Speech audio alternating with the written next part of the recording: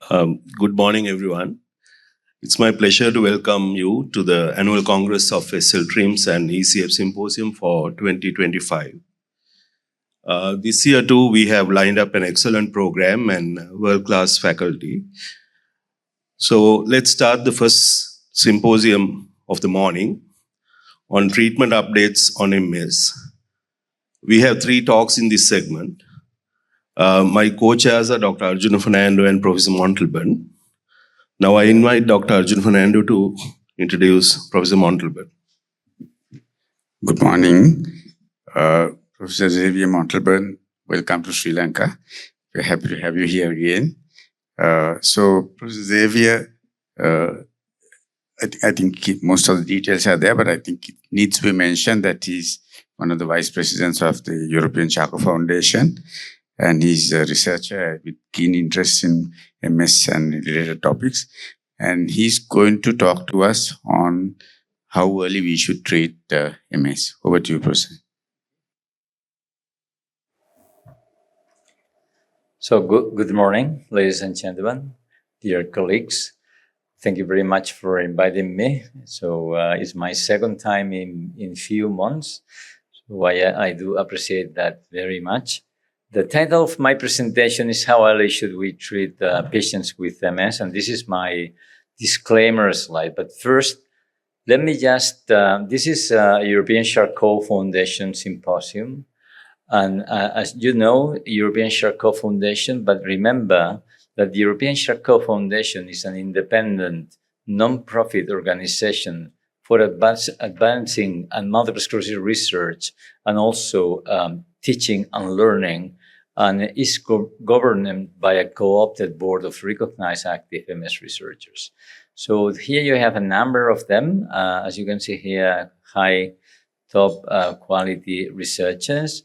European Charcot Foundation is like a bridge between a number of MS organizations all over the world.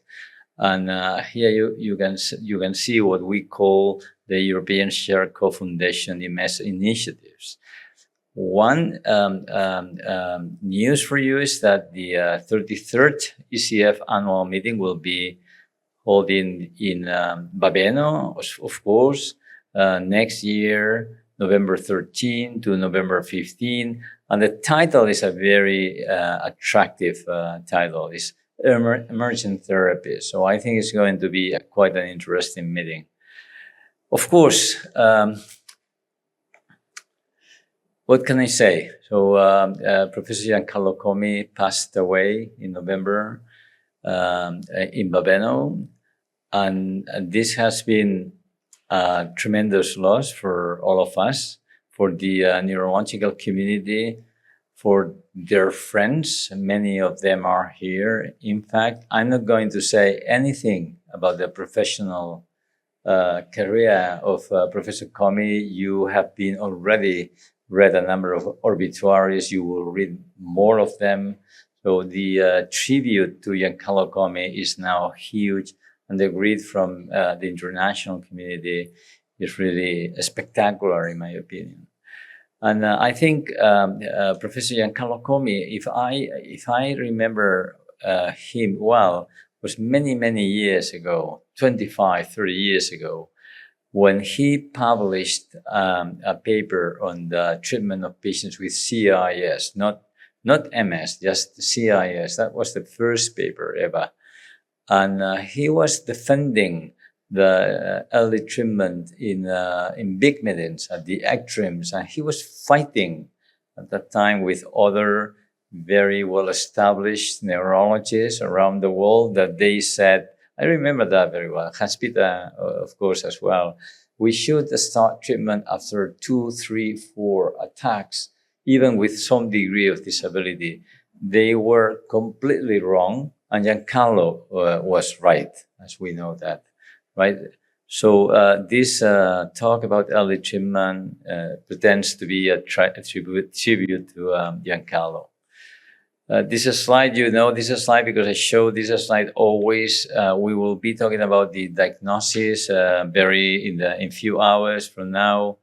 why we want to make an early and accurate diagnosis. The main reason is because we would like to start early treatment as soon as possible. And also we want to personalize the treatment as much as possible as well. Remember, we have a number of possibilities to treat our patients with multiple sclerosis. Let me see if this works.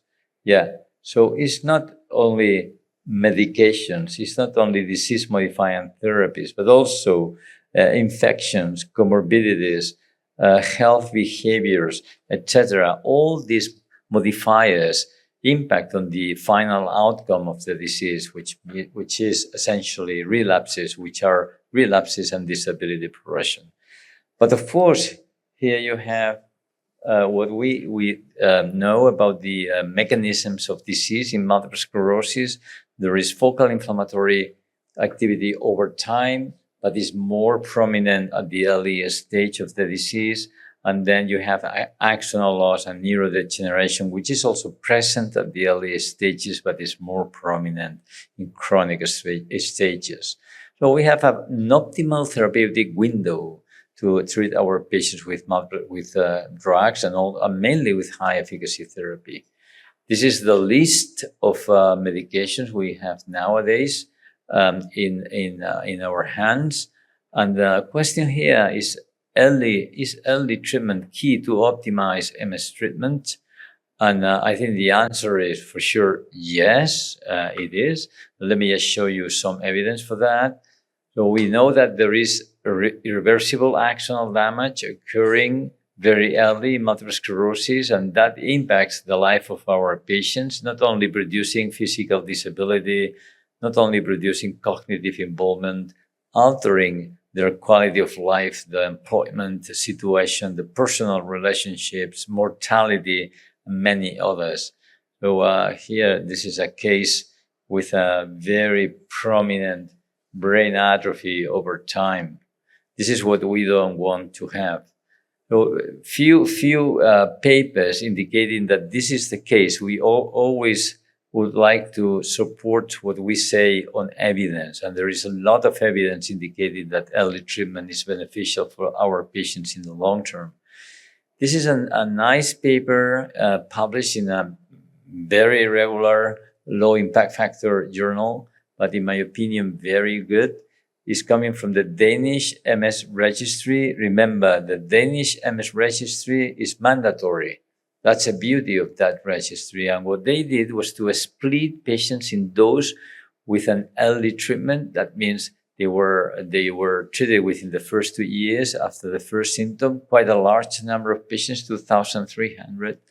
And they compared this early treatment group with the later treatment group. So they were treated between the 2nd and the 8th year after a clinical onset. And the differences were huge. So patients with later treatment start show a 42% increase, has a rate of reaching an EDSS of 6. And also the mortality was increased by 38% in later starters. So quite very struggling differences.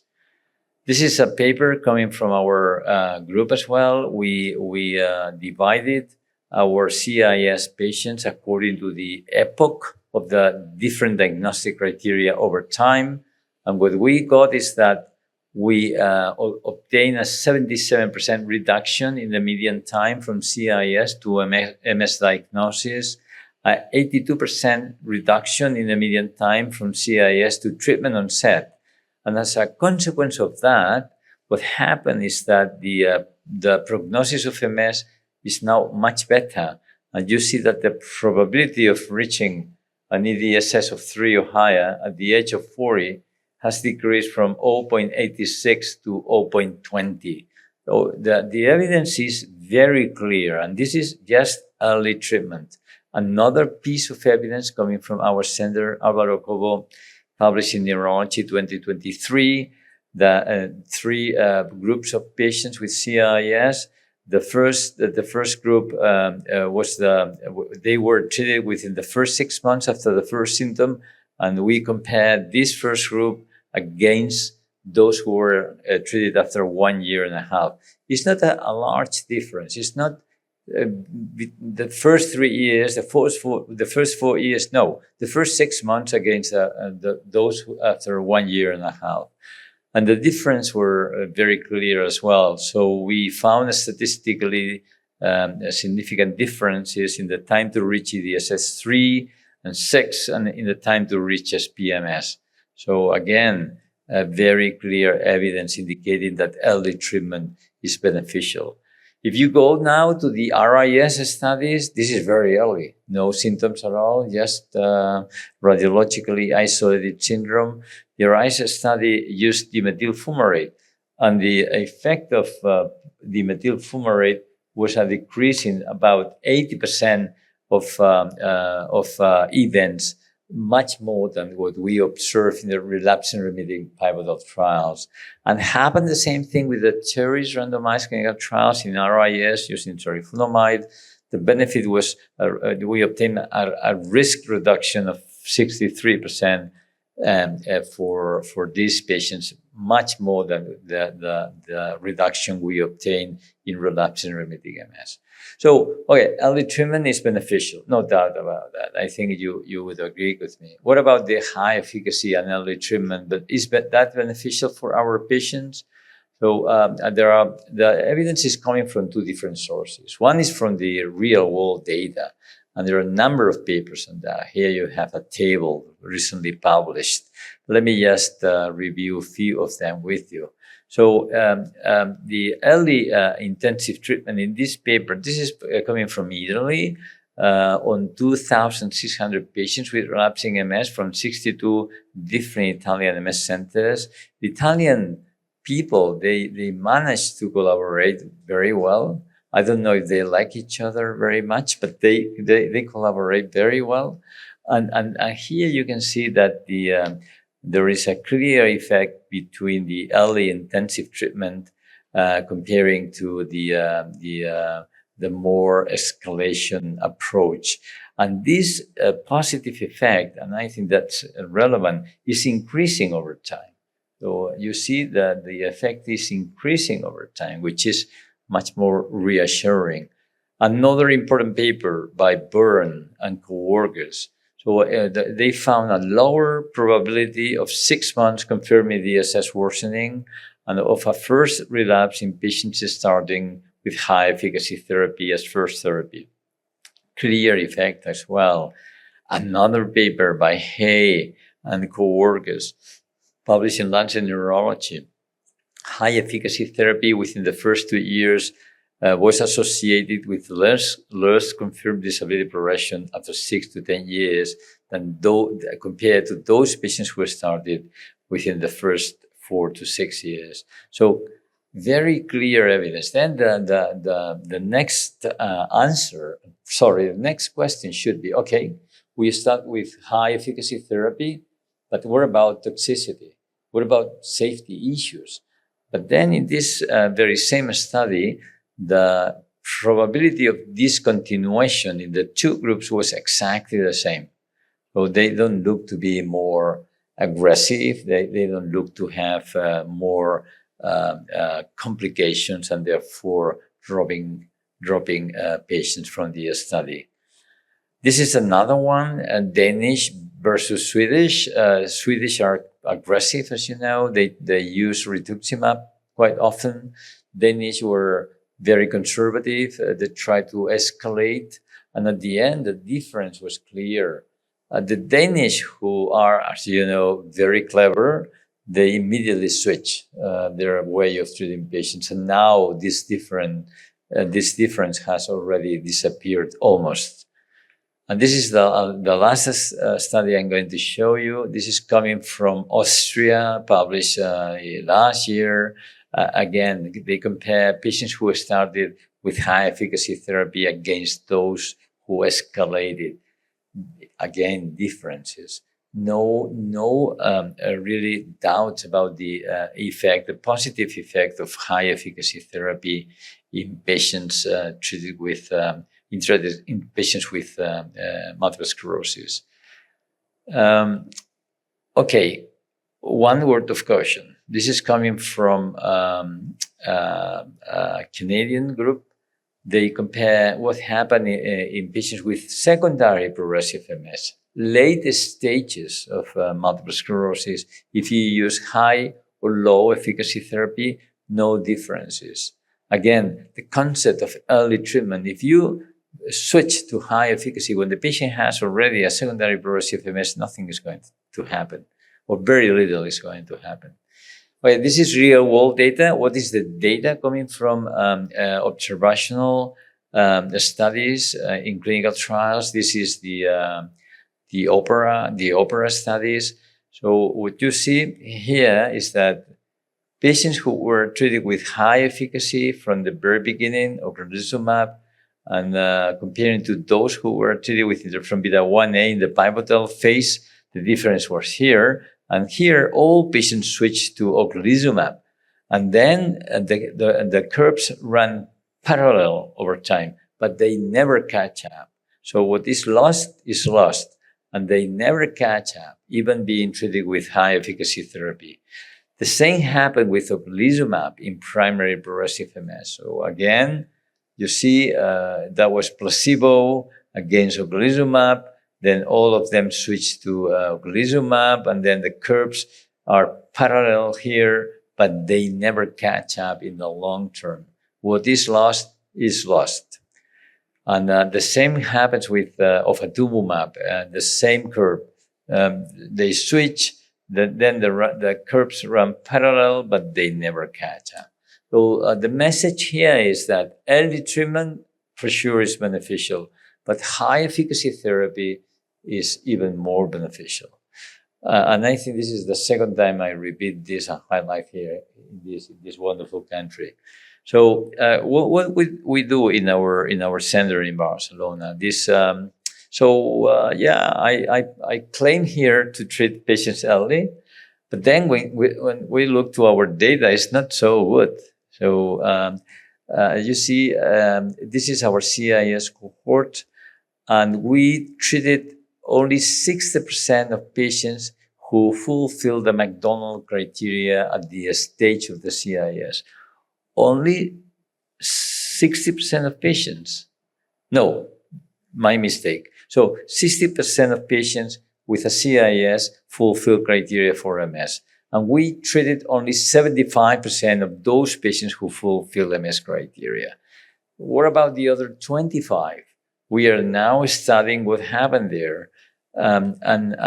But anyway, we are improving the way we treat our patients. And this is the treatment line of the first ever treatment. As you can see here, here.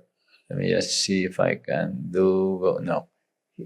Here. Yeah, most of our patients start treatment with very high efficacy therapy. Very high efficacy therapy for us are monoclonal antibodies, right? But many of them as well, they start with high efficacy therapy. I'm doing something wrong. Well, okay. And very high efficacy therapy for us, let me just go down, is or are S1P modulators and cladribine. So very high for us is our monoclonal antibodies, high efficacy therapy, cladribine and S1P modulators.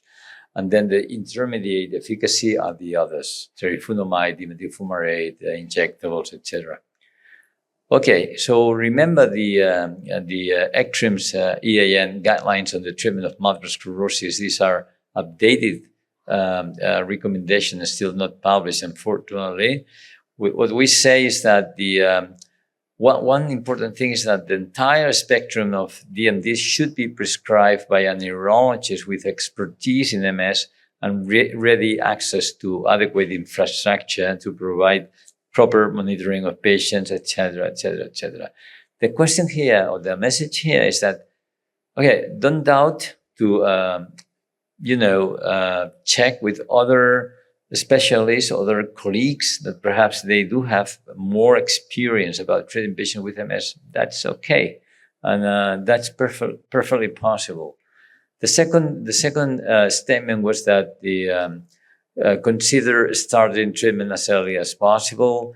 But again, consider very seriously start with high efficacy therapy. And I think this is completely new.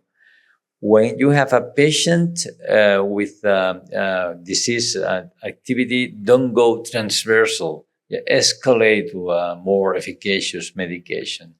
If you have to stop a high efficacy therapy for a number of reasons, the most frequent one is because the patient is being treated with natalizumab and then they become GC virus positive.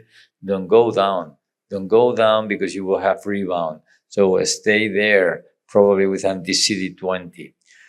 And then we should fight against the concept of treatment inertia, which is very common. Is defined as the lack of treatment onset or escalation when there is evidence of disease activity. You know that you have to start treatment. You know that you have to escalate the treatment because it's not working correctly, but you don't do it. And this is common. It's not common just in developing countries, but also in Western countries. You realize that even in MS centers, high-level MS centers, they do have also, or we do have also treatment inertia. We have to fight against that. Then try to put this slide always as well. It's not only medications, it's not only drugs, many other things. The interdisciplinary approach is essential. Neurologists sometimes who are just a small piece of the care of our patients with MS, but we need physiotherapists, we need social workers, we need nurses. Nurses are key in our management of multiple sclerosis.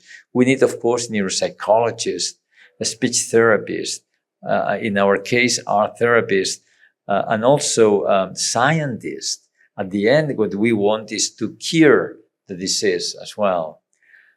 And I think with this, this is our center at ThinkCat. We are still waiting for you just to organize something there. You will be very welcome. And again, as a co-president of the European Charcot Foundation, together with my colleague here, Professor Hans-Peter Hartung, who is also the co-president of the European Charcot Foundation. This is the first Charcot Foundation initiative, the first meeting ever after the after the death of Professor Giancarlo Comi. We know that Hans-Peter and I, we know that for us it will be very hard to try to, evaluate a little bit Giancarlo. Will be impossible, but we will try to do our best. All the initiatives will be like they were. And in fact, we are even trying to improve some of them. So we thank you again for your hospitality. Thank you very much.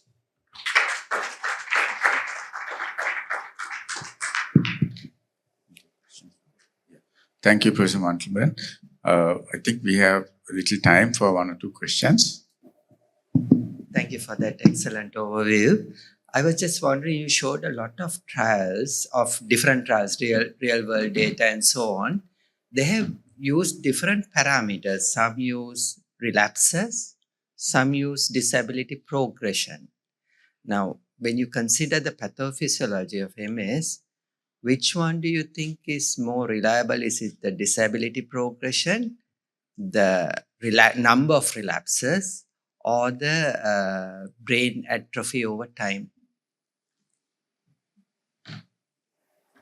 Well, I think your question is very good. And we do believe that nowadays, for a number of reasons that probably Professor Maria Pia Sormani will be talking about, but we do believe that with relapses, we are almost done. Not completely done, but almost done. The annualized relapse rate in the modern clinical trials is just 0.1 or even 0.09 in one of the last trials. So it's very, very low. So the hard outcome for us now is disability progression. But what you mentioned is a hot topic now, and hopefully Maria Pia will be sharing with us her views about the next clinical trials, how we should design them. Thank you. Thank you for your question. Maria Pia has something to say.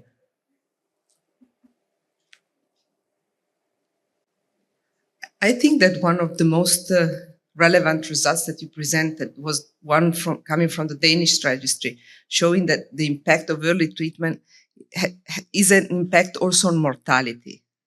And I remember an old trial, one of the first beta interferon trials that had a very long-term follow-up, a 21 years follow-up, and they were comparing patients who were originally randomized to interferon versus placebo, and then after 2 years the trial stopped, so the patients did what they wanted.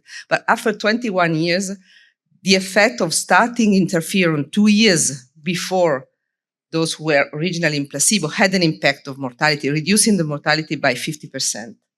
And, mortality is a very hard outcome because, disability progression can be somehow subjective, but mortality is not subjective at all.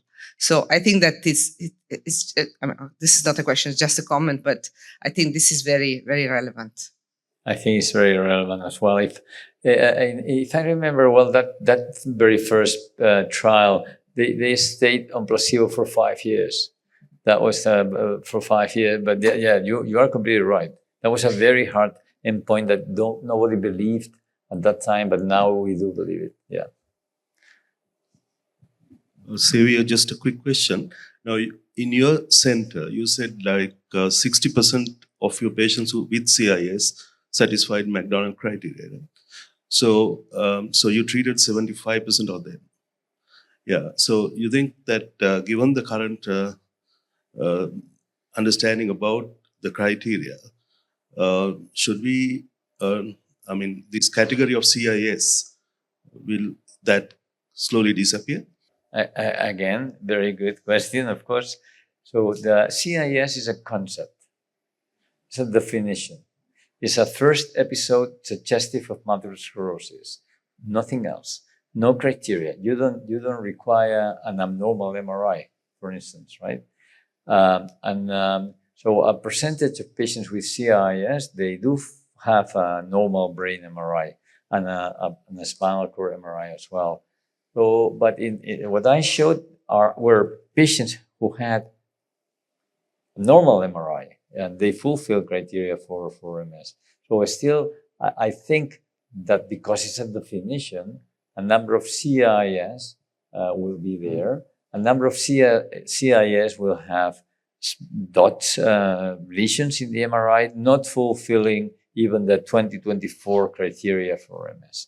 Another decision is, do you want to treat them or not? Can you treat them or not? That's another business. But I think still a small percentage, a smaller and a smaller percentage of CIS will be still CIS. Thank you very much, Xavier. I think we can move on to the second talk on aging and multiple sclerosis, when to discontinue and de-escalate, by Professor Hans-Peter Hartung from Germany, who needs no real introduction to this audience. He's been here before. He's a professor of neurology from Düsseldorf, Germany, a highly cited researcher in MS. Over to you, Professor Hartung. Good morning, everyone. Thank you so much, Bim, for the kind repeat invitation to attend this great meeting on your fantastic island here in Sri Lanka. I can only echo Xavier's comments regarding that this is coupled with the sadness due to the passing of Professor Giancarlo Comi. But as Xavier said, will try very hard to continue and further develop the foundation together also with you. So my talk is to discuss the impact of aging on multiple sclerosis and what therapeutic consequences we should take, and when to stop or de-escalate disease-modifying therapy. I will provide some background, as you can see here, then point out specific considerations in the elderly, talk about late onset MS, and then provide a rationale for discontinuing DMTs in older age. I will highlight some of the risks and then come to the conclusions. Now, the problem has gaining ground over years because, as you all know, populations are aging, and it's been projected that the increase in the share of the population aged above 65 will be from 9.3% in 2020 to 16% in 2050. There is an increased prevalence of aging people with multiple sclerosis, and there are a number of reasons one could imagine. Increased life expectancy due to improved medical care and the availability of more effective DMTs, lifestyle interventions, treatment of comorbidities, and increased incidence of LOMS, late onset MS, or very late onset MS. And on the lower panel on the right, you can see the age distribution of patients, including in the global MS base registry recently, and again reflecting the ever increasing share of older people with multiple sclerosis. And this is just to cite some studies that there is an increase in the onset of multiple sclerosis.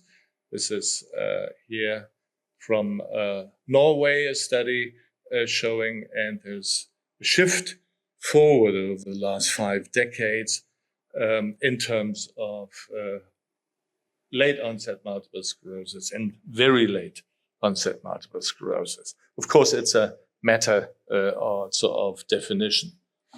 And I, for personal reasons, won't go into a further detailed discussion of what old age means. We've known for many years, Hans Rumlet's work, that as patients age, the frequency of relapses goes down. And this is from her very important paper. MS activity gleaned through looking at MRI again is reduced as patients age. And you can see this from the Amsterdam MS Center.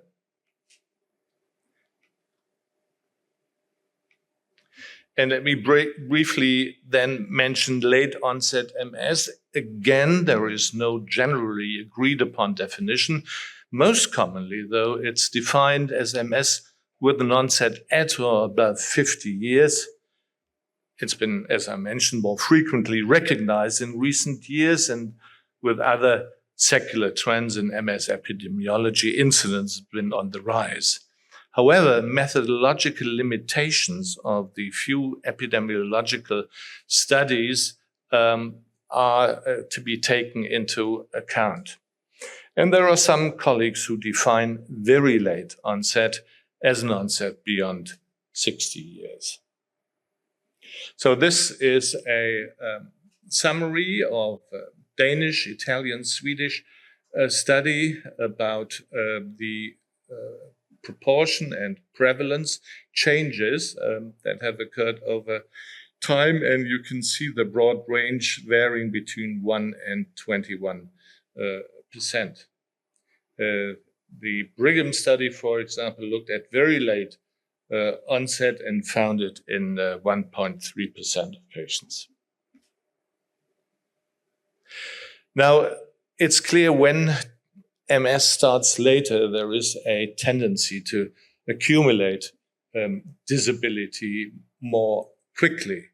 And this is apparent from interrogating a number of registries, and I've shown a couple of them, Italian, Danish, very uniformly supporting this statement. Let me now turn to the effects of biological aging on MS pathology. As we all know, there is compartmentalized inflammation and accumulation of iron in microglia at the periphery of chronic active lesions, oxidative stress, energy failure, an impairment of remyelination, less effective autophagy in aging cells, a reduction in neurotrophic factors, and the superimposed pathological changes of general aging. And of course, as we grow older, the likelihood that comorbidities occur grows, and comorbidities associated with higher relapse rate and disability are listed here. And you can see the various comorbidities and what has been associated with them in terms of disease activity and burden in multiple sclerosis. I don't have to go into the details, but this is a fact that is relevant if one looks at the presentation of multiple sclerosis in older age. And this is to, again, show you the increase in the comorbidities quite expected as patients age. Patients with multiple sclerosis age. Now, the goals of our therapy have shifted from reducing relapse rates to achieving complete control of the peripherally mediated inflammatory component of the disease. Therapeutic algorithms are continuously being refined, and we heard this being alluded to by the previous speaker. Greater benefits of DMTs in terms of relapse prevention and delayed progression can be achieved, as Xavier pointed out, if an appropriately effective treatment is initiated early after disease onset. And clearly, the selection of DMTs is guided by a risk-benefit assessment fed by the debate between escalation and early high-efficacy therapeutic regimens. Now we know all the platform therapies, and again, sort of repeating what Xavier Montalban said, the high efficacy therapies, this is the list, and the immune reconstitution therapies, which are different, no maintenance therapies, upfront load of potential risks, and you see here the drugs that or the interventions that we consider to represent immune reconstitution therapies. Now let me come to discontinuation or de-escalation. I mean, discontinuation is the ultimate de-escalation. De-escalation may more strictly be defined as a switch from one DMT to a less potent one.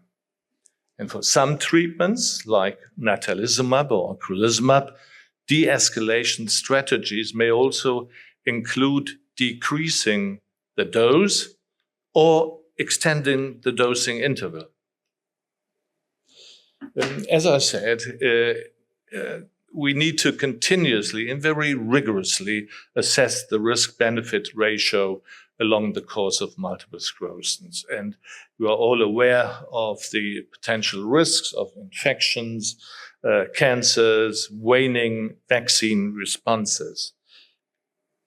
They may contribute or determine in large measure the decision to either continue or discontinue, de-escalate disease-modifying therapy. Now, what are the rationales for taking this approach of discontinuation, de-escalation.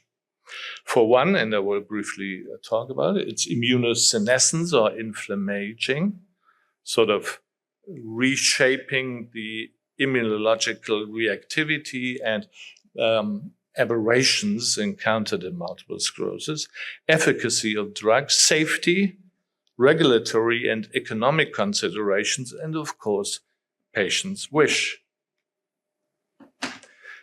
Now, what are the consequences of an aging immune system? There are enhanced, innate, but weakened adaptive immune responses accompanied by chronic low-grade inflammation.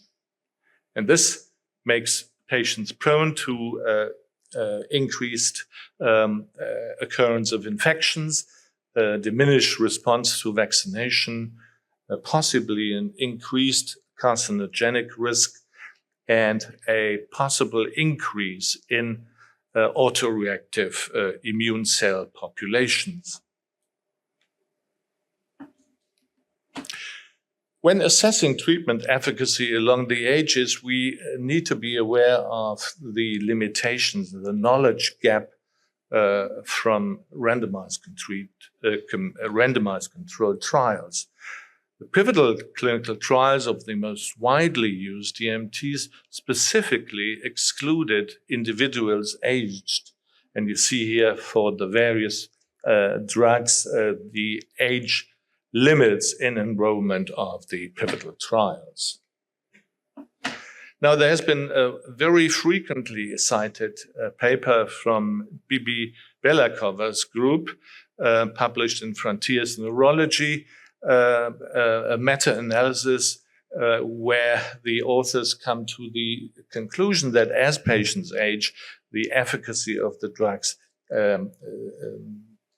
diminishes. And they state the regression predicts zero efficacy beyond approximately age 53. However, there is controversial evidence more recently.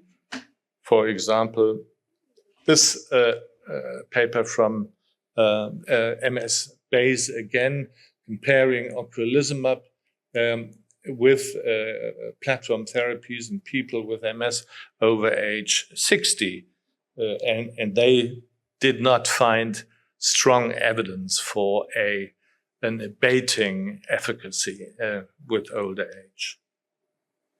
Now, safety issues may limit the use of DMTs and prompt discontinuation. And you are all aware of the areas of interest, the infections, herpes zoster, PML, cryptococcal meningitis, melanomas of various kinds.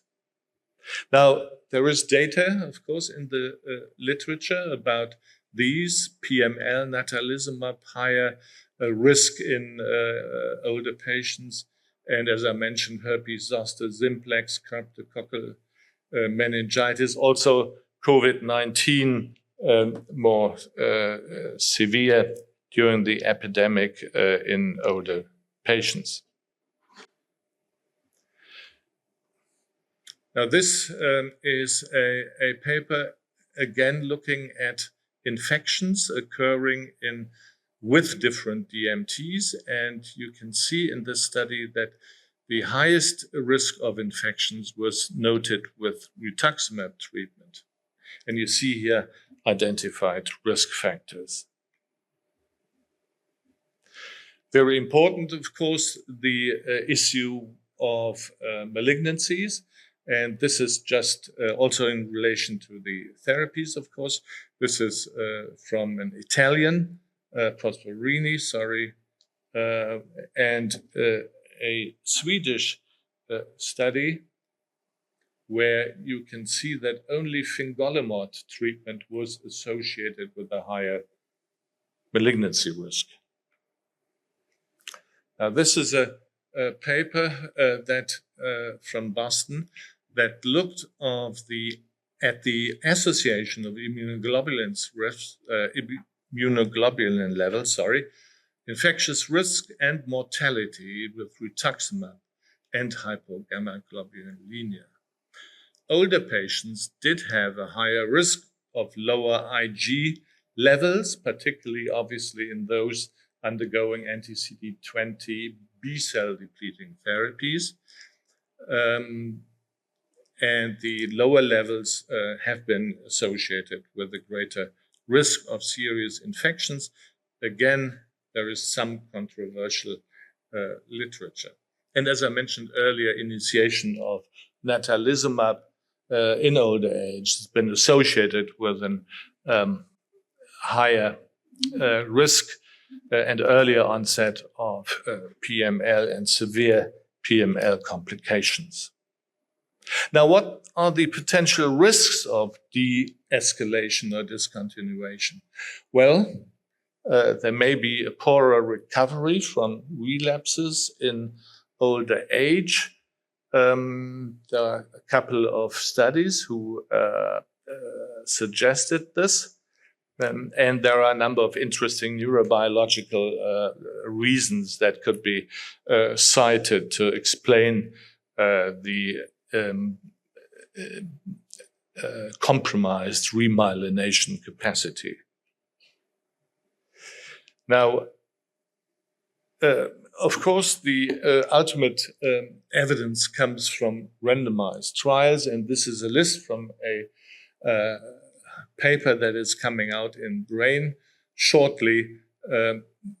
1, 2, 3, 4 randomized controlled papers, of which the results have been reported in 2.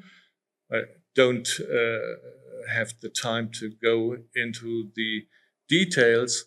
I will just briefly mention the 2 published papers. The DISCOMS trial, a multicenter randomized single-blind phase 4 non-inferiority trial by John Corbo and colleagues, 260 patients with any subtype of MS. Would DMT discontinuation inferior to continuation in patients older than 55 years and no recent relapse in the past 5 years, or new MR activity in the past 3 years? And the primary outcome looked at was the percentage of patients with no relapses or new / enlarging T2 weighted lesions within 2 years. And basically, if you look at the right-hand side at this graphic display of the proportion of patients free of relapse disease activity, there is indeed a non-inferiority with the 2 approaches. This is the most recently published controlled trial, the .MS trial from the Amsterdam group, in which 89 participants were included at the time of early termination. The trial was terminated early because of inflammatory disease activity above predicted levels. However, one needs to realize that the age at enrollment in this small cohort Dutch study was almost 10 years younger than in the DISCOMS trial. And the authors conclude that even in patients with long-term stable MS for over 5 years, first-line DMT discontinuation can lead to recurrence of inflammatory disease activity. So they make also the point that this would suggest or lead to the recommendation that one needs to very carefully monitor patients in whom the decision has been made to stop treatment and utilize different measures to pick up early on recrudescence of disease activity. So what are the scenarios of de-escalation in old age? For 1, patients with relapsing MS and stable disease. Again, there are some uncertainties, and one, of course, has to account for additional factors, MS activity prior to treatment and type of DMT used, and disease duration correlated with the risk of relapse, and particularly relevant in patients with lumps. And then of course, patients with MS with pure progression or PIRA. So again, why to stop DMTs? Long disease duration, lack of relapse. I'm just sort of trying to reinforce the concept and the lines of argument. Older individuals, stable disease, SPMS, very slow progression, safety reasons, access-related reimbursement issues. So this group of colleagues that sponsored by the ECTRIMS undertook a careful review of the topic, came up with this kind of algorithm where we look at patients above 55 to 60 and dichotomize the further treatment approach, whether according to the occurrence of relapses in the 5 past years, whether one could continue or have to stop. There are different modes how to discontinue or to de-escalate according to the type of DMTs that you want to stop. And there are different ways. I mentioned extended interval dosing, reducing the doses, including bridge therapy. If you, for example, stop natalizumab to prevent recrudescence and rebound. And of course, the very important mandate to keep on monitoring the patients very closely. So my conclusion, specific safety considerations need to be applied in the elderly. We've seen an increasing incidence of MS in older age, up to 10% start beyond the age 50. And we also need to be aware that there is less inflammatory pathology with advancing age. We need to search for, treat, and monitor comorbidities. Efficacy of DMTs appears to be lower than in younger populations, although very strong evidence for this is due to power reasons not possible. We have to weigh risks and benefits rigorously and repeatedly. And I mentioned the possibility to use extended interval dosing for natalizumab and anti-CD20s. With stable disease, one can consider discontinuation, but again, monitor for recurring disease activity. And with 3 recent reviews devoted to a discussion of the topic, I'd like to close and thank you very much for your attention. Thank you very much, Peter. I'm sure Professor Hartung would be happy to answer a few questions. Hans-Peter, thank you very much for the very nice talk. So you show that in some studies, there's a recent increase of the late onset MS. What are the... Okay. Some studies demonstrated that there's a recent increase of late onset MS, up to 10% of the cases. What are the main factors to cause such a trend? Lumps and the altogether up to 10%. So the range is different according to the studies. The exact reasons, I think we don't know. I try to point to some peculiarities and the possible impact of general aging and immunosenescence, why this may be the case. But it's obviously important to realize and to build into your therapeutic and management approach. So those patients do not have the immunosenescence? Is that why they developed MS at such an old age? That's What do one you of think? the speculations. We lack convincing evidence, I should say, or that's my impression. Uh-huh. Okay, thank you. Sure. I can give a comment on this issue.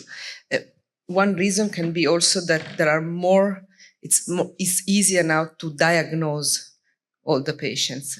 In the past, old patients with some symptoms were not diagnosed with MS. This is something that we noted that in all the registries, the age of diagnosis increased over years. So the average age of diagnosis. So we have more patients with in an older age that have a diagnosis of MS now than in the past. That's very true. Thank you so much, Maria Pia, for this. Thank you very much, Peter. Next speaker is Professor Maria Pia Sormani. This is her first visit to Sri Lanka. Welcome to Sri Lanka. She is Professor of Biostatistics and she comes based at the University of Genoa, Italy. She's been in numerous committees and she has headed some of them, and she's been a researcher with focus on MS. And she's going to talk to us on the current issues in MS clinical trials. Over to you, Professor. Thank you very much, and thank you for inviting me here. It's my first time in Sri Lanka, so I'm very happy to join this meeting. And as you told to the audience, I'm a statistician. I'm not a clinician, but I've been working in MS since 30 years, I think. So I'm a sort of dedicated statistician. So in this presentation, I'll try to show you some issues we're having now with the recent clinical trials, because in the past everything was easy, but now we are encountering some difficulties for ethical reasons, and because, we have very potent therapies now and we need to change our paradigm and to change the outcomes we use to estimate the treatment efficacy. So let's start with exploring what happened in the past. So this is the typical design we use for phase 2 studies in MS. Since the beginning, since we started using MRI, the typical endpoint of phase 2 studies was counting MRI lesions in the brain over a time period of around 6 months. It was a very, very sensitive outcomes. So all the first drugs and all the drugs we have went to a phase 3 after a positive phase 2 on MRI lesions. Here we have some examples. The first was from Leocani, that is a drug that was not approved for MS, but that showed a reduction of 40% accumulation of lesions. Then the dimethyl fumarate revealed a 65% reduction of lesions, and ocrelizumab, and the more potent drug, arrived to reduce lesion formation of about 90%. And you see the typical design is having monthly scans and counting the lesion over 6 months. And this is a paper that we published, actually 2 papers, one in 2009 and the second in 2013. In this paper, we tried to show the link between lesions and relapses. The aim was to demonstrate that lesions are a perfect surrogate for relapses. And in this graph, this is a correlation not between lesions and relapses, because the correlation between lesions and relapses is not so strong. But this is a correlation between the lesion reduction and the relapse reductions in clinical trials. So each ball is a clinical trial. And here we reported for each trial on the x-axis, the reduction in lesions, and on the y-axis, the reduction in relapses. And as you can see, there's a strong correlation. The R-square show you how strong is the correlation. And there are 2 graphs overlapping here. One, the black is reporting the trial since 2009, and the red is reporting the trial run between 2009 and 2013. And the relationship is perfectly replicated. And what is surprising is that also, not just in a qualitative way, but also in a quantitative way, in the sense that the 2 regression lines are exactly the same. This means that if you have a clinical trial with the reduction of lesions, you can very precisely estimate the expected reduction on relapses coming from that drug. And this just to show you how from the phase 2 studies, we were already able to estimate the treatment effect on relapses that then was observed in phase 3. Lakinimod, 40% reduction on MRI means a 22% reduction on relapses from the regression equation. And in red, you see the observed reduction on relapses observed in phase 3. That was exactly the same number as predicted in phase 2. The same was true for dimethyl fumarate. 69% reduction on MRI means a 50% reduction on relapses. There's a mistake there. And in the define and confirm, the reduction of relapses was exactly 50%.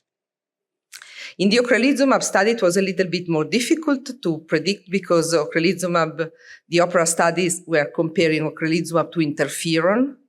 So we had a 90% in phase 2 study of ocrelizumab, we have a 90% reduction on MRI, predicting a 70% reduction on relapses, and 70% predicted reduction on relapses versus placebo was translated in the OPERA as a 50% reduction versus interferon. So we always have to take into account which is the comparator arm. What happened now? Here are the results of the first 2 BTK inhibitors clinical trials published, the evobrutinib and the tolebrutinib studies. And in these studies, we observed no difference in relapse rate of these BTK inhibitors versus teriflunomide. So, you know, the misconception is that these 2 BTK inhibitors are not working on relapses. This is not exactly true. These 2 BTK inhibitors has the same effect on relapses as teriflunomide. And also I heard that it was an unexpected result, but it was not unexpected. If you examine the results from the phase 2 studies, for example, this is the effect of the phase 2 study of evobrutinib, you see that this is the highest dose of evobrutinib. The reduction of lesions in the evobrutinib studies versus placebo was a 56% reduction of MRI lesions. You see, this 0.44 is the rate ratio of lesions versus placebo. So from the regression equation, a 56% reduction of lesions means a 35% reduction of relapses. That is exactly the effect of teriflunomide versus placebo. So, I mean, if you carefully examine the numbers, you can see that this result was not so unexpected. So, new phase 2 study design. Now, I mean, running a phase 2, a 6-month study versus placebo is considered unethical. You can't keep patients for 6 months in placebo when you have available effective drugs. And as Professor Montalban showed you, starting early is mandatory. So it's very difficult now to design phase 2 studies lasting less than 6 months. This is an example of an attempt to design a new kind of study. This was the phase 2 study of tolebrutinib. So in this design, patients were randomized to placebo for 1 month and then tolebrutinib versus tolebrutinib since the beginning and then placebo. And the comparison of efficacy was run comparing the 3 months in tolebrutinib versus the 1 month in placebo. And this is not a very, a very good approach because with this design, you can overestimate the efficacy of tolebrutinib because what happens when you put patients into a randomized clinical trials? Usually you select patients for activity. So patients to enter the trial must be very active. So usually, also in the placebo group, you have very active patients and you observe a decrease of the activity also in the placebo group. This is the regression to the mean phenomenon. If you select very active patients, there's a higher probability to see a reduction in time. So with this design, if you take patients in placebo over the first month, and you compare the placebo activity in the first month versus the active treatment over a longer period of time, the placebo activity is a bit overestimated. So the risk is to overestimate the treatment efficacy. In this graph, this is the ofatumumab phase 2 study, and you see how the black line is the placebo. There's a decrease of the placebo MRI activity, even if they are not treated.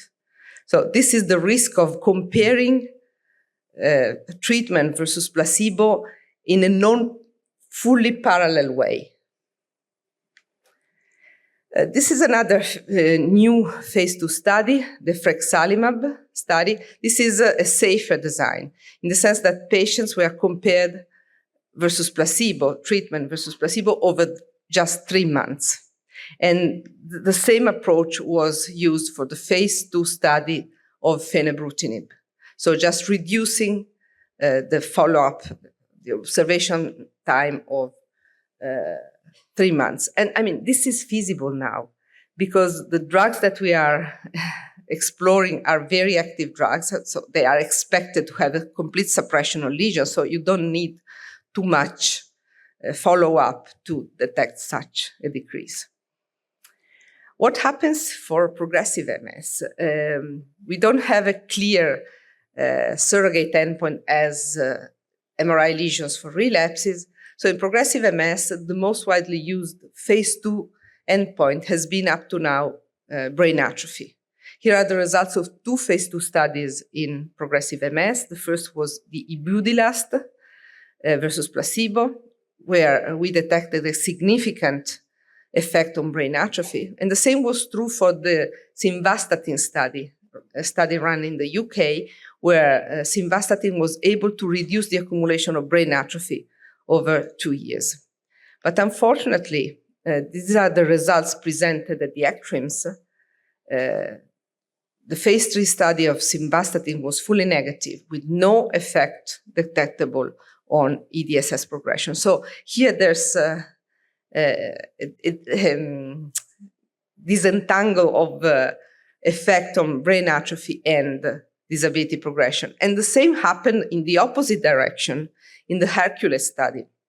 The Hercules study is the BTK inhibitor study in progressive MS, where a significant effect was reported on disability progression, but surprisingly, no effect, or at least a very small effect on brain atrophy. So this is still not clear why this happened. We are waiting for the results on the regional atrophy. So hopefully we will see something on gray matter atrophy. But anyway, brain atrophy is what we are used to apply for progressive MS trials, but we are not still so sure that it is a good phase 2 endpoint.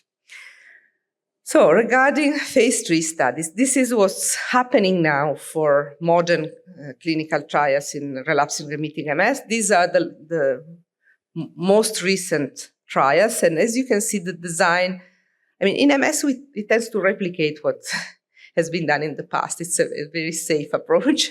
So all these trials were comparing the new drugs versus teriflunomide. So teriflunomide was chosen as the best comparator because, I mean, it is expected to be not so effective.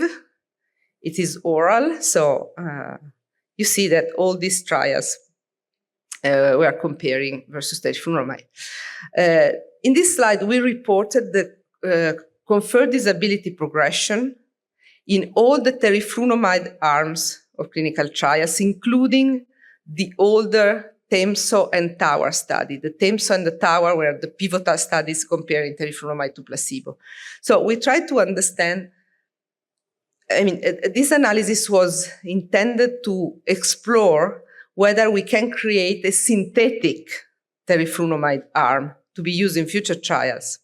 But as you can see, it's quite impossible because in all these trials, the behavior, I mean, the rate of disability progression was very heterogeneous across the teriflunomide arms, despite this very similar inclusion criteria in the clinical trials. So in this forest plot, we reported the rate of disability progression in the teriflunomide arms. And you see that this rate is coming from 0.06 to 0.20. So a very heterogeneous behavior. And also, here you have the trial with the teriflunomide control arm. You have the 2-year confirmed disability progression in the teriflunomide arm and the treatment effect in these trials. We had some positive and some negative trials. And if you plot the treatment effect detected in these trials against the rate of disability progression in the teriflunomide arm, you see that we have a higher probability to have a significant and the larger treatment effect if the confirmed disability progression rate is higher. But this is quite obvious because if you don't have disability progression in the control arm, it's very difficult to be better than nothing, okay? So you see that this heterogeneity of behavior has also an impact on our ability to see a treatment effect. So this is just to show you what we are doing as statisticians to try to understand what's happening in these clinical trials. In this table, we reported the clinical trial characteristics, the baseline characteristics of patients enrolled in these clinical trials. And we tried to understand whether the different behavior of the teriflunomide arm can be explained by some differences of the baseline characteristics. And so we ran a model trying to modeling how can we explain, how can we model the probability to have a confirmed disability progression according to baseline characteristics in the teriflunomide arm of clinical trial using the individual patient data from the TEMSO and TOWER trial, because we have in our database the original data. And we discovered that 2 factors were impacting the probability to observe confirmed disability progression events during the follow-up, and where the baseline EDSS, the higher, the lower the probability to progress, and the proportion of patients enrolled in the trial coming from Eastern Europe. People coming from Eastern Europe enrolled in clinical trials are usually much more stable than patients coming from Western Europe or USA and Canada. So we built this simple model, a linear combination of baseline EDSS and proportion of patients coming from Eastern Europe, and we corrected the expected proportion of patients with progression according to this score. And as you can see, in the first plot, there's the original heterogeneity. In the second one is the expected rate of disability progression adjusting for these differences in the baseline characteristics, and we were able to explain just the 25% of the heterogeneity. So, it is a bit better, but it's still too early to generate a synthetic teriflunomide arm that can be trusted to be valid for, to be used for a future possible clinical trial. So, but we are still working on that. We are trying to obtain from pharma companies also the teriflunomide arm of the more recent trials. So my final slides are on disability outcomes, because this is something that we are, that pharma companies are very frequently asking to us, which is the best disability outcome to use in clinical trials, because in recent trials, the rate of progression is so low that it's difficult to detect an improvement. In the evobrutinib trial, that just the 10% of patients in the control arm had a disability progression. So one proposal that is frequently asked to us if it's better to be applied is to use a composite outcome. So considering a patient progressed, if he progressed in EDSS or something else. Of course, using an or approach here or here increase the number of events, but increasing the number of events does not necessarily imply an increase of the power of the study. Because if you are including events that are noise, that are not true events, you decrease the power of the study because the treatment cannot have an effect on the noise. So the noise will be equally there in both arms, and it will dilute your ability to see a treatment effect. So this is a study that we are running now. We have many clinical trials in our database. We are trying to see different definition of disability outcomes to see which is the best combination, the best in terms of magnifying the treatment effect, ability to see a larger treatment effect. So here you have, these are data from the OPERA study. We are running this analysis on a much larger pool of clinical trials, but I can't show you the results because we are it's still a work in progress. Anyway, you see here some different definition of progression. Just progression based on the EDSS is the first one, but we can have progression based on progression on 25 footwork, or 9-hole peg test, and on SDMT. These are the typical clinical outcomes, and then combination. The first one is a or combination, progression on EDSS or 25 or 9-hole peg test. And you see that the number of events increases if you take or combination.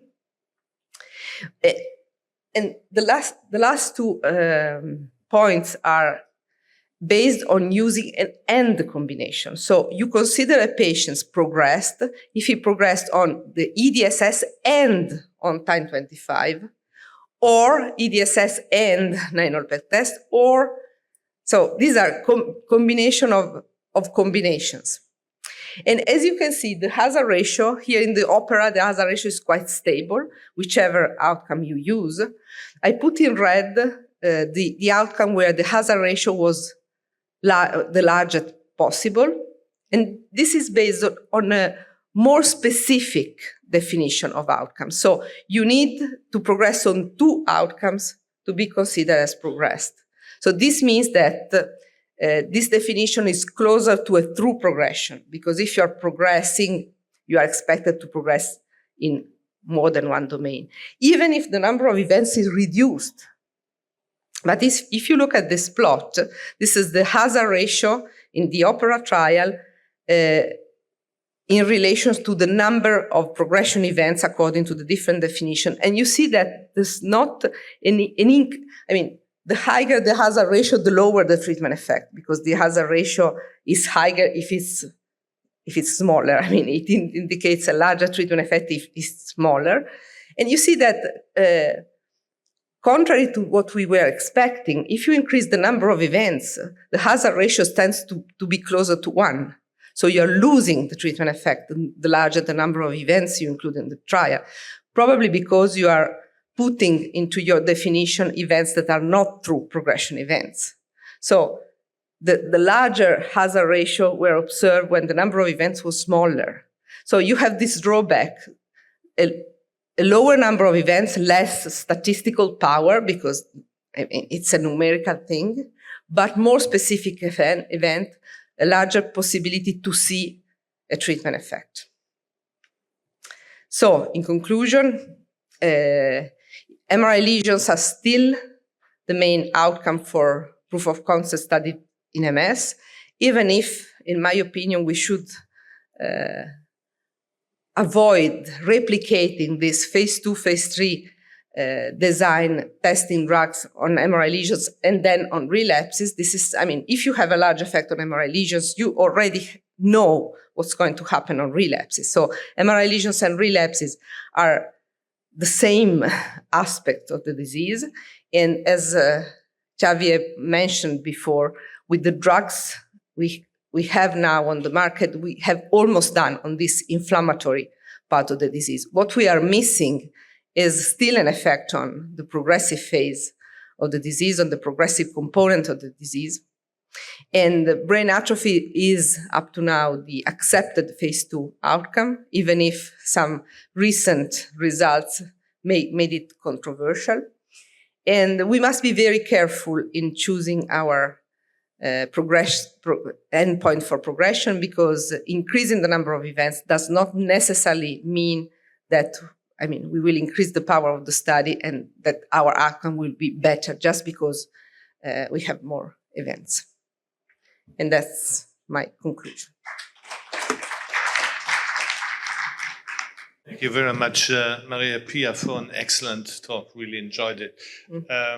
In terms of other outcomes in phase 2 trials, how would you at present view the role of fluid phase biomarkers? You are obviously aware of the results of the RIPK1 trial with a number of issues. But, for example, would you stop the development of a drug supposed to impact the neuroinflammatory axonal damage component if these fluid phase biomarkers as primary outcomes in phase 2 are negative?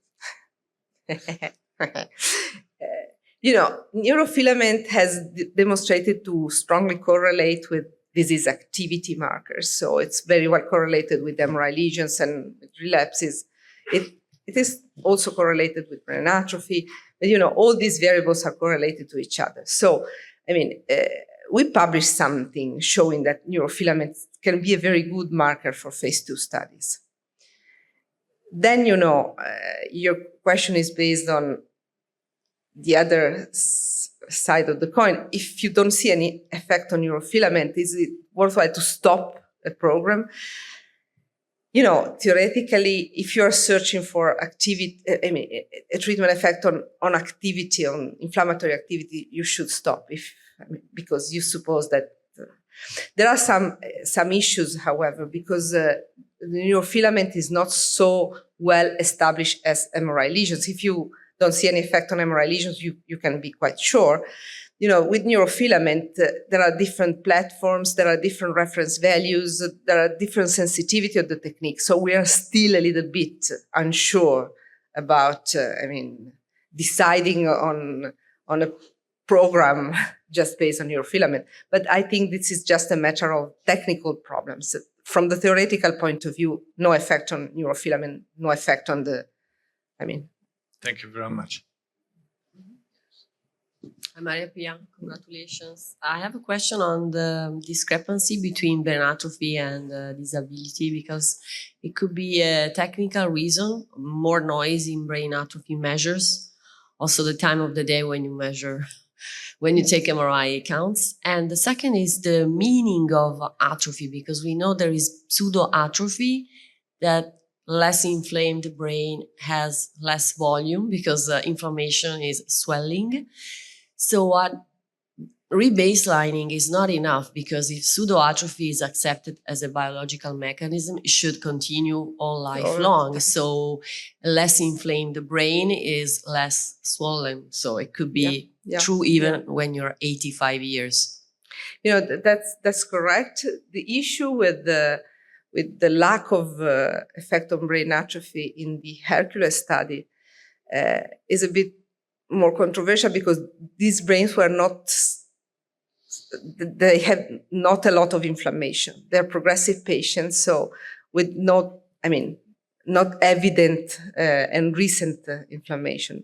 So they rebaseline the brain atrophy, because the brain atrophy effect was cutting out the first 6 months.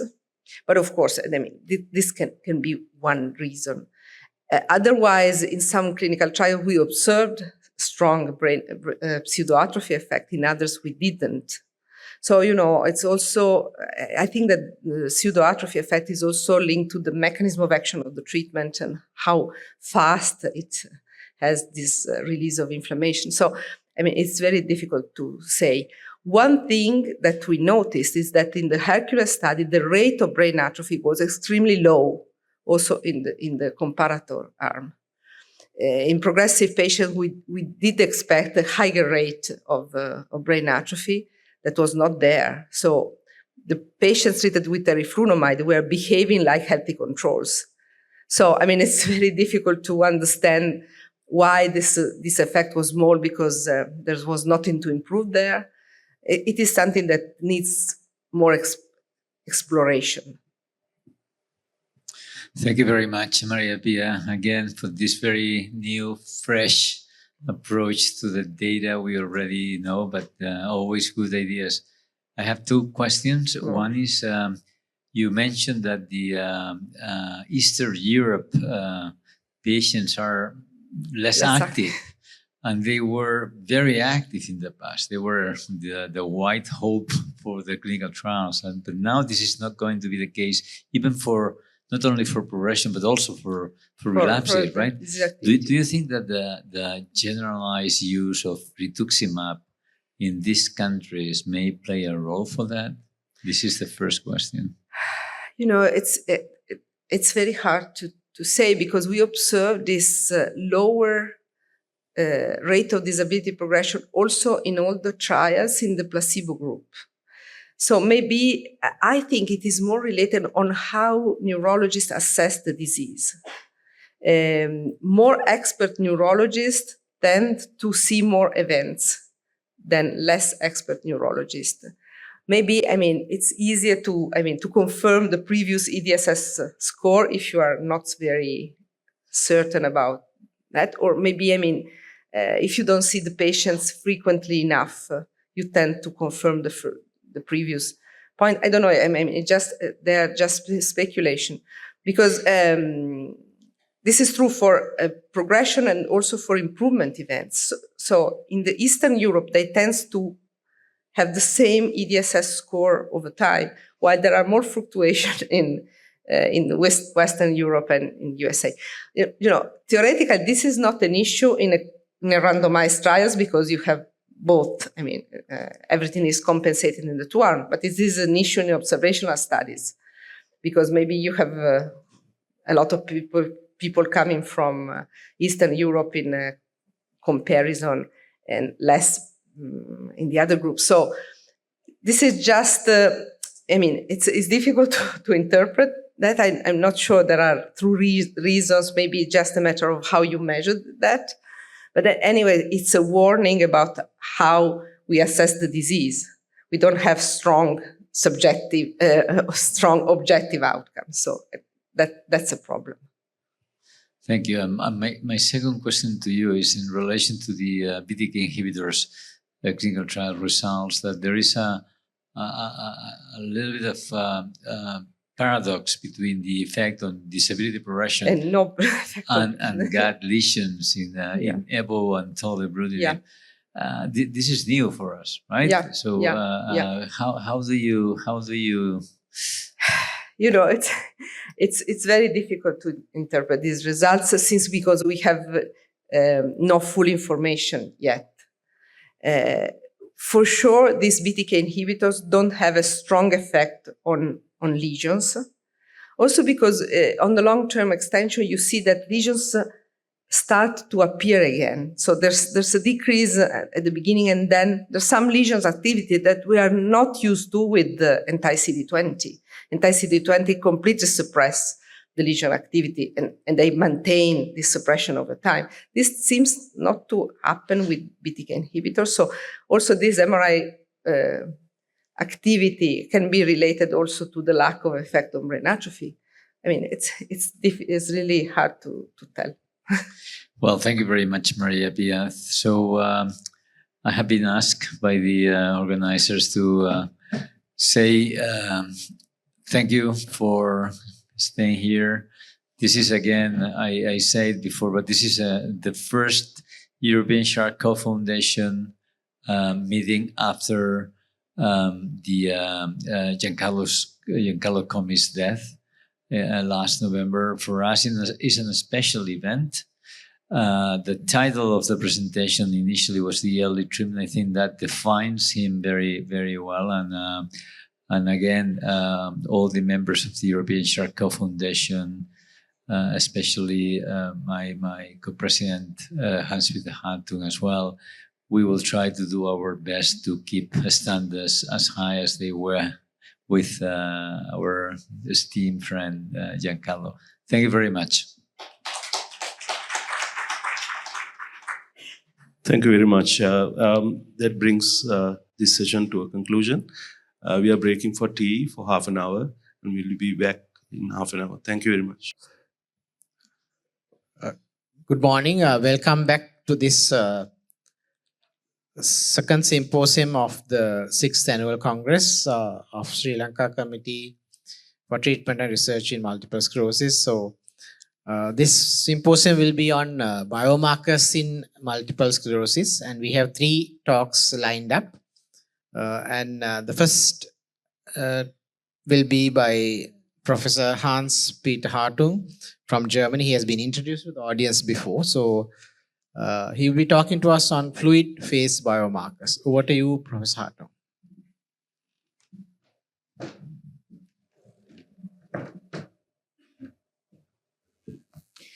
Thank you very much indeed, Chairman, for the kind introduction. Sorry to bother you again.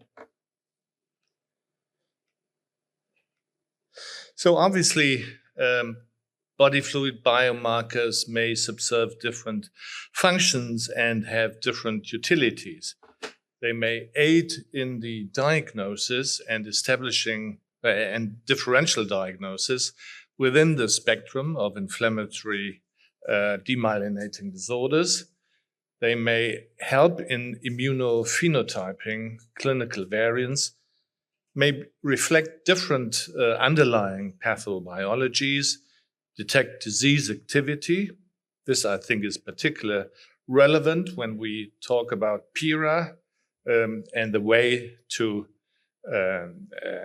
really make sure with granular and comprehensive assessment that no activity is present, predict and monitor disease progression, stratify, individualize and monitor disease-modifying therapies. Of course, one can think of body fluids and performing liquid biopsy, of course, CSF blood, but also, if you remember, urine and tears. And of course, blood is the most accessible and hence most practical if one particularly thinks of longitudinal measurements. Now, over the past 10 years, neuroglial markers have come into the forefront.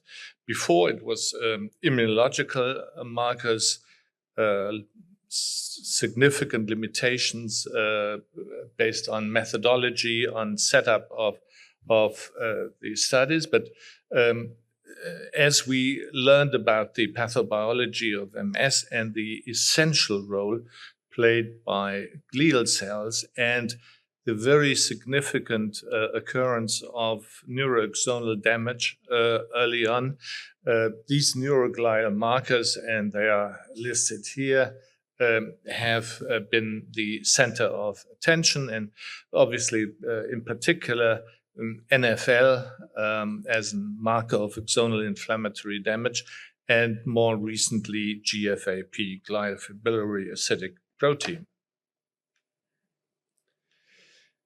Of course, the field has been significantly advanced due to the advent of very high sensitivity assay methodology that then allowed to detect certain fluid markers in peripheral blood. And you all know the SIMOA single molecular array methodology. As we learned earlier from Maria Pia Sormani, there are, of course, also a number of technical issues surrounding this, but this really represented a breakthrough. Neurofilaments are limited in the neuronal cytoskeleton, released into the interstitial fluid following axonal injury and neurodegeneration, initially studied in CSF and, as I mentioned now, in peripheral blood. And they represent so-called type 4 intermediate filaments with a diameter of 10 nanometers. And you see here the various neurofilament subunits, and most of the research, of course, has focused on neurofilament light. And it just put together a number of reviews that scanned and scoped the field and the authors all came to the conclusion that, of course, the evidence now for a utility of a blood-based biomarker is most solid for serum neurofilament light. And I will discuss a couple of issues in the following.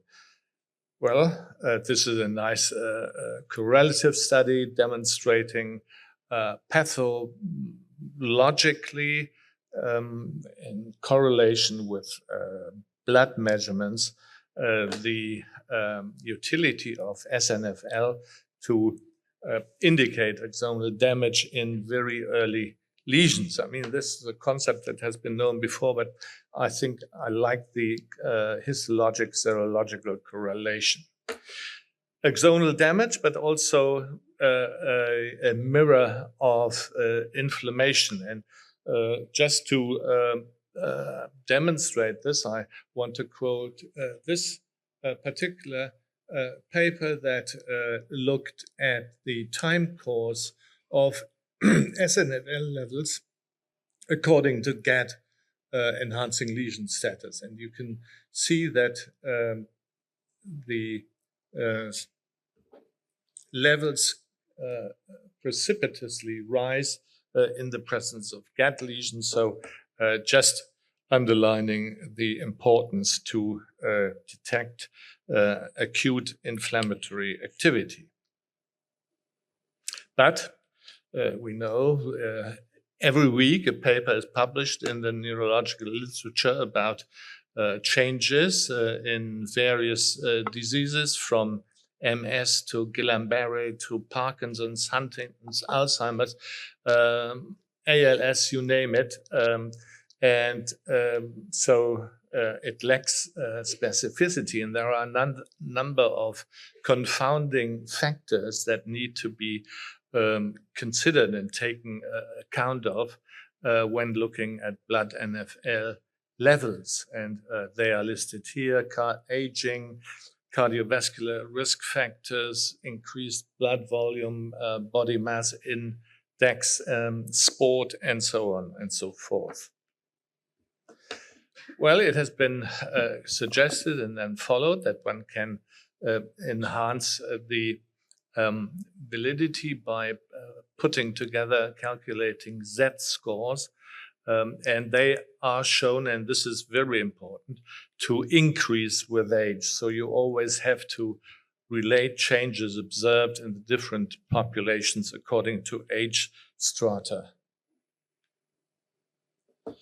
Now, SNFL as a biomarker of neuronal damage in MS was first convincingly described in this paper. And what you can see here are the levels in healthy controls, in CIS relapsing MS patients, and in primary progressive MS patients, again correlation with age and with EDSS. The risk of confirmed disease worsening is also correlated to SNFL Z-scores, and the proportion of people without evidence of confirmed disability worsening had a lower Z-score when compared to those with. Now, I mentioned that SNFL may be useful as a monitor of treatment response. And I just show you a couple of slides. This is from the siponimod and fingolimod trials, EXPAND in SPMS, and FREEDOMS and TRANSFORMS in relapsing multiple sclerosis. And in EXPAND, it's clearly be shown that there are higher serum NfL levels, and high serum NfL is also associated with lower single-digit modality tests reflecting cognition. And in the EXPAND trial, the correlation with SNFL has been demonstrated for a number of disease characteristics. If we look at ocrelizumab, there was this one paper from Amit Baor and colleagues published in 23 demonstrating that ocrelizumab in the pivotal trial was superior to interferon beta in lowering SNFL levels that were high initially in these patients. And there was also evidence that even modest NFL reduction would result into significant impact on disability progression over long periods of observation. Very importantly, also aiding in the treatment decision process is that if elevated SNF levels continue on a given treatment, this is associated with worse clinical outcomes. These are trials from the OPERA studies, investigations looking at SNF levels in OPERA trials in oratorio, and only a minority of these relapsing remitting patients have persistently high NFL levels on Ocrevus. And on this group level, NFL is reduced into the healthy donor range, as I've shown before. And while most primary progressive patients in the oratory have persistently elevated on treatment SNFL levels, Ocrevus significantly lowered these levels consistent with its impact on disease progression. So to summarize the now large and convincing and converging evidence about the role of SNFL, this is observations summarized as regards to CIS, higher levels compared to controls, high NFL levels higher than other biomarkers, cross-sectional correlation with clinical severity, MRI activity and burden, and longitudinally with the development to CDMS, MS activity severity, and MR measures of activity and progression. If one does the same synopsis in relapsing multiple sclerosis, you see these good correlations with relapses, EDSS, MR findings of various sorts, and longitudinal correlation with NIDA status, with disability, increased long-term progression, atrophy in the brain and spinal cord, measures of MR progression and of treatment response. We again focus on progressive MS. They are higher in SPMS versus PPMS. They are not so markedly different compared to RMS. Increase in active versus non-active progressive MS, and linked to inflammatory activity, and the baseline SNFL levels are predictive of future impending disability and brain and spinal cord atrophy. And this is another piece of evidence from Kapoor et al., looking at these associations of baseline NFL and activity of progressive MS, and this is interrogating a couple of clinical trials, and this supports the summarized evidence I presented before. Now, is it prime time yet to implement SNFL measurements in the clinical management? I think the jury is still out. There are obviously a number of dedicated MS centers that do this in the context of clinical research, but there are also implementations into the clinical management. And this is an interesting paper from our Amsterdam friends looking at the impact of SNFL determinations on clinical decisions in admittedly a tertiary MS clinic, and they made decisions based on higher SNF levels in patients with new symptoms and differential diagnosis, and conclude that SNFL implementations had considerable impact on the clinical decision-making process and certainty herein. Now let's turn to GFAP, a marker of astrocytes, and astrocytes, as you know, have a multifaceted role in the pathobiology of multiple sclerosis, indicated here. So again, to summarize a large body of, or not so large, than SNFL, but still ever expanding body of evidence, as GFAP levels are elevated over those in healthy controls and non-inflammatory neurological disease, and increased levels correlate with disability, MRI, lesion load, SNFL, and brain atrophy. This is shown in more detail here, also including the age effect, the effect of BMI, and a gender difference. This is a study that showed 51% increased levels in worsening progressive MS versus stable multiple sclerosis. And the authors put together SGFAP, SNFL, Z-scores, and this provided higher sensitivity to depict the risk for the development of confirmed disability worsening versus a stable cohort. Okay. Maybe I should just mention that in this particular study, it was shown that SGFAP levels are higher in PIRA and correlated with white matter lesion load, inversely correlated with white matter, gray matter, and cortical GM volumes.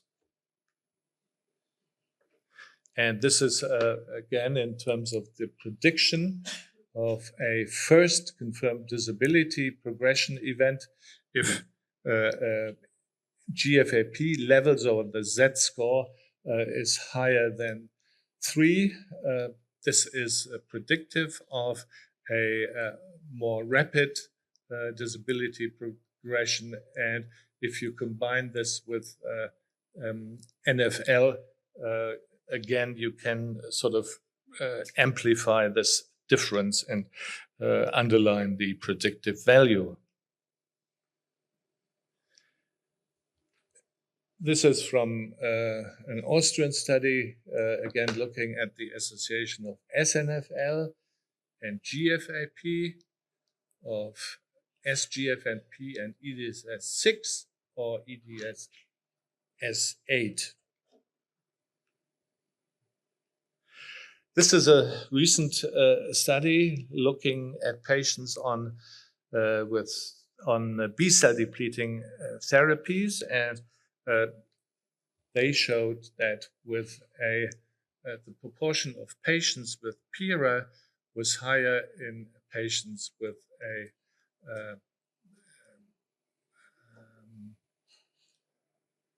increased, I think if I read it right, increased score for SGFAP. And again, looking at treatment response, an example for siponimod, a different in the levels in siponimod treated versus placebo patients, not very marked, but it's there. And this concludes my discussion of SNFL and SGFAP. I will now turn, because it has implications for the diagnostic criteria, as you will hear later by Xavier Montalban, the potential role of kappa-free light chains in SF. And these are a number of more recent papers and reviews that address this role, particularly in comparison with the long-established detection of oligoclonal bands.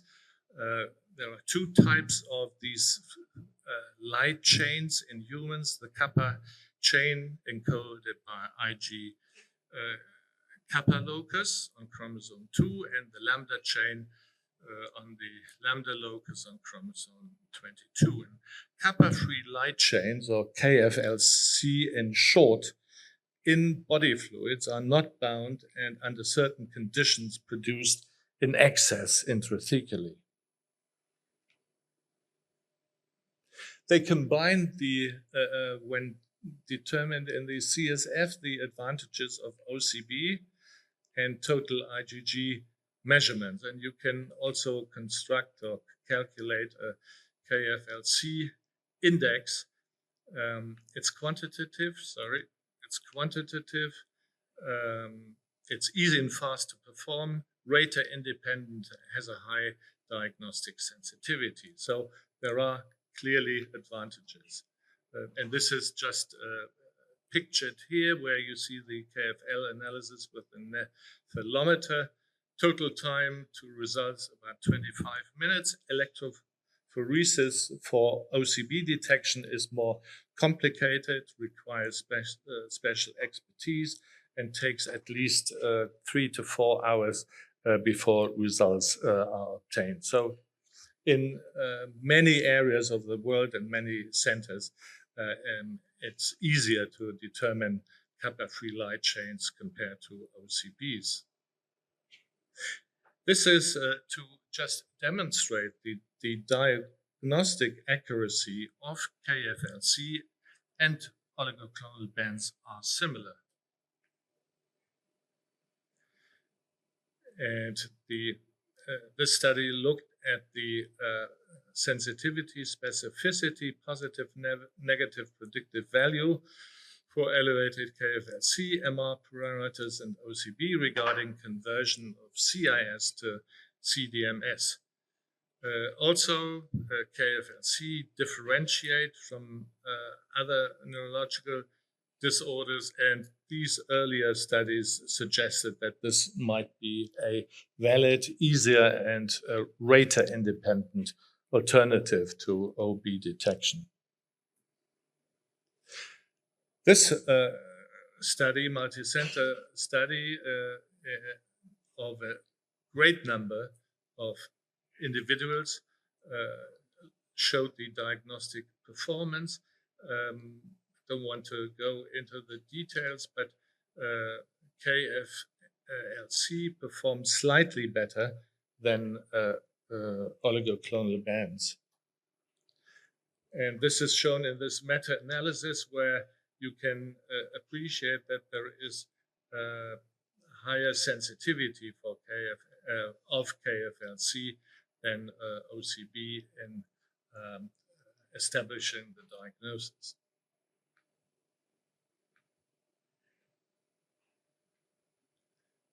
These are just a number of other studies. I don't, again, want to go into details. You see here these differences between controls and various MS populations. And importantly, this study shows that there is a concordance between oligoclonal bands, various sorts of kappa-free light chains, and the IgG index. Sorry. Yep. This is a very important study for the upcoming discussion by our Barcelona colleagues, looking at the prognostic value of kappa-free light chains in terms of looking at a second attack after CIS. If there's one, the levels are high. If no, they are lower. And the same holds true for McDonald MRI dissemination in space and time at baseline. So those with the higher index would fulfill these criteria after being CIS in the first instance. And this is like earlier shown for OCB, that if you factor in kappa-free light chain, the risk to develop a second attack is significantly increased. And this is again shown in this French trial with a survival analysis evaluating new T2 lesions in patients with CIS according to their kappa-free light chain index.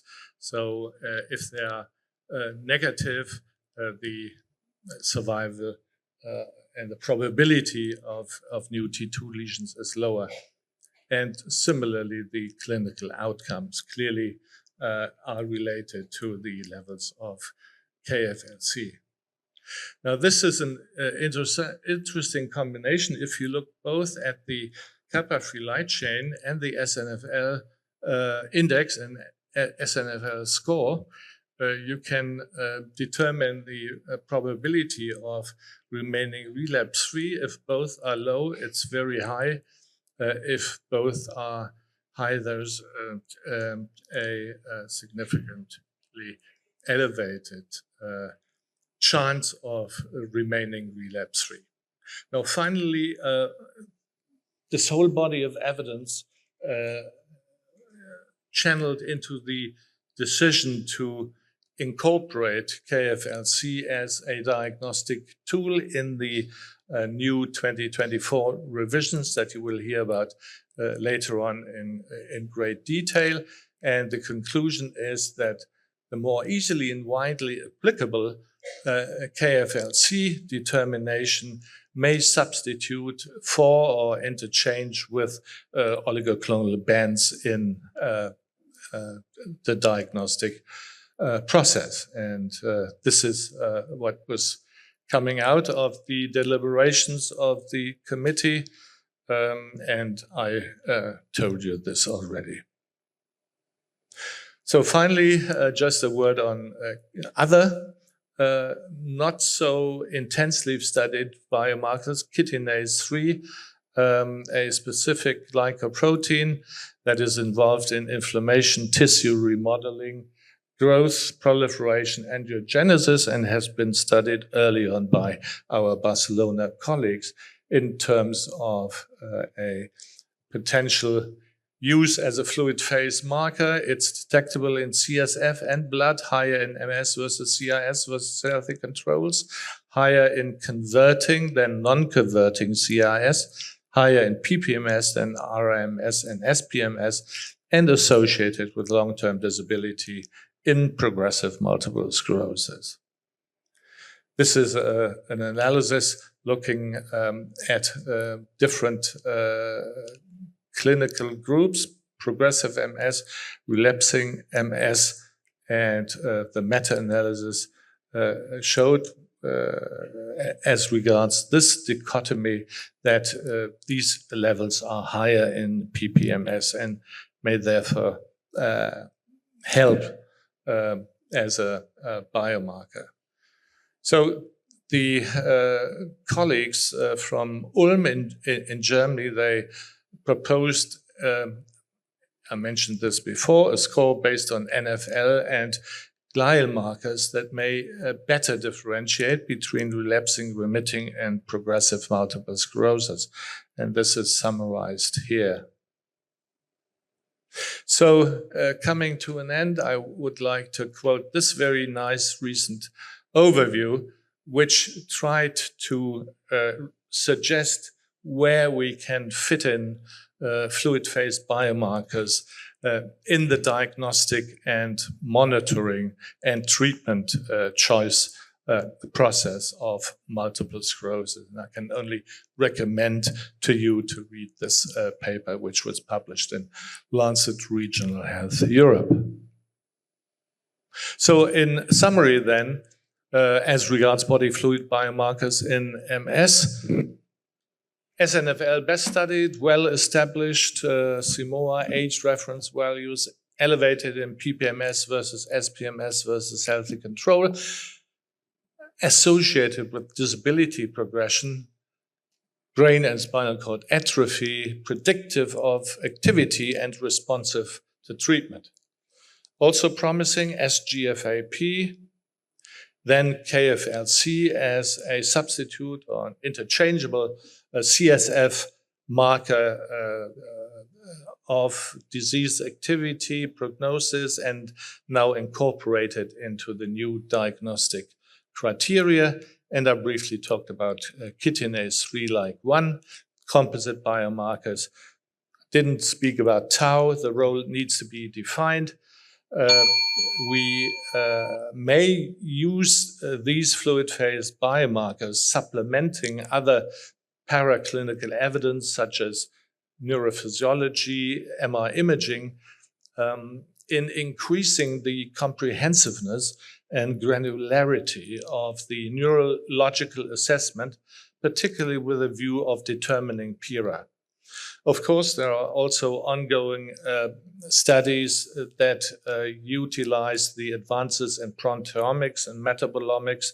I didn't have time to talk about. They haven't by far not yet reached the stage where we can implement them in our clinical routine.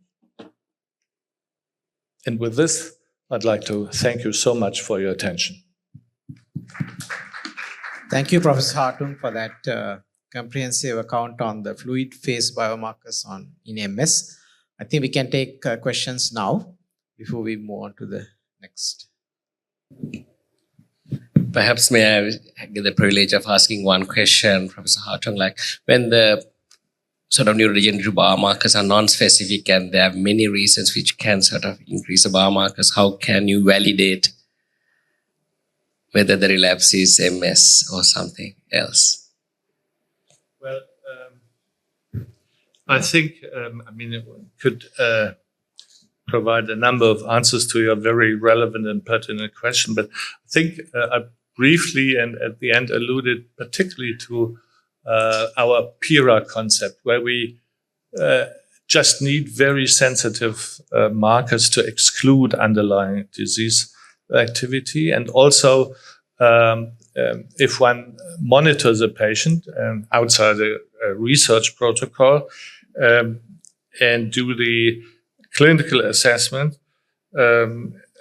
in between an increase in the biomarkers in SNFL may just alert you, may sort of raise a red flag that would prompt a more detailed and intensive analysis of this particular patient. It, for example, may prompt another MR outside the routine longitudinal analysis. May I?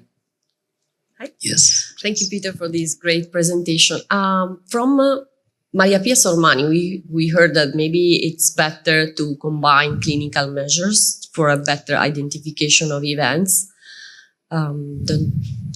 What's your view on the possibility to combine markers to be at our best, not only in predicting, but also in monitoring people with MS? Well, there hasn't been such a detailed analysis along the ways that were addressed by Maria Pia, but I think the better we are in obtaining a comprehensive view, and this includes clinical MRI, evoked potentials, OCT, and fluid phase biomarkers, the better we can, first of all, describe the pathobiology and the cause and derive predictive information, but also to assess disease activity that would allow us to adapt treatment if necessary. So I think the more markers and fluid phase biomarkers would, according to current evidence, aid in this process, the more biomarkers you have, the more comprehensive you can obviously assess the activity and burden of patients and the treatment efficacy. Thank you, Professor Hartung. So I'll hand over to my co-chair, Dr. Manjula Kaldera, to introduce the next speaker. Thank you, sir. We have the second speaker in the symposium, 2 biomarkers in multiple sclerosis, Professor Darin Okuda, to talk to us on radiological biomarkers. Professor Okuda is a professor of neurology, Department of Neurology, University of Texas, Southwestern Medical Center. He is the director at the same center on Neuro Innovation Program, and then the director of Multiple Sclerosis and Neuroimmunology Imaging Program. And you all know Professor Okuda is internationally recognized for his pioneering work in RIS. Over to you, Professor Okuda.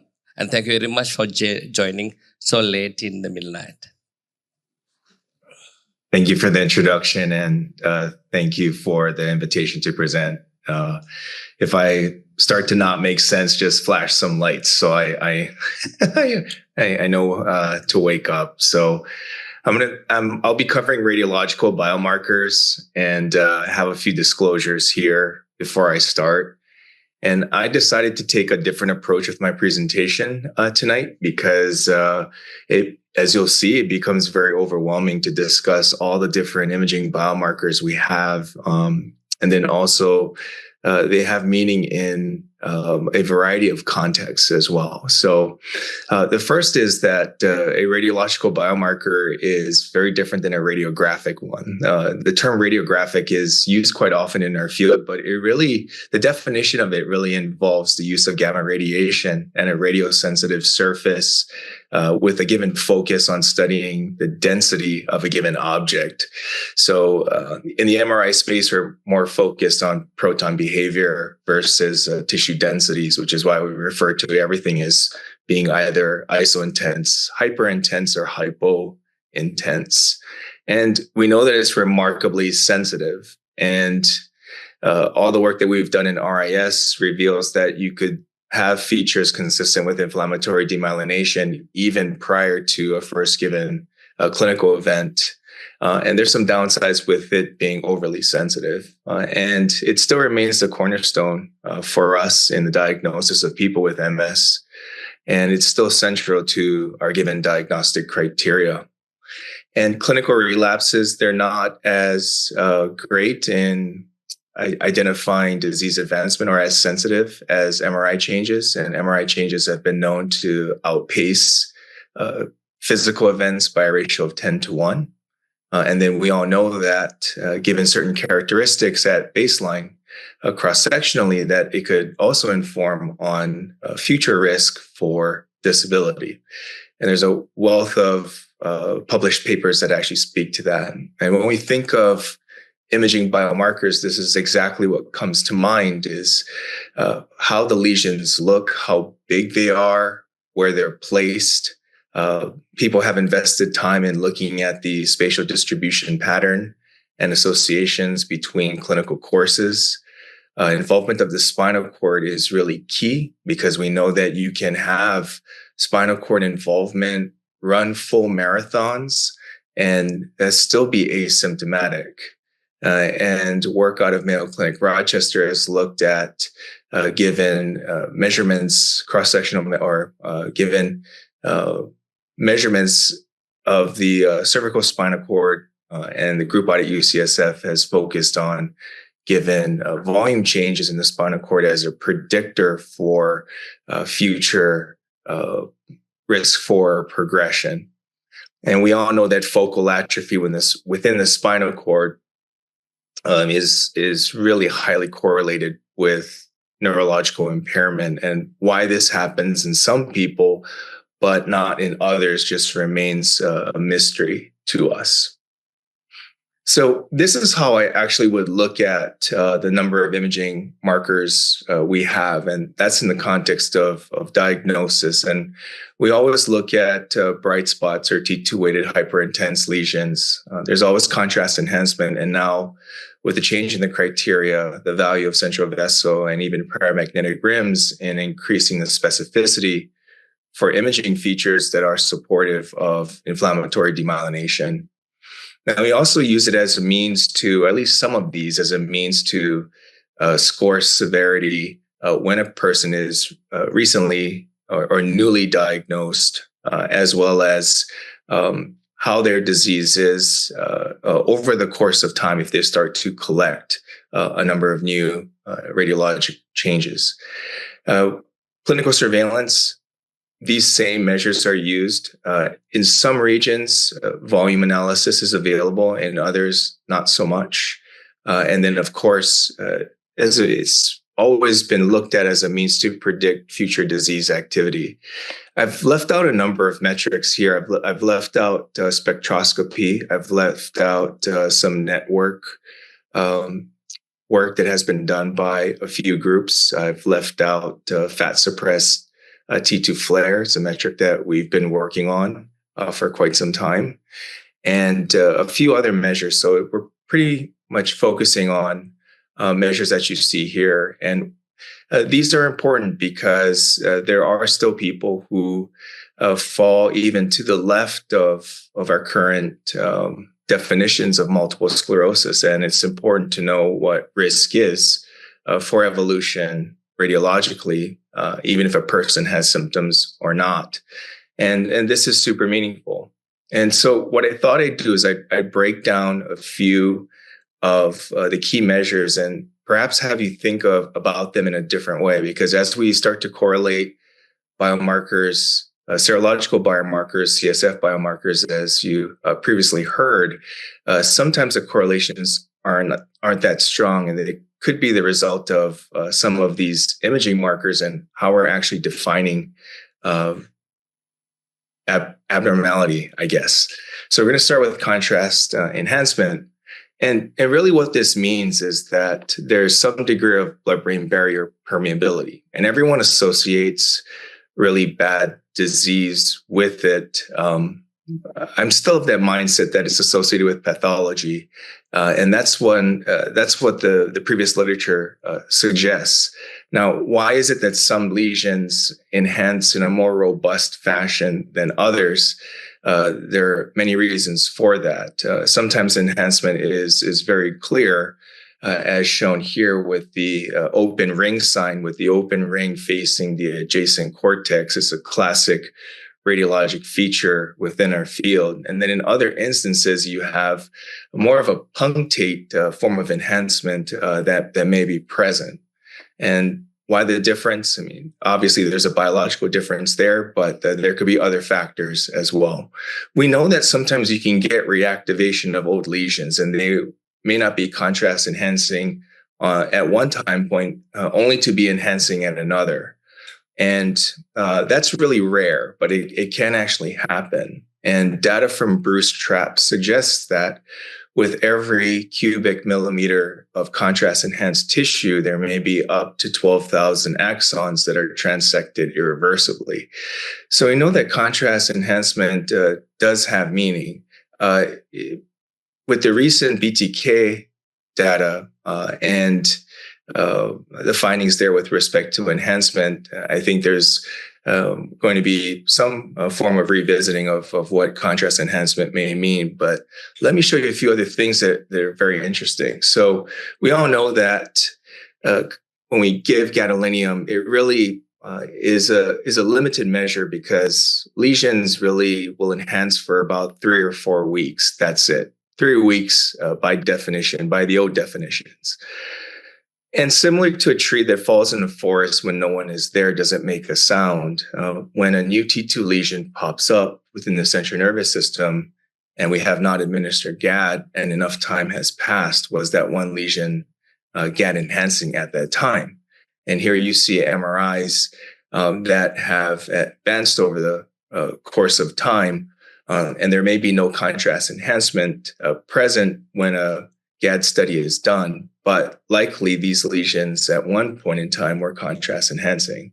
So when we give it within clinical trials or within clinical practice, we may not be getting the entire picture, but there are other issues with it as well, in that you can see what seems to be contrast enhancement or a hyperintense signal on the post-GAD sequence cross-sectionally, but that may have nothing to do with MS pathology at all. And here you see something that looks like a paraventricular lesion that could be mistaken for an MS type phenomena, and then enhancement on the post-GAD study. And then you also see similar features at times within the brainstem, and these are capillary telangiectasias. And you know this really by time as well. And then, of course, the application of other sequences that inform on what that degree of focus is made up of. Now, I feel like our understanding of contrast enhancement, though, is still limited. And here are the reasons why. So one is the blood-brain barrier is very dynamic, and it actually becomes more permeable with age. That could change, too, in the context of arteriosclerosis, which may affect venular structures as well. And great work by Massimo Filippi from back in the day in 1996, looking at triple-dose gadolinium and observing more lesions, more contrast-enhancing lesions with the increased dose. And a study that was sponsored by Bear Shearing back in the day, looking at triple-dose GAD, where it really increased the number of contrast-enhancing lesions and the proportion of people that would fall into a category of disease advancement, nearly doubling that. And I think the most interesting observation from that body of work was that MS lesions could enhance for up to 12 months. And that's really alarming. I mean, it really tells us that perhaps this measure is not great in and of itself. So the other metric that's super important in our field is T2-weighted hyperintense lesions. I mean, this is the cornerstone for how people describe an abnormal MRI scan, and it really is characteristic of what MS is, because we see bright spots that may be present within key regions of the central nervous system that represent water disruption. So it's really abnormal proton behavior, water disruption that leads to these signals that we actually see. And we know that the number of lesions that you have when you first present to a physician after having your first symptom, and then the time course of how these lesions accumulate, specifically within the first 5 years, looking back at these pivotal data, the temporal profile, the rate by which you collect T2 lesions in the first 5 years can really predict your risk for secondary progressive multiple sclerosis nearly 2 decades out. So the lesion number and then the rate by which you're collecting lesions, really meaningful with respect to risk. And the other facet with this measure is we use in clinical trials this term of new and or newly enlarging lesions to define really success or failure with the molecule, with the research molecule or the treatment that we're prescribing in clinic. And new is pretty easy to see because it's something that wasn't there before. Enlarging may be a bit more challenging. And because MRIs are super sensitive, we know that hyperintense signals may actually be due to causes other than multiple sclerosis. And nonspecific white matter disease, that is this bucket of, I would say, syndromes related to microvascular pathology from normal aging or migraine headache or paroxysmal changes in blood pressure being either too high or too low, can lead to features that really mimic multiple sclerosis. And nonspecific white matter disease is the most common reason why white matter is actually injured on this planet. And so that is a big problem with respect to the proper classification of individuals. Now, the other aspect that's critical too is we use this term enlarging T2 lesions in pivotal trials, in our clinical trials, but we don't use the inverse definition. to see if a molecule is having a given effect at the lesion level versus an entire volume level.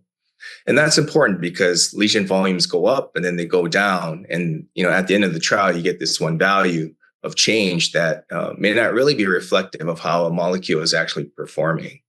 So it continues to remain a challenge. And the one teaching point that I always like to bring up is that where human perception is super important, and the identification of changes on an MRI scan in clinical practice, and even the techniques that are used on the research side may be flawed because of just limitations in what we're able to see.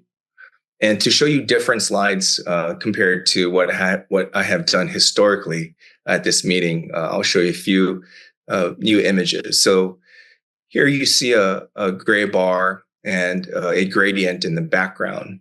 And the gray bar itself appears to have a gradient present. But interestingly, there really is no gradient involving that bar. So it actually is solid gray, but the gradient behind it makes you think as if the bar also contains a gradient. Now, the other thing too is if you look at this, I think it's a stone house, you'll see two given pieces of stone here. This one looks more white than this one here. They are actually the same shade of gray, similar to this checkerboard pattern where you have this square here and this square here. And in live time, what you'll see is that they really are the same shade of gray.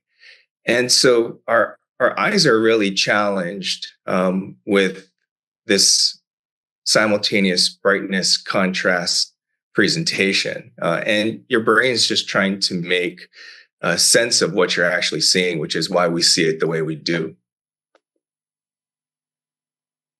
Now, this is next set of slides are from our T2 lesion dynamics work. So this is a body of work that was important because we studied 115 people with 3 standardized MRIs for each person. And the goal was to really assess how dynamic are T2 lesions.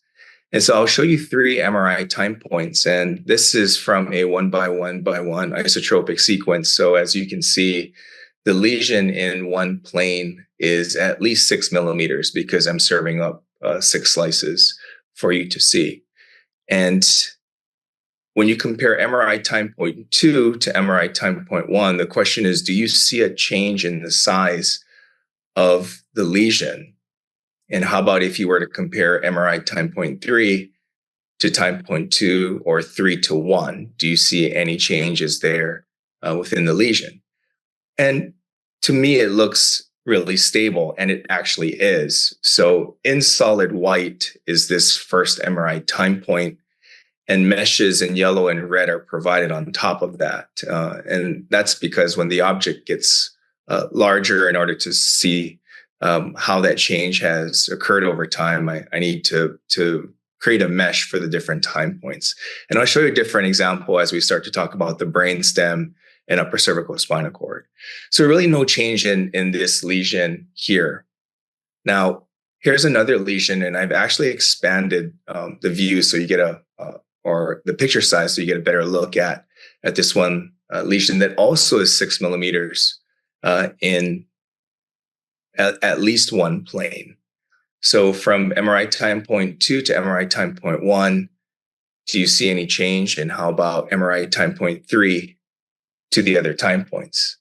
And for this particular lesion, it has changed substantially. So right in front of your eyes from MRI time point 1 to 2, there's almost a 60% increase when you look at the conformational data. And then a 50% increase going from time point 2 to time point 3. So when we start to wonder in clinic, when people aren't doing well, but we're saying your scan looks stable, it may not actually be stable.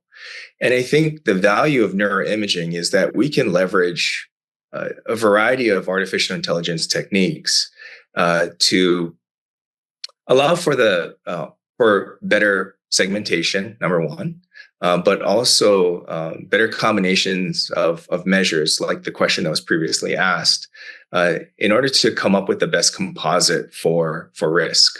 So one simple thing that I think is really easy is to change how we actually look at MRI scans. And so what I've done is I've created an infinite space from top to bottom. So if we're looking at an axial scan, these three-dimensional lesions that you see here really come from these lesions on the MRI.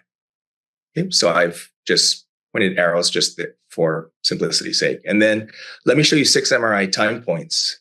So this is the first MRI time point, the second, the third, fourth, the fifth, and the sixth. And the lesions are very dynamic.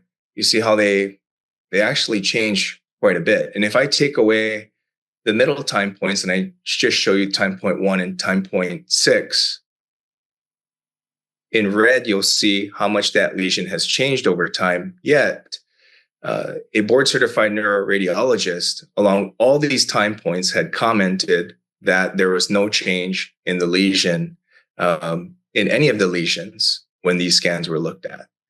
So our group also is looking at conformational measures from T2 lesions. So looking at them in 3D, a conformational measure focuses on shape, structure, surface texture, or surface curvature, and then the association between that geometry to your ultimate geometry of a T1 hypointensity that really represents axons that have really been transected, which is why you see that black hole.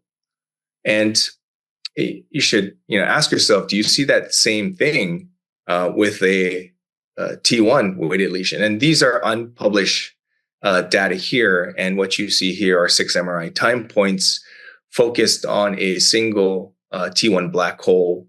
The solid white represents time point 1, and the different colors that you see there just overlap that MRI time point to the original. And what you see here also is an expansion of the T1 hypointensity and the increase in volume over time. I mean, whatever you want to call it, we have 1,000 different definitions for what this may be. And I would tell you that regional volume changes around the lesion really don't impact the T1 black hole much. When the brain shrinks, you don't get an expansion of that T1 black hole in that region. Really, the opposite actually happens. So rather than looking at static changes, although it does take more than one time point, looking at dynamic changes of MRI features may be super important to learn more. And it actually may be in part diagnostic along with great measures for disease surveillance. Key element within the latest version of the criteria involves work by Pascal Satie and his work on the central vessel sign, which I think is exceptionally valuable, as well as a paramagnetic rim sign that he's worked on. And he's been very gracious and very generous in sharing his sequences for our work. The paramagnetic rim sign is really thought to represent regions where there is macrophages that contain iron, and there have been reports that the presence of these lesions may be associated with worsening disease. The central vessel is something that has been observed long before using phase imaging. These lesions are thought to occur because irritated inflammatory cells, immune cells, extravasate from venular structures and cause injury by misrecognizing brain tissue once they come out of the vessel. And they tend to be present more so in multiple sclerosis than other disease states. And for non-specific white matter changes, you tend not to see that central vessel. Central vessels also tend to be more prominent within the center of the brain. So there also needs to be some caution when interpreting that as well. Now, we also have to keep in mind that FLAIR star sequences and T2 star sequences require technical expertise, and they may not be accessible to a variety of institutions. Here in East Texas, those things aren't always available to patients. And so that's one challenge. The other is it does require post-processing computing power. For us, all of our data gets sent to a central hub here for processing, and it does take a bit of time for us to generate the sequences that allow us to visualize these changes. But the other thing I wanted to bring up too was, much like T2 hyperintense lesions, our visual perception may also alter what we see. And it is possible to actually overcall a paramagnetic rim lesion. And one of the best pieces of evidence I can provide to you that speaks to that is really work from Ernst Mach back in the 1860s. I believe it was 1865. And he's a physicist known for describing Mach band phenomena. And he's also contributed to the physics of shock waves. So Mach 1 is really named after Ernst Mach.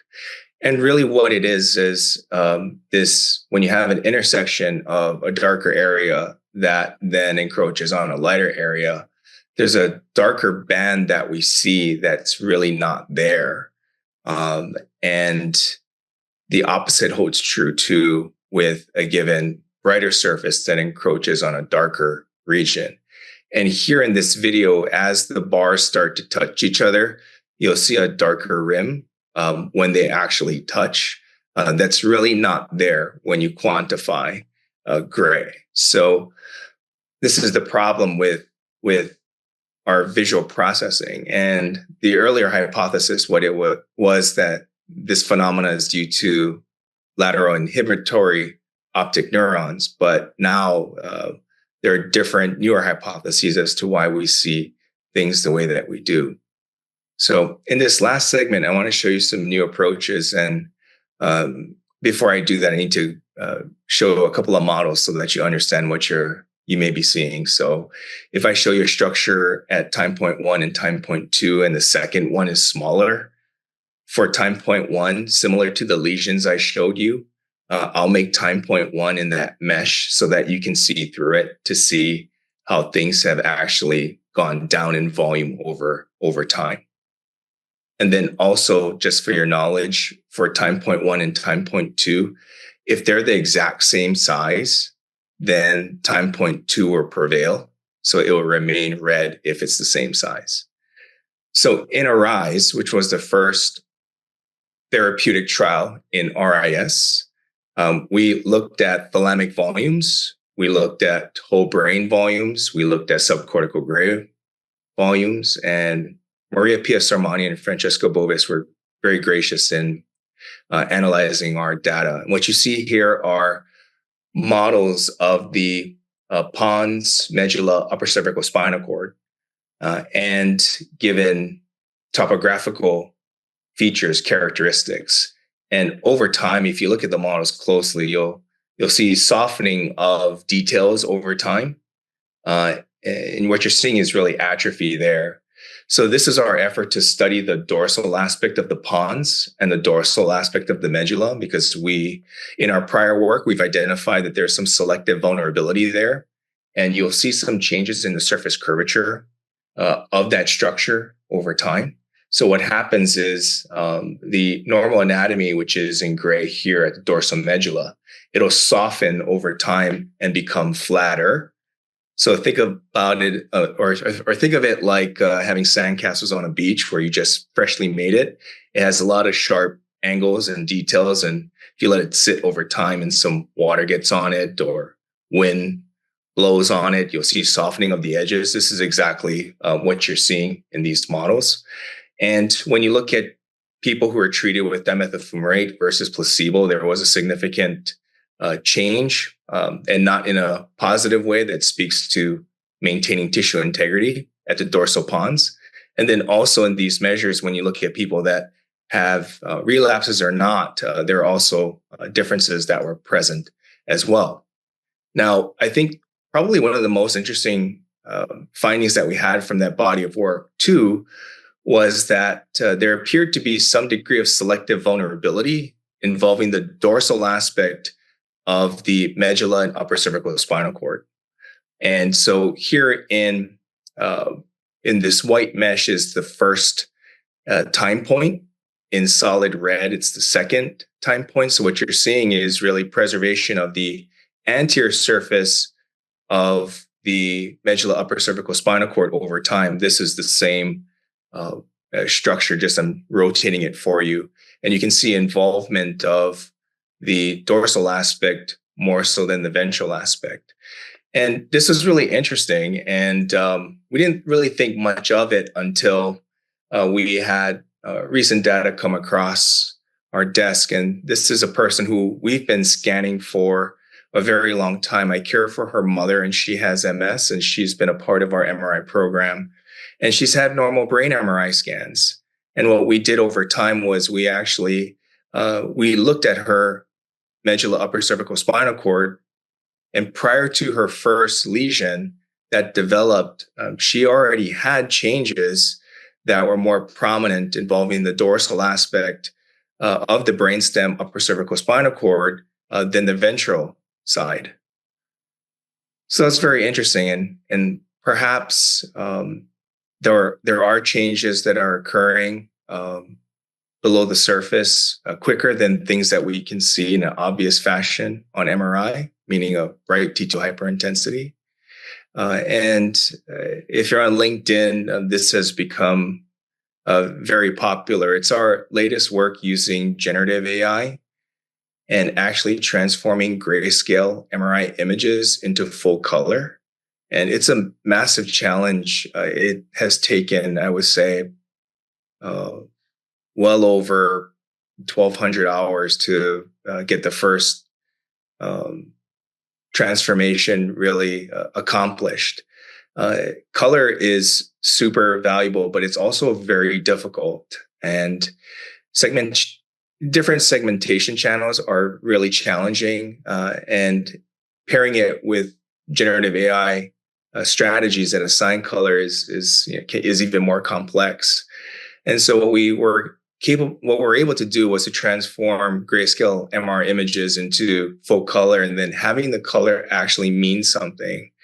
And the meaning of it is coming from these quantitative R1, R2, and proton density values. So the inverse of the T1, the quantitative T1 value, and the inverse of the quantitative T2 values. And just to say this, though, color offers more metrics than grayscale. Grayscale just gives you brightness. That's all it does. Color actually gives you hue and saturation along with brightness or intensity. So it does give you more measures to play with. The trick is if something has, if we don't know the color of something, how do we then assign a color to it, right? We don't know the color of the brain in a living person. We don't know how it differs between people. And certainly we don't know the color of a MS lesion that's fresh versus one that has been around for a while. So after all of this, we've somewhat looked at this Envision series of events related to MS as being a bit expanded, where there really could be early tissue involvement before a first focal T2 hyperintensity. But that has not been proven, but I'm just throwing that out there.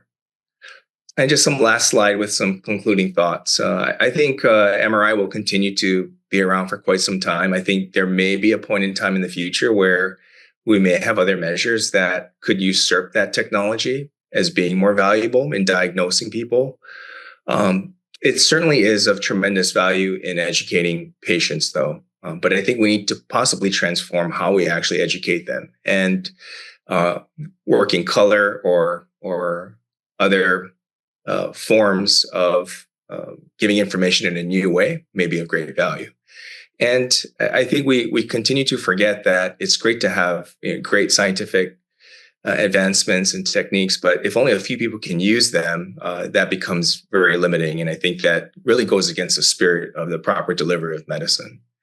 And also know that a lot of what you see may not be real because our eyes fool us. Humans are terrible at determining shades of things. We're better at really deciphering shapes, and we're poor at size estimation as well. So there are a lot of things that our eyes limit us from actually seeing, and I think this has happened in our field as it relates to MS. And perhaps in the future too, before MS is, I'm going to use a term, erased or evaporated, there likely will be a transformation in MRI imaging data where straight up values are given to you. I think we need to possibly move away from transformed values, meaning values that are normalized based on the eye and the temporal muscle, but actually acquiring the quantitative values at the time of service. I think if we had invested in that, we may have been further along with respect to better predictive radiologic biomarkers in our field. So that is the end of my presentation. Thank you very much for your attention. Thank you very much, Professor Okuda, for that interesting talk. Perhaps for the interest of time, we may take at least one question.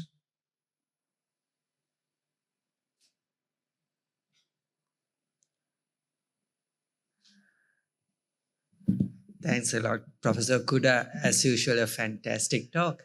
I was just wondering whether AI would be used to overcome the errors in human perception. And the follow-on to that would be, if AI comes and we have objective measurements, would that impact on previous studies and data which used human perception to take outcomes and measures? It's a great question. Absolutely. I feel that, see, I'm trying to make sure I don't hear an echo here. If you use AI, you're able to actually bypass the visual perception limitation. And the reason for that is you're actually using the quantitative values per voxel. So perhaps AI platforms should be used to quantify paramagnetic rim lesions. Something provocative to think about is that a central vessel may be present, but we're not actually seeing it as well. So for sure, these advancing platforms using a variety of AI techniques is going to be of help. You can also, depending on how you've collected data within pivotal trials, you could also go back in time and gather these DICOM image files and reanalyze them with AI. I think that's going to be the next boom in our field, is to learn new things about drugs that have been previously studied and approved for use. So in the absence of further questions, let us thank Professor Okuda for this great talk, and let me invite my co-chair to introduce the next speaker. So we'll move on to the last talk of this second symposium on biomarkers. And the next speaker will be Professor Letizia Leocani, who has been with us for a couple of our past congresses and doesn't need any special introduction to the audience.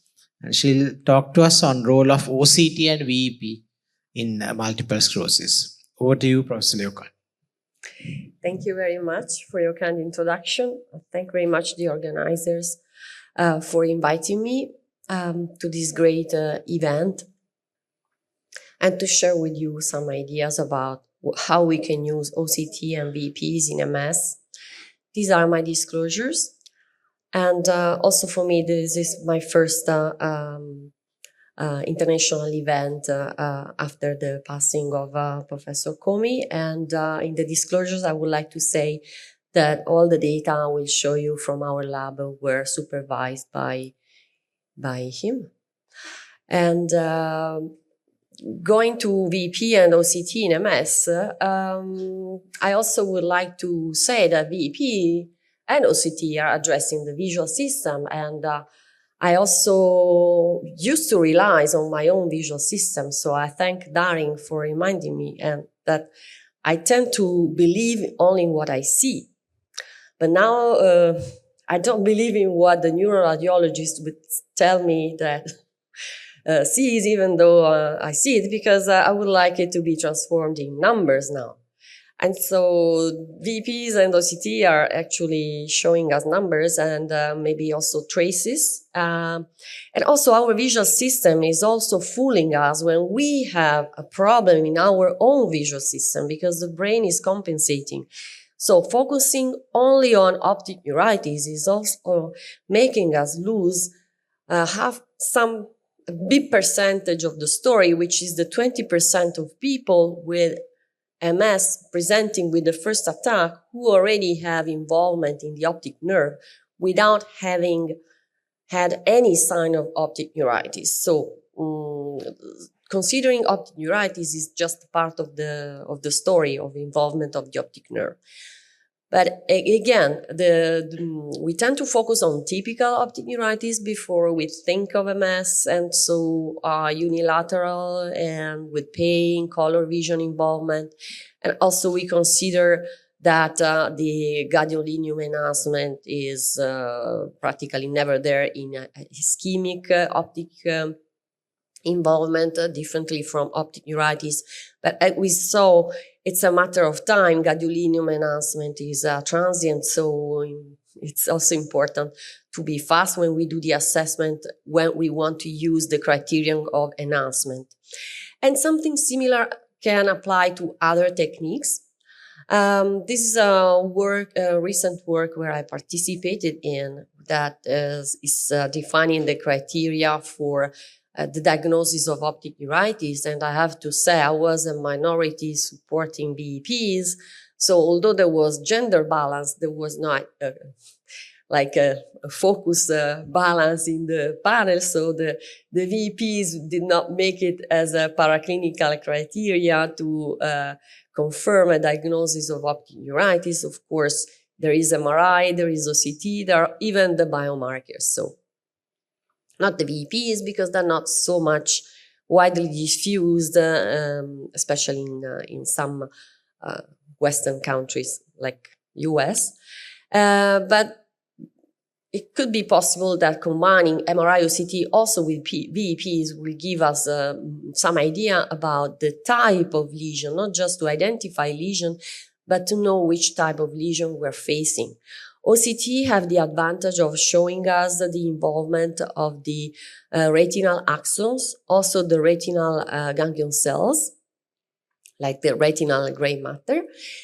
We have gray matter in the retina, which is highly responsible for the phenomena that Darin showed us, like the center surround inhibition. But we can also quantify these cells in the layer and also the axons, which are actually non-myelinated. So we can actually quantify the axon volume, although it is confounded by edema in the acute stages of optic neuritis. But we can also have a good precision and resolution in the order of microns. And so even a difference of 6 microns between the two eyes is also quite relevant. It's significant. But I would propose to any patient, especially when we suspect optic neuritis, to consider quite comprehensive visual lab. So not only visual acuity and OCT, but also VEPs. Multifocal VEPs are a special type of VEPs that are quite advanced and time-consuming. So I prefer to focus mostly on standard VEPs, where we can record from the occipital cortex the time between the activation in the retina, given by the contrast between white and black checks. Which I know it also gives us the perception of a gray line somewhere, as Darin showed, but it is quite a good signal for the retina to start action potentials that activate our brain. So we can measure exactly the latency of the brain activation for the two eyes and compare this latency between the two eyes, because if there is a difference, which is over 7 milliseconds. So it's easy to remember because similar to the difference in microns between the two eyes, if we consider the neuroaxonal layers, can tell you that there is a difference in the conduction speed in the two optic nerves.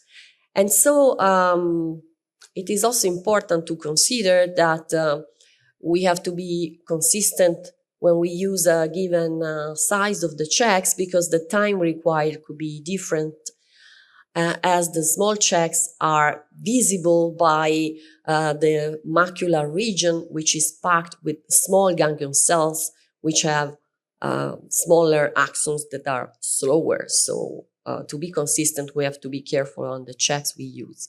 And also we have to consider that if we miss only a small portion of axons in one optic nerve, this is an extreme example with the meningioma. So even if there is a visual defect, the VEPs may miss it because you need a difference of 50% between the two eyes in order for the amplitudes to be meaningful. So in this case, it could be better to use the multifocal VEPs with stimulation of different sectors of the optic nerve. And so if a small sector is missing, you can see it in the multifocal only. And also a problem with the standard VEPs is that inter-eye asymmetries are visible only if there is an optic nerve lesion, but for lesions behind the chiasm, it's almost impossible for VEPs to detect them, at least if they are leading to axon destruction. So this is an extreme case of left homonymous hemianopia from a lesion of the optic tract due to a car accident, and the VEPs, of course, cannot tell that there is half of the axons are missing from both optic nerves due to degeneration, because the two VEPs are perfectly identical. So you only need multifocal VEP to show that half of the visual field is not leading to any brain activation.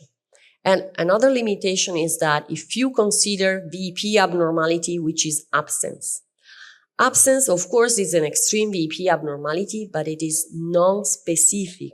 You can have absent VEP because of ischemic lesion, because of people not cooperating, because of edema. So classifying optic nerves into normal and abnormal can lead to losing specificity. So some statistical analyses that say that considering VEPs can increase sensitivity to the detection of optic nerve lesions and then for the diagnosis of MS in people with clinically isolated syndrome at the expense of specificity.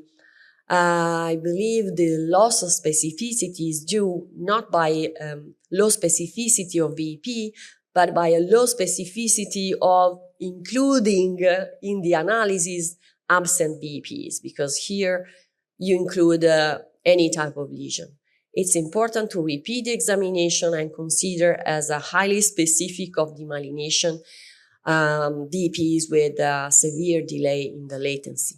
So I know Professor Montalban tends to say that there is no pathognomonic marker of demyelination, but latencies over 150, 160 could be considered pathognomonic of demyelination. Of course, not pathognomonic of MS, because you can have demyelination even in leukodystrophy, but demyelination will be there. A slight delay could be even given by a malingering. If I want to give you a very lousy VEP that you will report as abnormal, I can do that. It's enough for me to blur my vision, not to focus on the screen you're showing me, and then magically I can create, this is a healthy student faking an abnormal VEP just by poor cooperation, deliberate poor cooperation. But you cannot fake a delay. So the delay to poor cooperation cannot exceed 10 milliseconds. So again, 25 milliseconds delay is much different than 8 milliseconds delay. Another thing we can consider is that after optic neuritis, or even the day before the symptoms, the VEP is delayed. So VP is very good if you perform it early because the VP latency will be abnormal at 0 days from the onset of symptoms. The retinal nerve fiber layer could be in some cases increased in thickness, so you can pick it up in the acute stages only as an increase. But if you want to consider the decrease in the thickness as a sign of optic nerve involvement, you must wait about 3 months before it becomes evident at the measure. So if at the onset of optic neuritis or at presentation of MS, like in clinically isolated syndromes, you find within a week of the symptoms, you are able to do an OCT and you find a decrease. This is actually not even in asymptomatic eyes, this is not evidence of dissemination in space only, but also dissemination in time, because it's impossible to see a decrease in retinal nerve fiber layer in the first days after a presentation of, after a relapse. So, but also if you focus on VEPs, they're nice if you perform them very early, but if you wait even a month, many VEPs will be much improved and some of them will normalize. So this is reminding me also of the limitation of gadolinium enhancement, because the time of recovery is sometimes as fast as the time for gadolinium enhancement to disappear.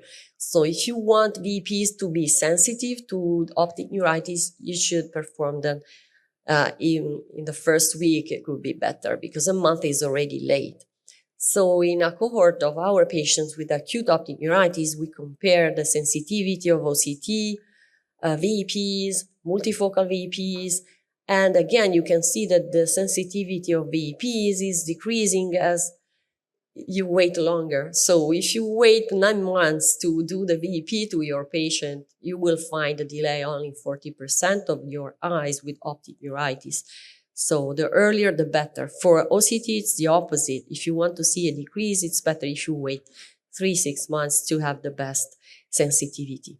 And so this could explain the heterogeneity of frequency of abnormality of sensitivity of VEPs in eyes with optic neuritis. So in this work comparing MRI of the optic nerve with VEPs, of course the VEPs did a poor job because the VEPs were included even within 1 year of the optic neuritis, while the MRI has the advantage of showing you a scar, even though the nude axons have already recovered, which is the only measure that VEPs can give you. While in this other work by Brownlee, the sensitivities has a huge difference because they performed the VEPs within 3 months. So there's a big difference in studies, according also to the difference in time. But in MS, the delay is always coming at the expense of some axonal loss, and that's why we see a correlation between axonal loss with OCT and VP delay, which is demyelination. But this combination could also help us in differentiating between NMOSD and MOGAD, because in NMOSD,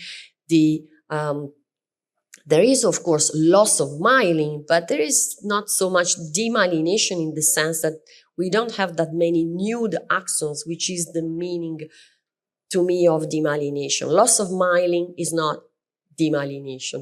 To speak about demyelination, we must have a living axon without the myelin around. But even in stroke, you have a loss of myelin, but you lose everything.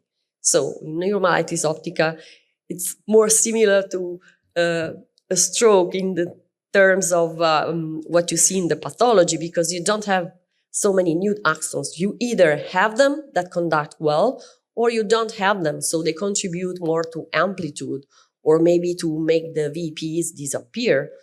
And so also in NMOSD, you have a much greater loss of axons, but you don't have so many nude axons. So demyelination that you see with VEPs can be very, very prominent in people with MS. This is a cohort of patients with MS compared with the cohort of patients with NMOSD. And in eyes with optic neuritis, you can see latencies up to 180 milliseconds, while in eyes with optic neuritis in NMOSD, you almost never exceed the 150 milliseconds.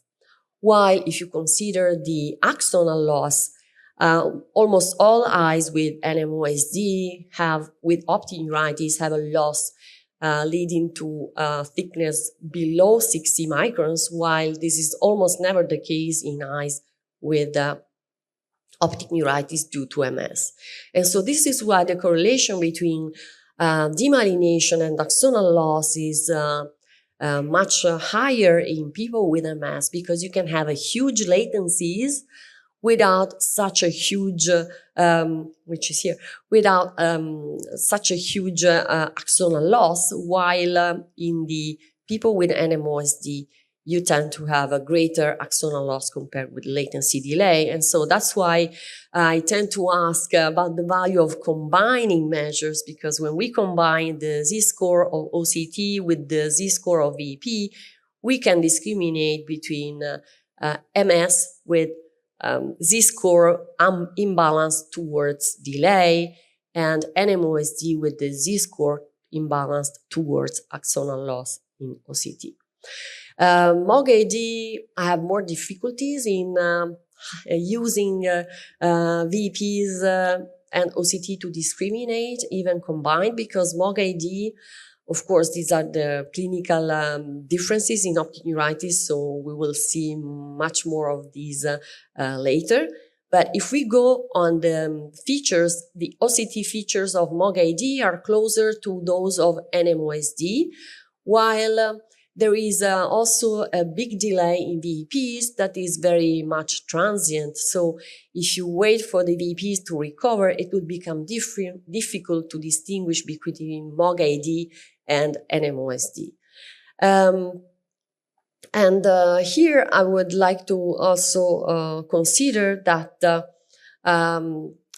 the combination of VP and OCT could help us distinguishing, like prompting more examinations, like in this case that I had a chance to perform VPs on, that was actually in the department because of a suspected optic neuritis due to multiple sclerosis. So she was there for the workup in the MS diagnosis, because she had a history migraine, but at the time of acute onset of blurred vision in the left eye, she had pain only in the left eye, no migraine. But when I performed the VEPs, the latency was perfectly normal, 115 compared with 115 on the other eye. So actually it was perfectly normal. So I thought she was malingering, faking, having a functional visual loss. But actually, we also performed the OCT, and she was not really faking anything, because she had a huge swelling of the retina. You can see also the optic nerve swelling. So even a fundus image would help in this case. You don't need OCT to see optic nerve swelling, of course. We were performing OCT for research. And then I said, okay, so the VP was not showing me something wrong that is happening to this lady. But if we only see the OCT, we cannot say that this is really an abnormality in the optic nerve. But if we go back and combine the information with VP, we can already tell this is optic nerve involvement, but this is not demyelinating, because you cannot have such a swelling, blurred vision without any delay in the VPs.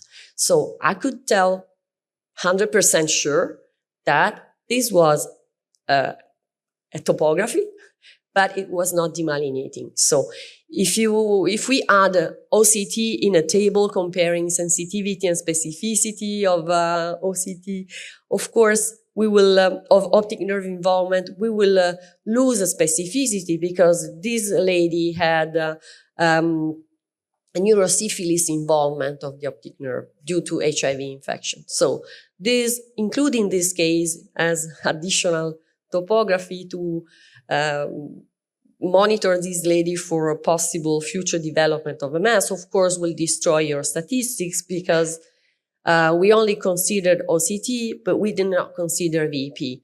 So this is the message to say that we should not choose between OCT and VP and compare what is better for us, but we should aim at having both. So again, the concept of combining information instead of having competing information, competing tools. And also, when we consider a given diagnosis, because one single patient must have either a diagnosis of MS or either a diagnosis of NMOSD. And I will show that this lady can have two different types of involvement of VP and OCT in two optic nerves that behave totally differently. But I will start by telling you that she has MS. But when she came in the department, she had optic neuritis in the left eye. So when I did the VP, it was totally absent. So again, this could be anything. Here there was a very mild edema. So again, this could be anything. That could be MS. So, but with this information, I cannot say anything, whether this is a demyelinating optic neuritis or not. Please note that the right eye has normal VPs. So, as I could not have any information, I asked the colleagues to have this young lady come back again to do the VPs again. So when she came back, the VPs could show me a latency that was a huge latency delay, 137 milliseconds compared to, normal. The normal latency here was 115, so it's like 22 milliseconds delay. So this could be certainly defined as demyelinating lesion. Although the OCT had recovered totally, so if you perform the examination only today, you could tell that there is a demyelination, but you don't know whether there was any swelling before, so you cannot give a date to the lesion because you will see a perfectly normal OCT thickness. This is over 104 microns. But the problem was, I asked you to concentrate on this eye, but in the meantime, she had a second optic neuritis with edema, absent VPs. So to make sure also this lesion was demyelinating, we performed a flash VP that showed there was a very severe increase. So even this optic neuritis was demyelinating, which is reassuring because the same person should have the same type of pathology. But when we perform the OCT and VPs and in both eyes after 6 months, we can confirm that the left optic nerve had very well recovered. The VPs were normal. The full field VPs were very nice. But we could tell only by comparing the OCT with her previous value that she had lost over 15 microns, which is quite abnormal because that test-retest you should not lose more than 5 microns. So this was a mild optic neuritis, typical of MS, but this was a very severe optic neuritis. And if you look at OCT only, this is a typical OCT reduction in the retinal nerve fiber layer from 105 to 52. I mean, this is a type of loss that you see in NMOSD. So it was important for us to demonstrate that we can still tell the difference between MS and NMOSD if we still insist with VEPs. With multifocal VEPs, we could find the waves in the peripheral part of the optic nerve that were very much delayed. So again, if you use OCT only, you can tell there is a abnormality which is suggestive of NMOSD. But if you can add the information of latency, you can tell that this is a very severe axonal loss, but the spared axons are demyelinated because this was a very delayed wave. And so even in the face of a very severe axonal loss, having the possibility to measure latency can help, again, discriminating between MS and NMOSD. We can use these also for the prognosis, but of course, this is more into the research field because it was demonstrated that in early MS, if you have a reduced OCT, RNFL, you are more likely to have a worse outcome after 2 years in terms of disability. And we can use them in monitoring. For this, OCT is much better because you can detect reduction in the retinal nerve fiber layer that is associated with any type of disease activity. So even in the absence of optic nerve involvement, if you monitor a patient for a couple of years, patients without optic neuritis, but with any sort of disease activity, so like not only a relapse, but also new or enlarging gadolinium or gadolinium-enhancing lesions, are showing a reduction of the retinal nerve fiber layers, showing that even remote activity can lead to retinal nerve fiber layer loss. And so this could be also a marker to use besides brain atrophy that could be competitive with the brain atrophy itself. But actually, patients with NIDA, they look with much more stable retinal nerve fiber layer. But if we look carefully, there is also some loss. And actually, this loss is evident if we enlarge the patients with the graph in patients with stable disease and compare the stable disease in MS, which is the MS NIDA here, with stable patients with NMOSD. Actually, it's the stable patients with NMOSD who really have a stable number of axons in the retina, even though you repeat the examination after 2 years. This is a difference between the baseline and 2 years, while even stable patients with NIDA, if they have MS, they have some loss that is significantly different from NMOSD. So again, the retinal nerve fiber layer could be also marker of neurodegeneration that could be competitive with brain atrophy. And I will finish with the possibility to use these tools for measuring remyelination.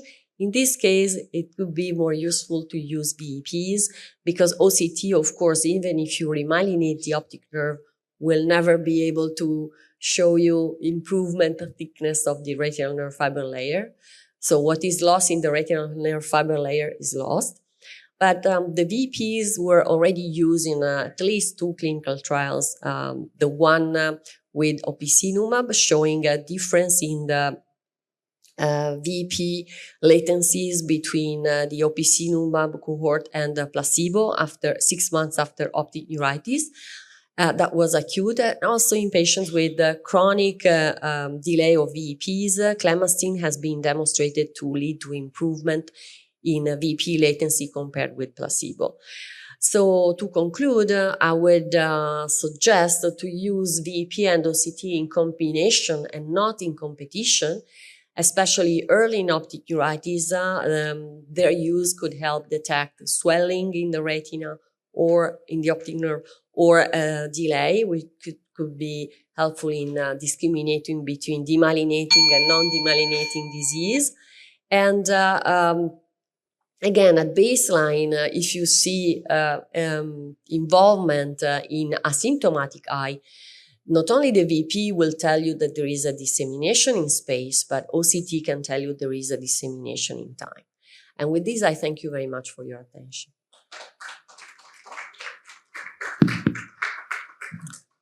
Thank you, Professor Leocani, for that excellent presentation on role of OCT and VEP in multiple sclerosis. Now we can entertain some questions from the audience for Professor Leocani.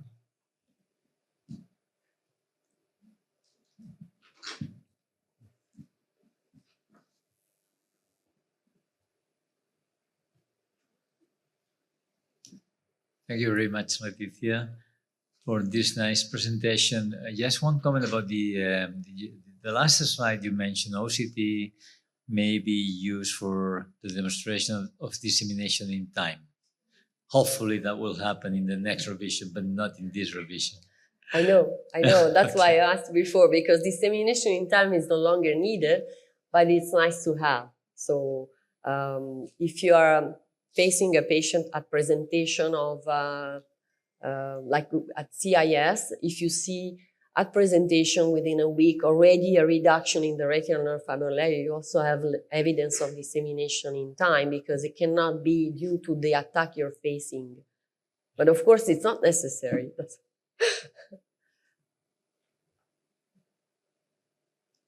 Any further questions? Professor. Thank you again for the wonderful talk. And one important differential diagnosis of optic neuritis in our daily clinical practice may be ischemic optic neuropathy, especially in relatively high age groups. If you have any data, could you tell us a bit about VEP and OCT changes and their temporal changes in patients with ischemic optic neuropathy? Mm-hmm. Thank you very much. I don't have personal data on that, because I was not doing research on ischemic optic neuropathy. But when you have a ischemic optic neuropathy, you are not going to face VP delay.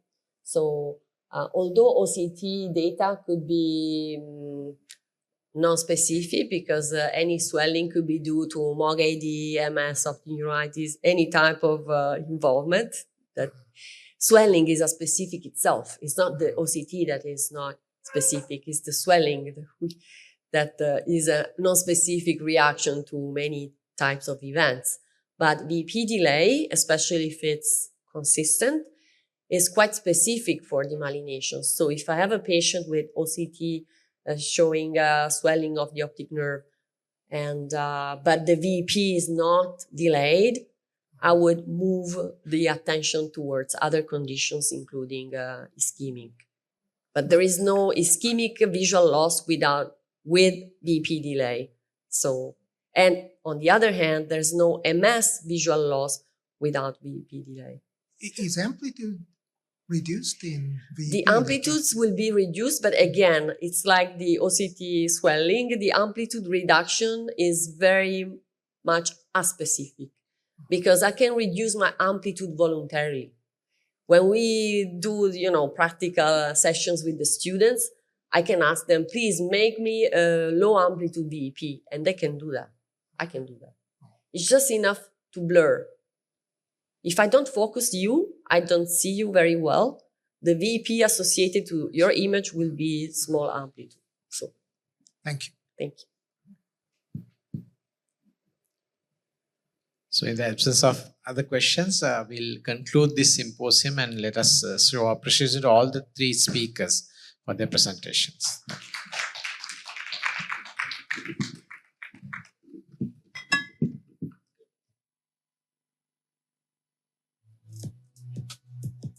Devakaran and Dr. Ukshani to share the next session.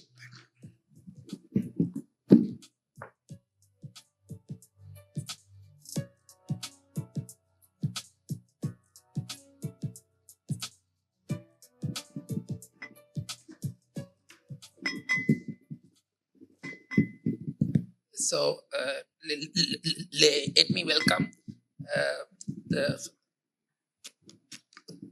Professor Xavier Montalban. He has an impressive array of introduction, but everybody knows him. So let me be very quick to say he's the Vice President of the European Charcot Foundation. We are very pleased to hear from you, sir. The plenary session titled New Diagnostic Criteria of Multiple Sclerosis. Thank you. So thank you very much again for having me again during this morning. I'm sorry about that.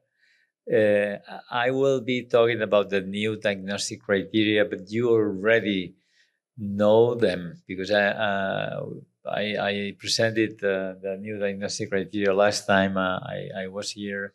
So I apologize for that again, okay?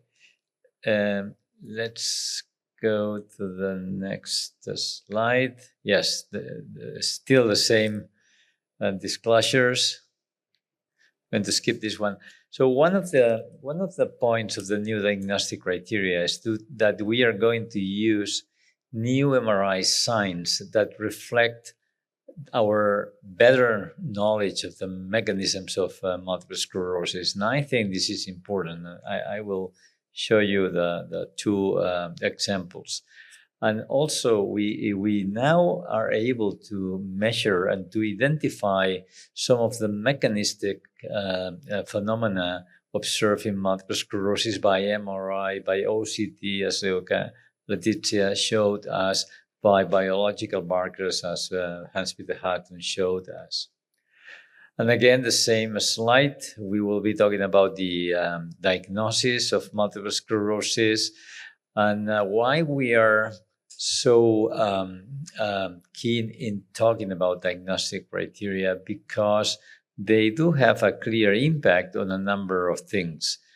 First, on patient-doctor dialogue. I always mention it's not very easy to have a patient in your office and the patient had an MRI because of a headache, no symptoms suggestive of multiple sclerosis, typical lesions in the MRI. It's very difficult to share with the patient, look, you have clear lesions of multiple sclerosis. I know you have multiple sclerosis, but I can't make the diagnosis and I can't treat you at all. So this is very difficult. The second one is that diagnostic criteria, they do have an impact on treatment decisions, of course, on clinical trials design as well. That will this is very clear, and also on the prognosis of multiple sclerosis, as we already discussed in the previous session this morning. These are the diagnostic criteria. This is the diagnostic criteria evolution over time. I used for a while the poster criteria and published in 1983. And then we started using the McDonald criteria in 2001. They were the first, in theory, incorporating the MRI criteria. As you can see here, there are a number of revisions. And all these diagnostic criteria are based on four main statements, as you see here. So symptoms suggestive of multiple sclerosis, dissemination in time and space, exclusion of other diseases, and diagnosis can be made by clinical assessment alone, in theory. We are going to challenge with the 2024 diagnostic criteria 3 out of these 4 statements. This is another way of saying the MRI was integrated into the first McDonald International Diagnostic Criteria publication in 2001. But if you read carefully the poster's paper, you realize that the MRI was already mentioned here.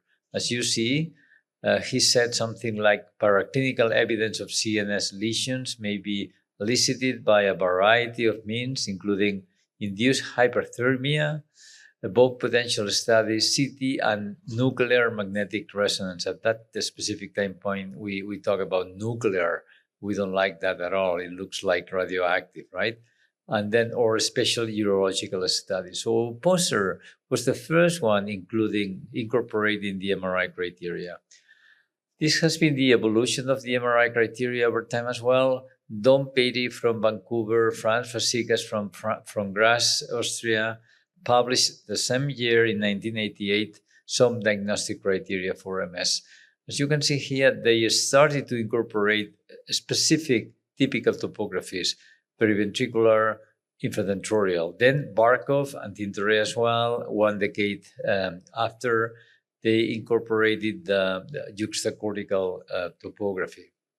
What we are using nowadays, still we are using the Magnims criteria that were published in 2007, as you see here. So there are 4 typical topographies: periventricular, juxtacortical, cortical, infratentorial, and spinal cord. You can see, let me see if I can do this. All the typical lesions are here. This is not going very well. If I do this, Yes, that's better. For dissemination in time, we are using the Magnum's criteria as well that were published in 2009 by Alec Rovira and co-workers. So a new T2 on follow-up MRI or the presence of simultaneous GAD-enhancing and non-enhancing lesions. It's still the same. These criteria were incorporated into the 2011 criteria that were published in 2010 criteria that were published in 2011. So still we are using the 2017 criteria. The main contribution of the 2017 criteria was just to say, look, the oligogonal bands are really important. The demonstration of immunological inflammatory process within the CNS is really key in multiple sclerosis. And based on this study and others, perhaps, as you see here, the presence of dissemination in space plus oligogonal bands positive, the hazard ratio of becoming multiple sclerosis was very high. So at the end, what happened is that the 2017 criteria incorporated the oligogonal bands in patients with dissemination in space. This is going to be multiple sclerosis. So that was published in 2018.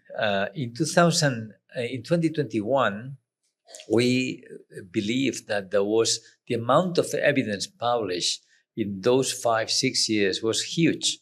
And we decided to reconsider a possible revision of the McDonald criteria. Here you have the whole group of people.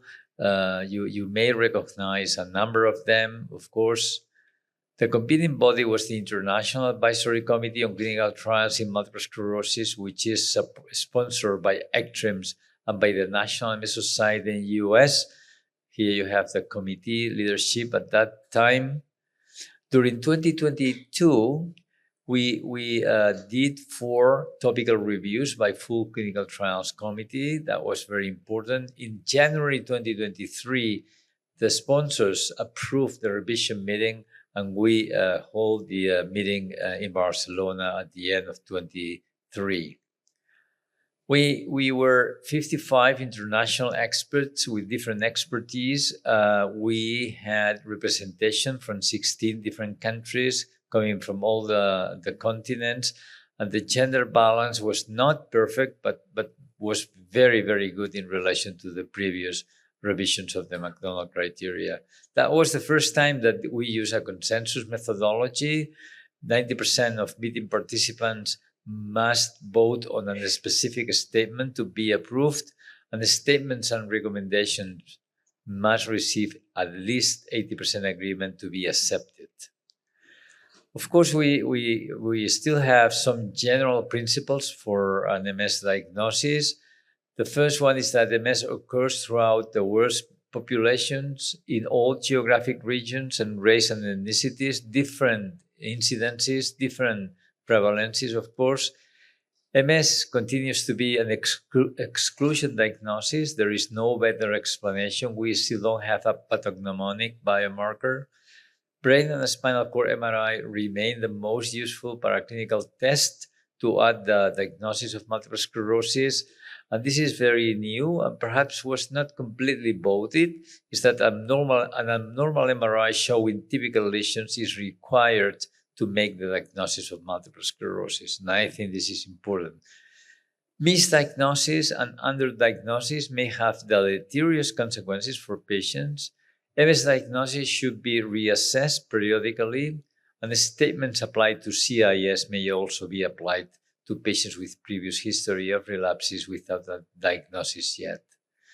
And again, and very importantly, typical lesions in the typical topographies. This has to be repeated once and again. Typical lesions in typical topographies. And here you have all of them. So the typical ovoid preventricular lesion, the juxtacortical lesion here, the infratentorial, the small spinal cord lesion, and now we have new topographies such as the spine, the optic nerve, and new MRI signs such as the PRLs, and the CVS, the central vein signs. These are the proposed revisions of the McDonald criteria. Let me explain some of them. So the first statement is that RIS is MS in specific situations. And I think this is the most important change in the 2024 diagnostic criteria. So we are moving towards a more biological diagnosis.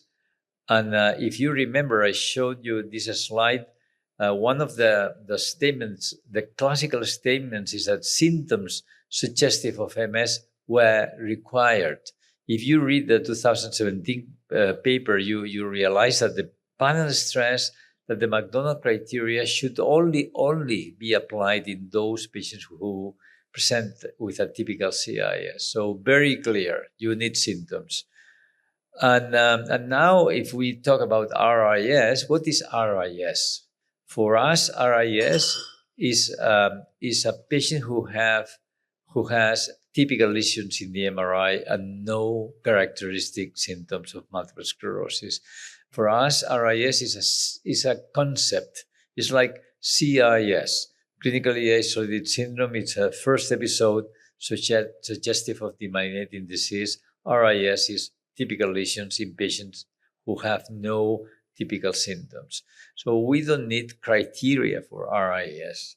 It's just the definition. This is a clear case, young female with headache, with this MRI, ovoid lesions, periventricular, juxtacortical lesions here, in corpus callosum, PRL, CVS, spinal cord lesions. This is MS, right? The patient only had headache, but this is going to be MS. And this direction towards a more biological diagnosis is not only for MS, it's also for other neurodegenerative diseases such as Alzheimer's, and Parkinson's as well, but Alzheimer's is a clear example. These key concepts are coming from the Alzheimer's field. They say it is necessary to separate syndrome, which means clinically identified impairment, from biology, which is the etiology. Alzheimer's disease is defined by its unique neuropathologic findings, the same for multiple sclerosis, detection of Alzheimer's disease neuropathologic change by biomarkers in MS. The main one is MRI, is equivalent to diagnosing the disease. And I think that that's important. Another concept is that impaired individuals with abnormal biomarker test results are at risk of symptoms due to Alzheimer's disease, but they already have Alzheimer's disease. Here is the same. RIS, they don't have symptoms, but they already have multiple sclerosis. And clinical syndromes commonly seen in Alzheimer's disease may also be caused by disorders other than Alzheimer's disease. So they are not specific at all. And in multiple sclerosis, this is like that. If you have a young female with a bilateral intranuclear ophthalmoplegia, this is going to be multiple sclerosis. But then you have patients with very typical symptoms of multiple sclerosis, unilateral optic neuritis, partial myelitis, but it's not pathognomonic of multiple sclerosis. There are many other diseases that can produce this. You have patients with atypical symptoms, such as visual problems, brain fog, and steady gait, but you can see them in multiple sclerosis. And you have patients, many patients, with unspecific, completely unspecific symptoms, such as fatigue, anxiety, depression, and pain. So we have to be a little bit careful about symptoms in multiple sclerosis. So this is the seminal work produced by Christine Levron, also Darin Okuda and Axel Siva. They demonstrated that the majority of patients with RIS will have multiple sclerosis after 10 years. And I think this is important as well. So this is the 2024 revisions of the McDonald criteria for radiologically isolated syndrome. The definition I already mentioned. And what we said is that in patients with RIS, if they fulfill dissemination in space, that means 2 out of the 5 typical topographies, and they have dissemination in time and or oligogonal bands positive and or 6 CBS or CBS 6 CBS rule. This is multiple sclerosis. So typical lesions fulfilling dissemination in space, and then you require dissemination in time positive CSF CBS. This is going to be multiple sclerosis. What else we proposed? Other apps, optic nerve as a 5th topography. Dissemination time is no longer needed. I will explain some of them. All these revisions make this criteria more easily and widely applicable. And the first question, should optic nerve be included at the 5th typical topography for the demonstration of dissemination in space? I'm not going to ask Letizia because I know the answer. But you know that 1/3 of patients with multiple sclerosis, the first symptom is optic neuritis. And over time, 100% of patients with multiple sclerosis have involvement of the optic nerve. And very importantly, you can demonstrate the optic nerve involvement by different means, MRI, visual potential, OCT. And in fact, in 2016, the Magnims group, we proposed to include the optic nerve as the 5th typical topography for multiple sclerosis. But you know what happened in 2017? Sorry, is that the evidence accumulated at that time was not enough and was not accepted as the 5th topography. But since that time, a number of papers indicating that OCT abnormalities predict the development of multiple sclerosis, that the visual above potentials abnormalities predict the development of multiple sclerosis. This is coming from Queen Square, Wallace Brownlee.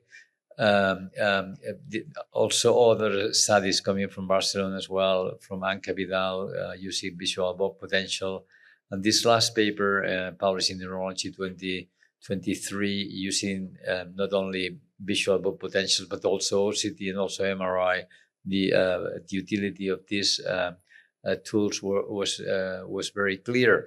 So at the end, considerable evidence supports a minimal threshold of at least 1 lesion in at least 2 out of the 5 topographies after including the optic nerve. And this is what we have been, what we did. So the optic nerve now is the 5th typical location to demonstrate dissemination in space, and you can use MRI, OCT, or visual above potentials to demonstrate that lesion. This is not so easy. There will be a number of companion papers for using MRI, for using OCT and visual above potential to diagnose multiple sclerosis. Let me show you one case. A 33-year-old female with a left optic neuritis. In the brain, you just see only preventricular lesions. The spinal cord is completely normal. But then in the optic nerve MRI, you can see a lesion in the left optic nerve with some degree of enhancement. I don't know if you can see it. We didn't have any CSF tap. So this patient fulfills the 2024 criteria with 2 topographies because the optic nerve is included now, plus GAD, but not the 2017 criteria, only 1 topography plus GAD. This is one example. Another case, 25-year-old female with a partial myelitis, oligogonal bands positive, OCT and visual above potentials were normal. In the brain, just 2 subcortical lesions. They were not typical. No preventricular, no infradentorial, no CVS, no PRL. In the spinal cord, this patient had 5 lesions, very clear here. So when we perform an MRI of the optic nerve, we observe bilateral asymptomatic lesions, better seen here in the DIR, as you can see probably in this figure. So this patient fulfills a 2024 criteria, 2 topographies plus oligogonal bands, but not the 2017 criteria. I can give you other examples of patients who fulfill the 2017 criteria and are not going to fulfill the 2024 criteria, mainly in progressive MS patients. So this is always the case when we modify the criteria.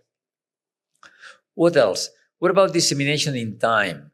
The question is dissemination space in a patient with symptoms enough to diagnose MS? Why we want dissemination in time?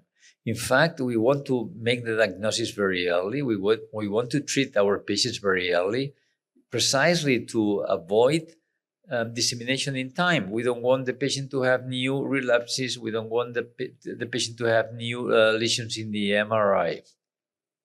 If we go again to this figure that Georgina Arambide published in Brain a few years ago, we realized that the presence of dissemination space plus oligogonal bands, the hazard ratio to have new symptoms of MS was very high. But we can go up.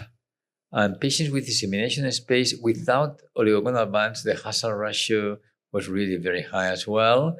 We can go up. So no dissemination space, just typical lesions in the MRI, but not fulfilling dissemination space with oligogonal bands. The hazard ratio is very high, and we can go even up. So just one lesion in the MRI, typical of MS, without oligogonal bands, the hazard ratio of becoming MS is very high. So apparently, dissemination space is the most important figure to diagnose multiple sclerosis. And this is another way to look to the same problem. We were able, Agustin Papola and Georgina Arambide were able to collect all the, and Maria P. Sormani as well. She's an author of this paper, to collect all the data coming from all the CIS trials. I thank very much all the drug companies involved. And as you can see here, with a very short follow-up period, 2.6 years, 84% of patients who had an abnormal MRI, that was one of the inclusion criteria, developed new T2 or relapses in the follow-up. So again, a very clear evidence that dissemination in space is enough to make the diagnosis of multiple sclerosis. Again, and I like to highlight this, typical lesions in the typical places. This is what we want, and they are very well described. These are beautiful images provided by Alex Rovira to me, and they are described in a number of papers, as you can see here. So we know which sort of lesions we are looking for. And I think I put this example once and again. The other day in the winter school in Riga, just yesterday, in fact, there were a number of people who participated in the diagnostic criteria meeting, a number of neuroradiologists, and I showed this slide, and they made quite a number of mistakes as well. So don't get depressed if you don't know which is the one who has MS. The right answer here is we don't know. That's the right answer, because you need more data. But let me just see if I can go. But this is the multiple sclerosis patient. So for the dissemination space thing, dissemination space is fulfilled when there are 2 out of the 5 topographies. Now the optic nerve is included. As in the 2017 McDonald criteria, dissemination space and time is sufficient to diagnose MS. Dissemination in space plus oligogonal bands is sufficient to diagnose MS. The main differences being, yes, if you have 4 topographies, that's enough. You don't need anything else, 4 topographies. If you have 1 topography, you require something else. You require dissemination in time or oligogonal bands positive and CBS or PRLs. What about kappa-free light? I'm not going to talk about this. Professor Hartung mentioned this beautifully. So the value of the kappa-free light change to predict the conversion to multiple sclerosis. Here you have some different values. It's even better than the oligogonal band. So at the end, there are a number of papers, consensus statement, etc., and we have incorporated the kappa-free light change as another tool in the diagnosis of multiple sclerosis. The advantage being that it's cheaper, it's faster, and it's quantitative. So you don't need an expert in evaluating the presence or not of the oligogonal bands.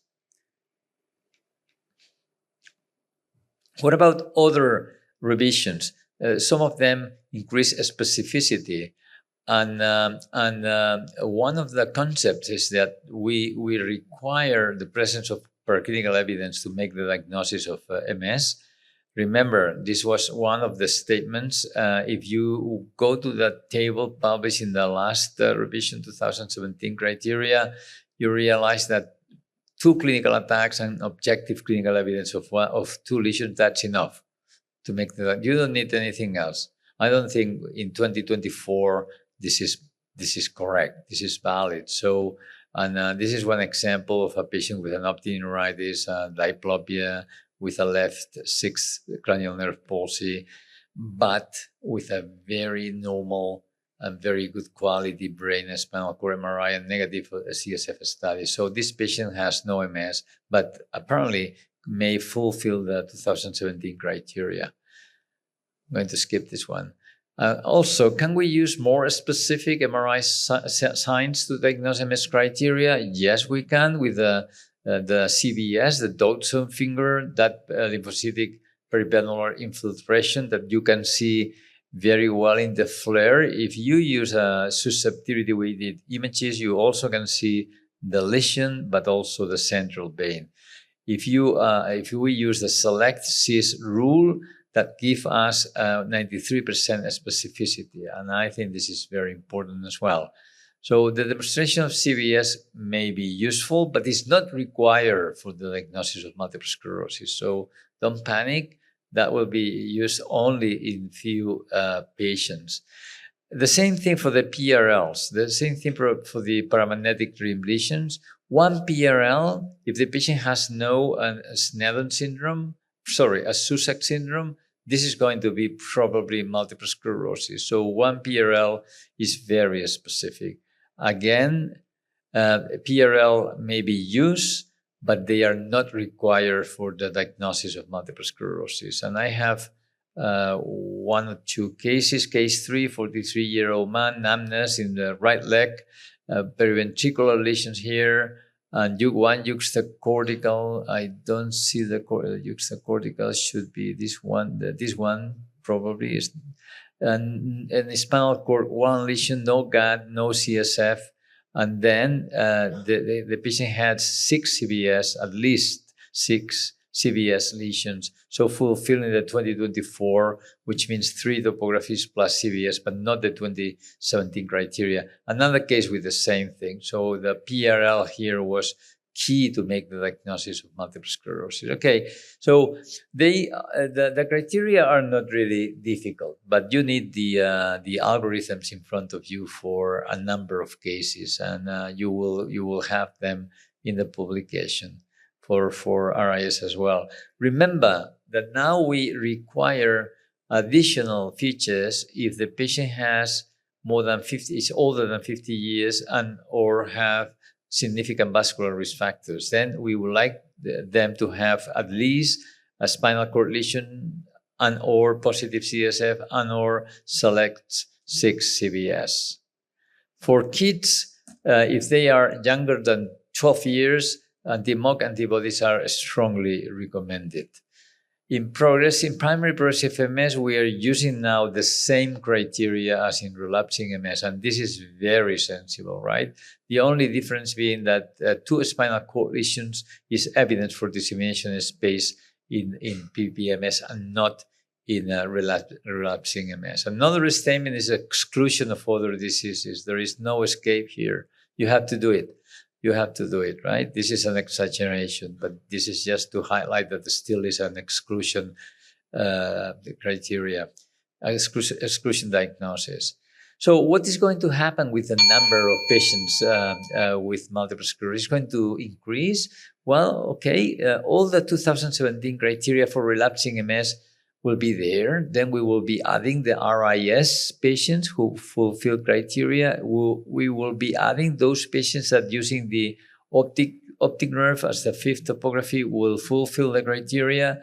Then the kappa-free light change in those centers who can't perform the oligogonal bands. And then the CBS and PRL in very few cases, very specific centers. However, we are also asking for additional features in older patients and patients with vascular risk factors. So I'm not sure what is going to happen with the total number of patients with multiple sclerosis. Here is just for you to see, for you to know the major changes. I'm not going to go through them. And now the paper, still this complex paper, we are still waiting for 5 or 6 authors to send their reviews, but hopefully this month will be sent out and will be published, I hope so soon. And with this, I thank you very much for your attention. Thank you.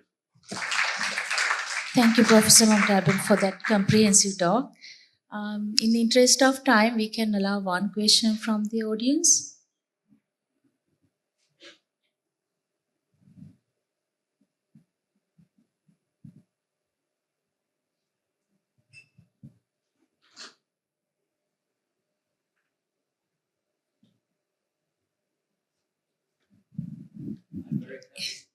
In the absence of question, we can conclude the session.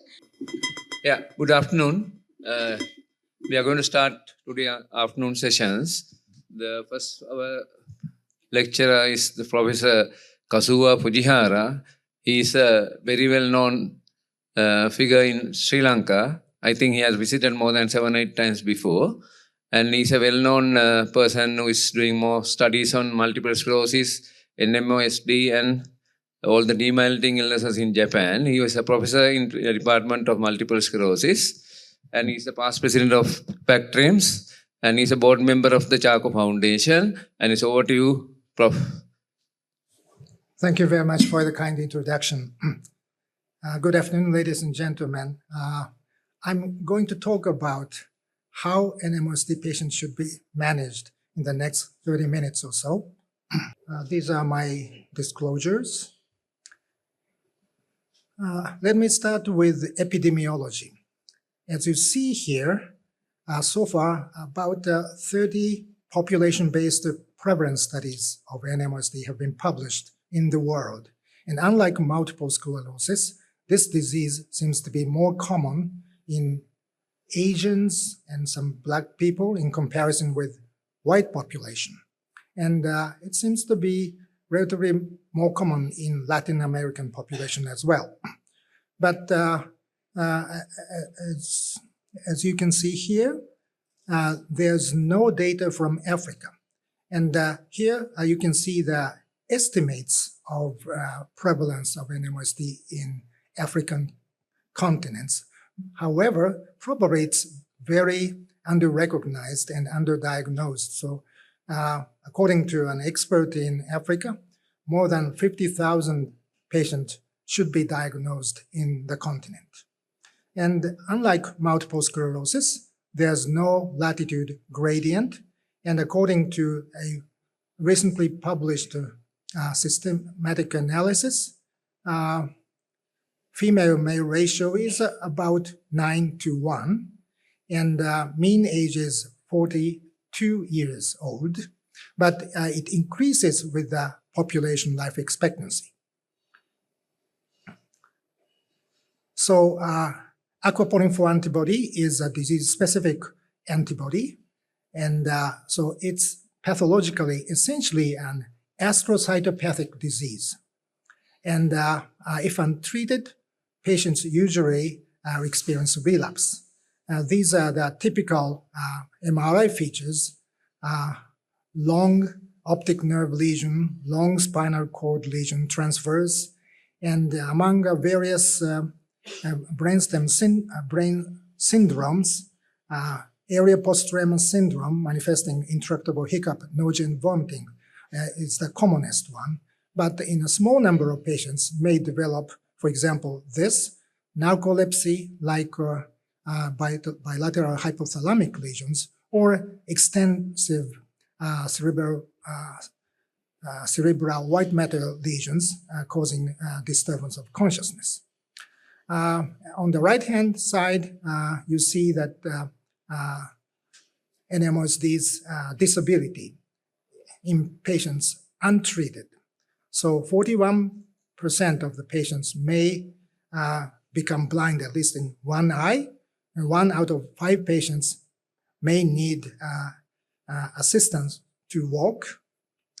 And if untreated, majority of the patients experience a relapse. So relapse prevention is quite important. And unlike multiple sclerosis, progression independent of relapse activity or PIRA is relatively rare, although a small percentage of patients may experience the progressive course. Probably you have an impression that relapses of NMOSD are severe. Mostly it's correct, but there may be some exceptions. For example, this is a study done in the N momentum study of CD19 monoclonal antibody, inebilizumab. And here you can see that, for example, patients complained some symptoms like right blurred vision. However, those symptoms were not adjudicated as a relapse by treating physicians or adjudication committee. However, as you see here, some of the patients had MRI abnormalities. So domain-specific MRI in this case means gadolinium-enhancing lesion in the right optic nerve. And some patients may have elevated serum GFAP levels. GFAP is an astrocyte protein, and the detection of GFAP means astrocytes are destroyed. And as you see here, some patients had an elevated level of serum GFAP. So this is a treatment strategy of NMOSD attacks published by German NMOSD group. And usually, IV methylprednisolone is the first-line treatment. But if it's ineffective, you may resort to plasma exchange or immunoadsorption. And if your patient had an insufficient response to IV methylprednisolone in previous attacks, you may go directly to either plasma exchange or immunoadsorption, plasmapheresis. This is a data of a therapeutic efficacy of IV methylprednisolone in MS and NMOSD patients in Japan. In MS, so this is the first course of IV methylprednisolone, after second course, third course, fourth course, fifth course. And as you see here, there was a significant improvement in terms of the EDSS scores until third course of IV methylprednisolone. But that was not the case in NMOSD. So after one course, even if you repeat it as a second course of IV methylprednisolone, there was no significant improvement. Then the message is, if the first course is not effective in NMOSD patients, you should start plasma exchange as soon as possible. Do not lose your time just repeating the ineffective IV methylprednisolone. Plasma exchange is more effective if it's started early than started late.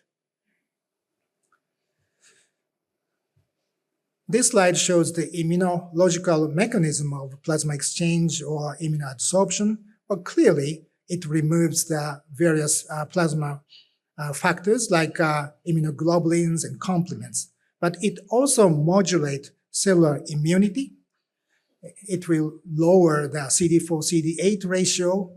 Activated T cells, helper-induced cells are decreased. On the other hand, NK cells with regulatory functions and the suppressor cells may increase.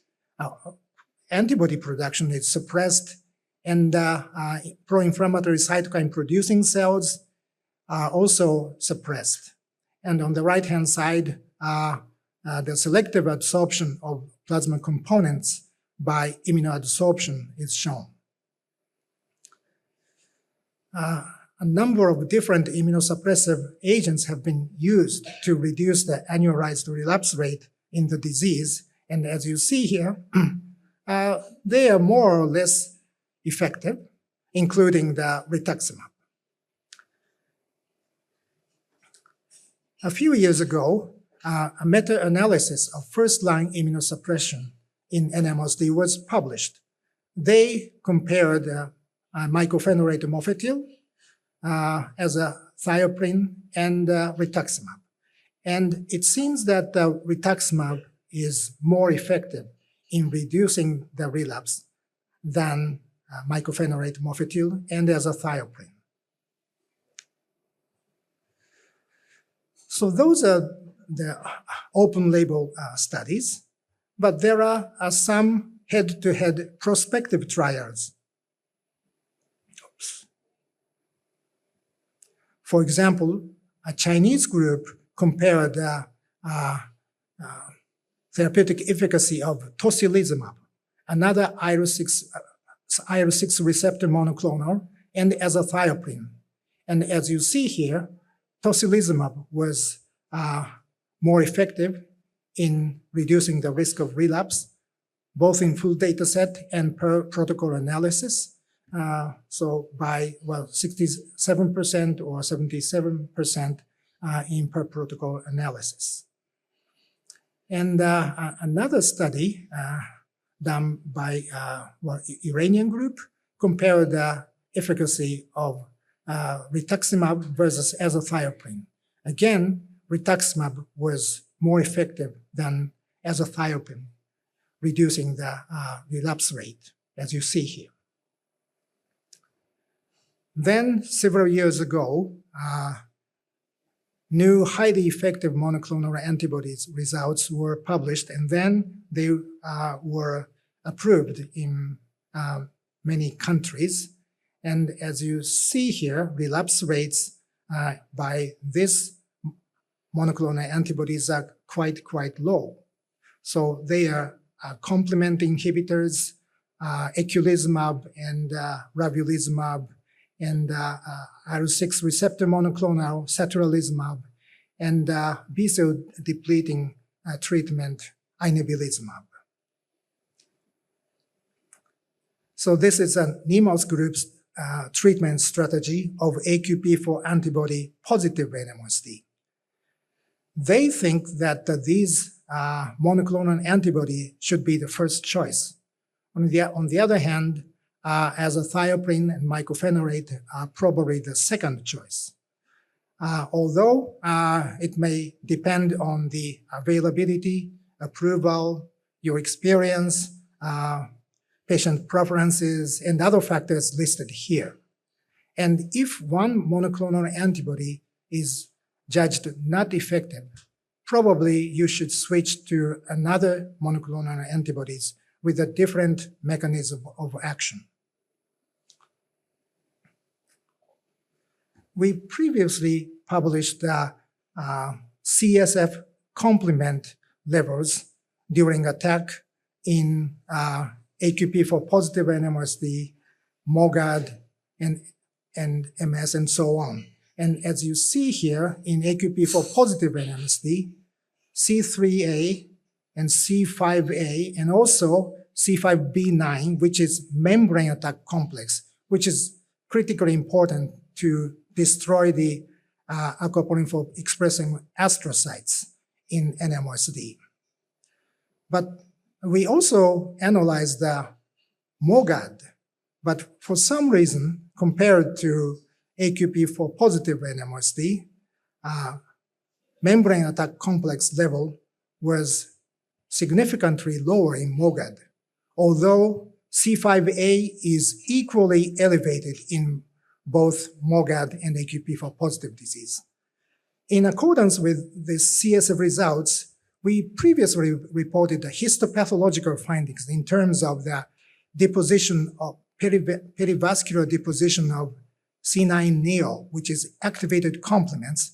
And as you see here, AQP4 positive disease, you see a dense deposition of C9neo, while in MOGAD, the deposition was much, much less remarkable. And the Marcus Reinder's group previously reported in vitro study that AQP4 IgG activates complements more efficiently than MOG IgG. So although both AQP4 IgG and MOG IgG mainly belongs to IgG1, which is supposed to activate complements effectively, well, it seems that these two autoantibodies are different in terms of the complement activation efficiency. Let me show you a recent data of eculizumab treatment in NMOSD.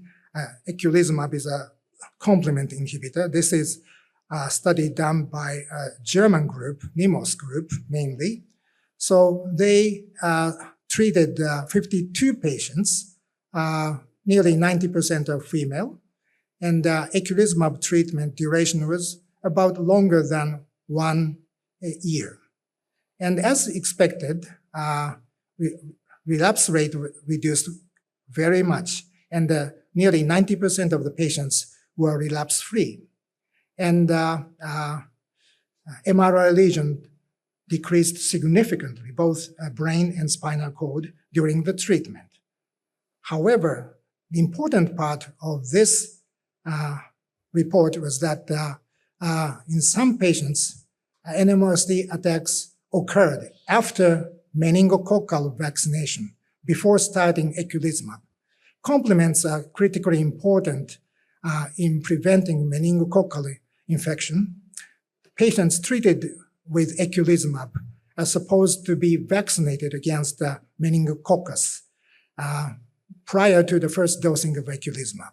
As a total, out of 52 patients, 45 were vaccinated, but out of 36 patients without concomitant oral prednisolone, 19% or 7% of the 7 patients developed relapse shortly after vaccination, so median 9 days. On the other hand, none of the 9 patients who were vaccinated while on oral prednisolone experienced such a post-vaccinal attack. Well, more than 600 Japanese patients have been treated with eculizumab. I don't think such an event have been experienced. Probably, essentially all Japanese patients who were treated with eculizumab were receiving certain amount of corticosteroid at the time of vaccination.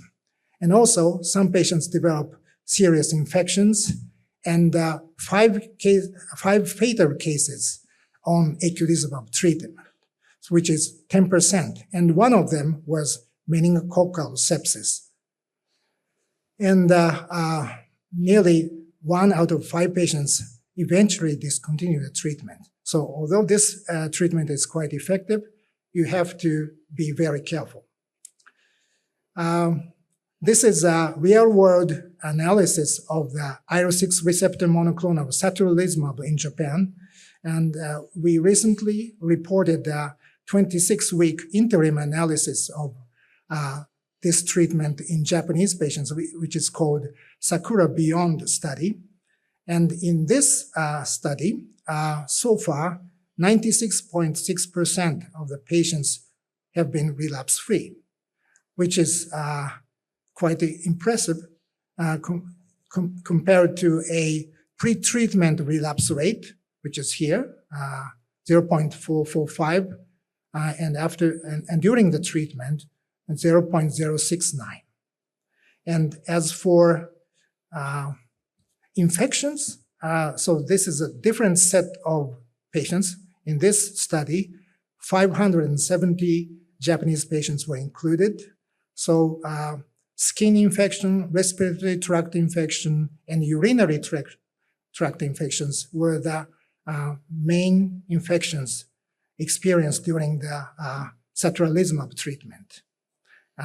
Compared to the rheumatoid arthritis patients treated with another IL-6 receptor monoclonal tocilizumab, percentage of the urinary tract infection patients was much greater, probably because many of the NMOS patients had longitudinal extensive myelitis, which may cause neurogenic bladder. One recent report shows that some plasmablasts may have regulatory function.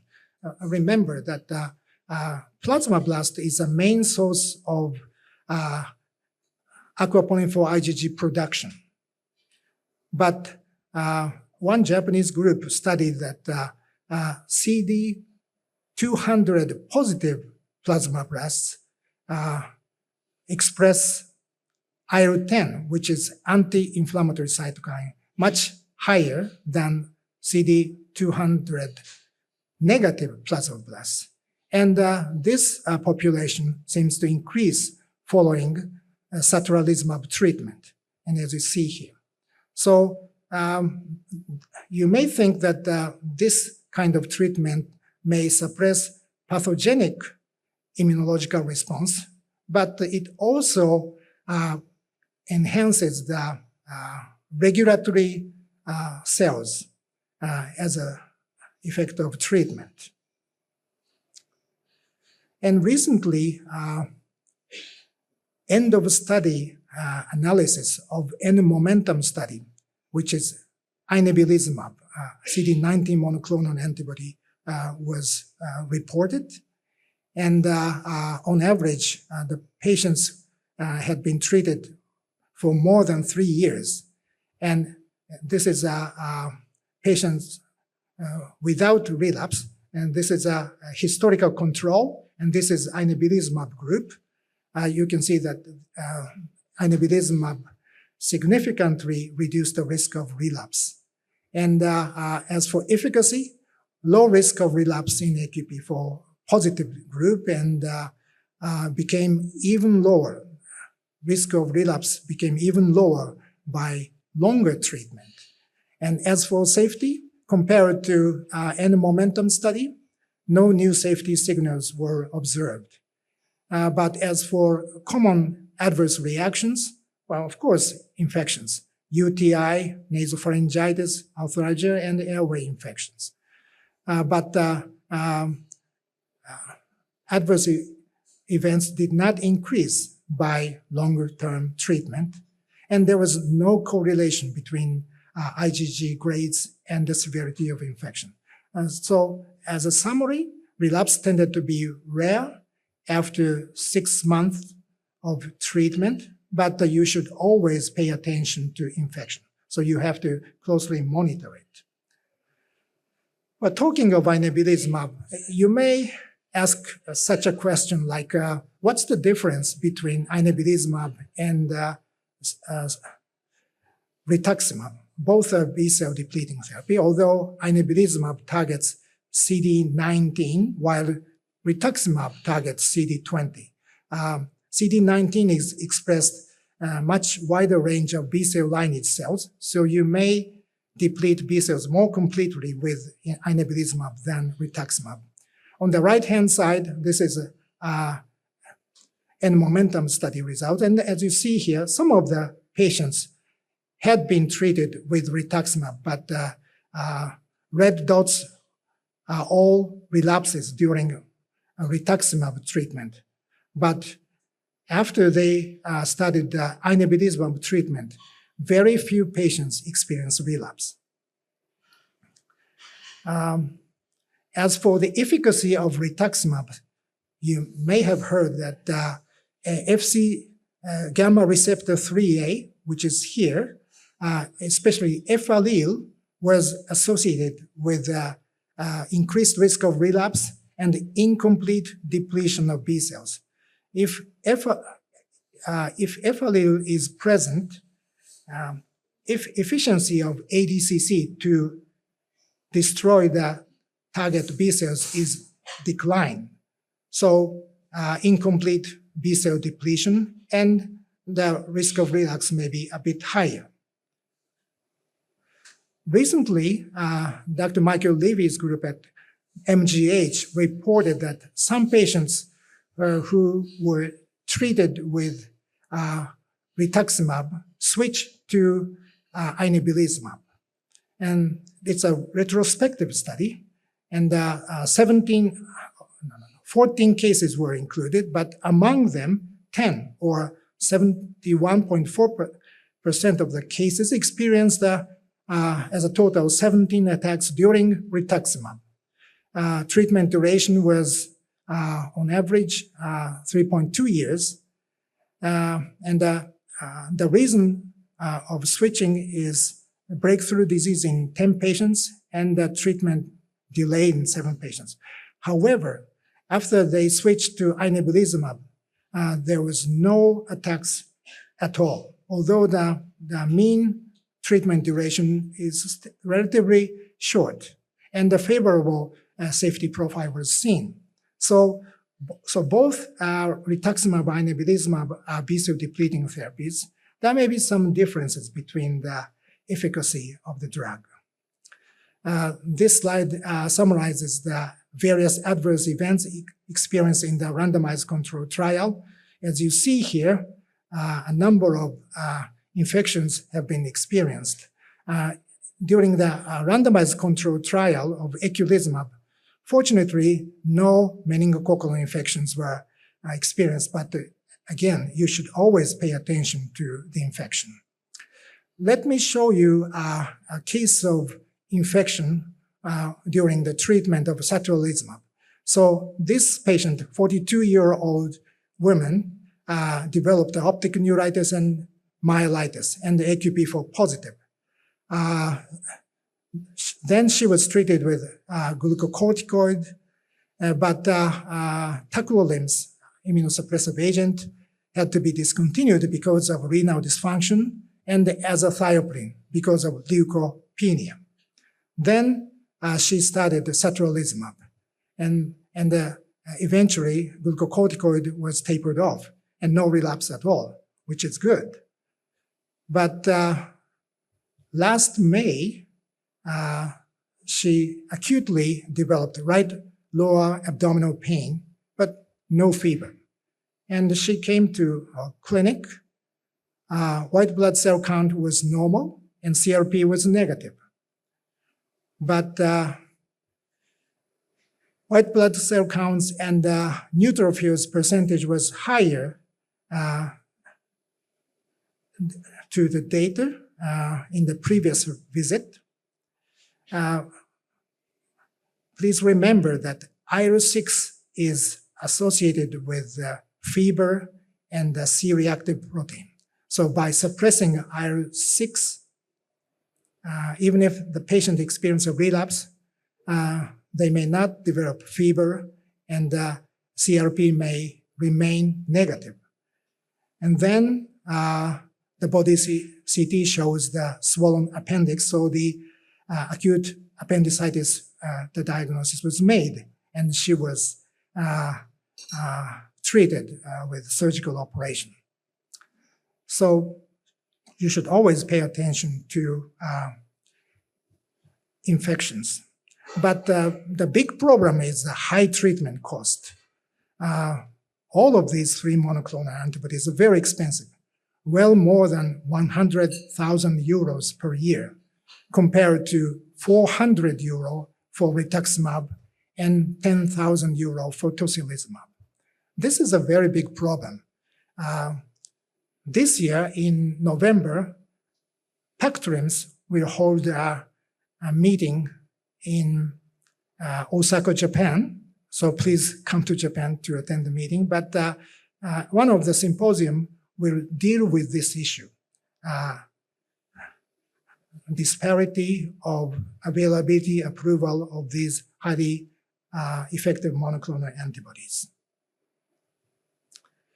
But there are some clinical trials going on for NMOSD, a different type of CD20 monoclonals, and like MS, BTK inhibitors, and CD38 is expressed in cells producing autoantibodies, and to reduce the pathogenic AQP4 IgG, neonatal Fc receptor monoclonal has been used in one trial, and VEGF is associated with the permeability of blood-brain barriers. Another important issue is pregnancy in patients with NMOSD. 90% of the patients are women, and many of them are in the childbearing ages. This is a systematic review reported by Maria Isabel Leite of Oxford University. And as you see here, after delivery, so during the 3 months, risk of relapse is increased. And on the right-hand side, pregnancy outcomes are shown. And about 70% of the patient resulted in the full-term live birth, but some patients elected abortion and some other stillbirth and so on. There are a higher rate of miscarriage in AQP4 positive patients, and placental cell tissues experience AQP4.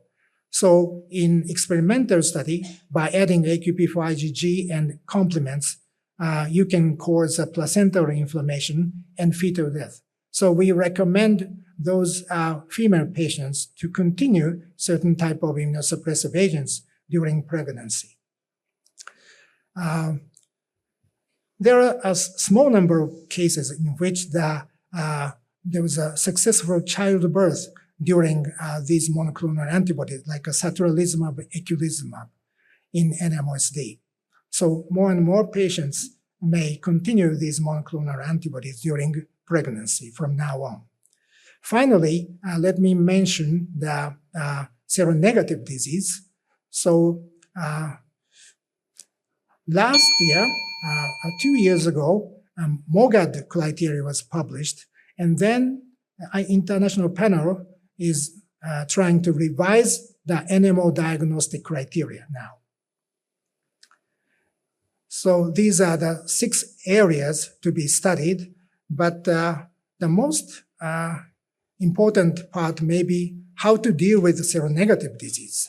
Of course, they should be AQP4 negative, MOG negative, and should not be MS, but which phenotype should be defined as seronegative? That's a big issue. And should it be autoimmune astrocytopathy like AQP4 positive disease?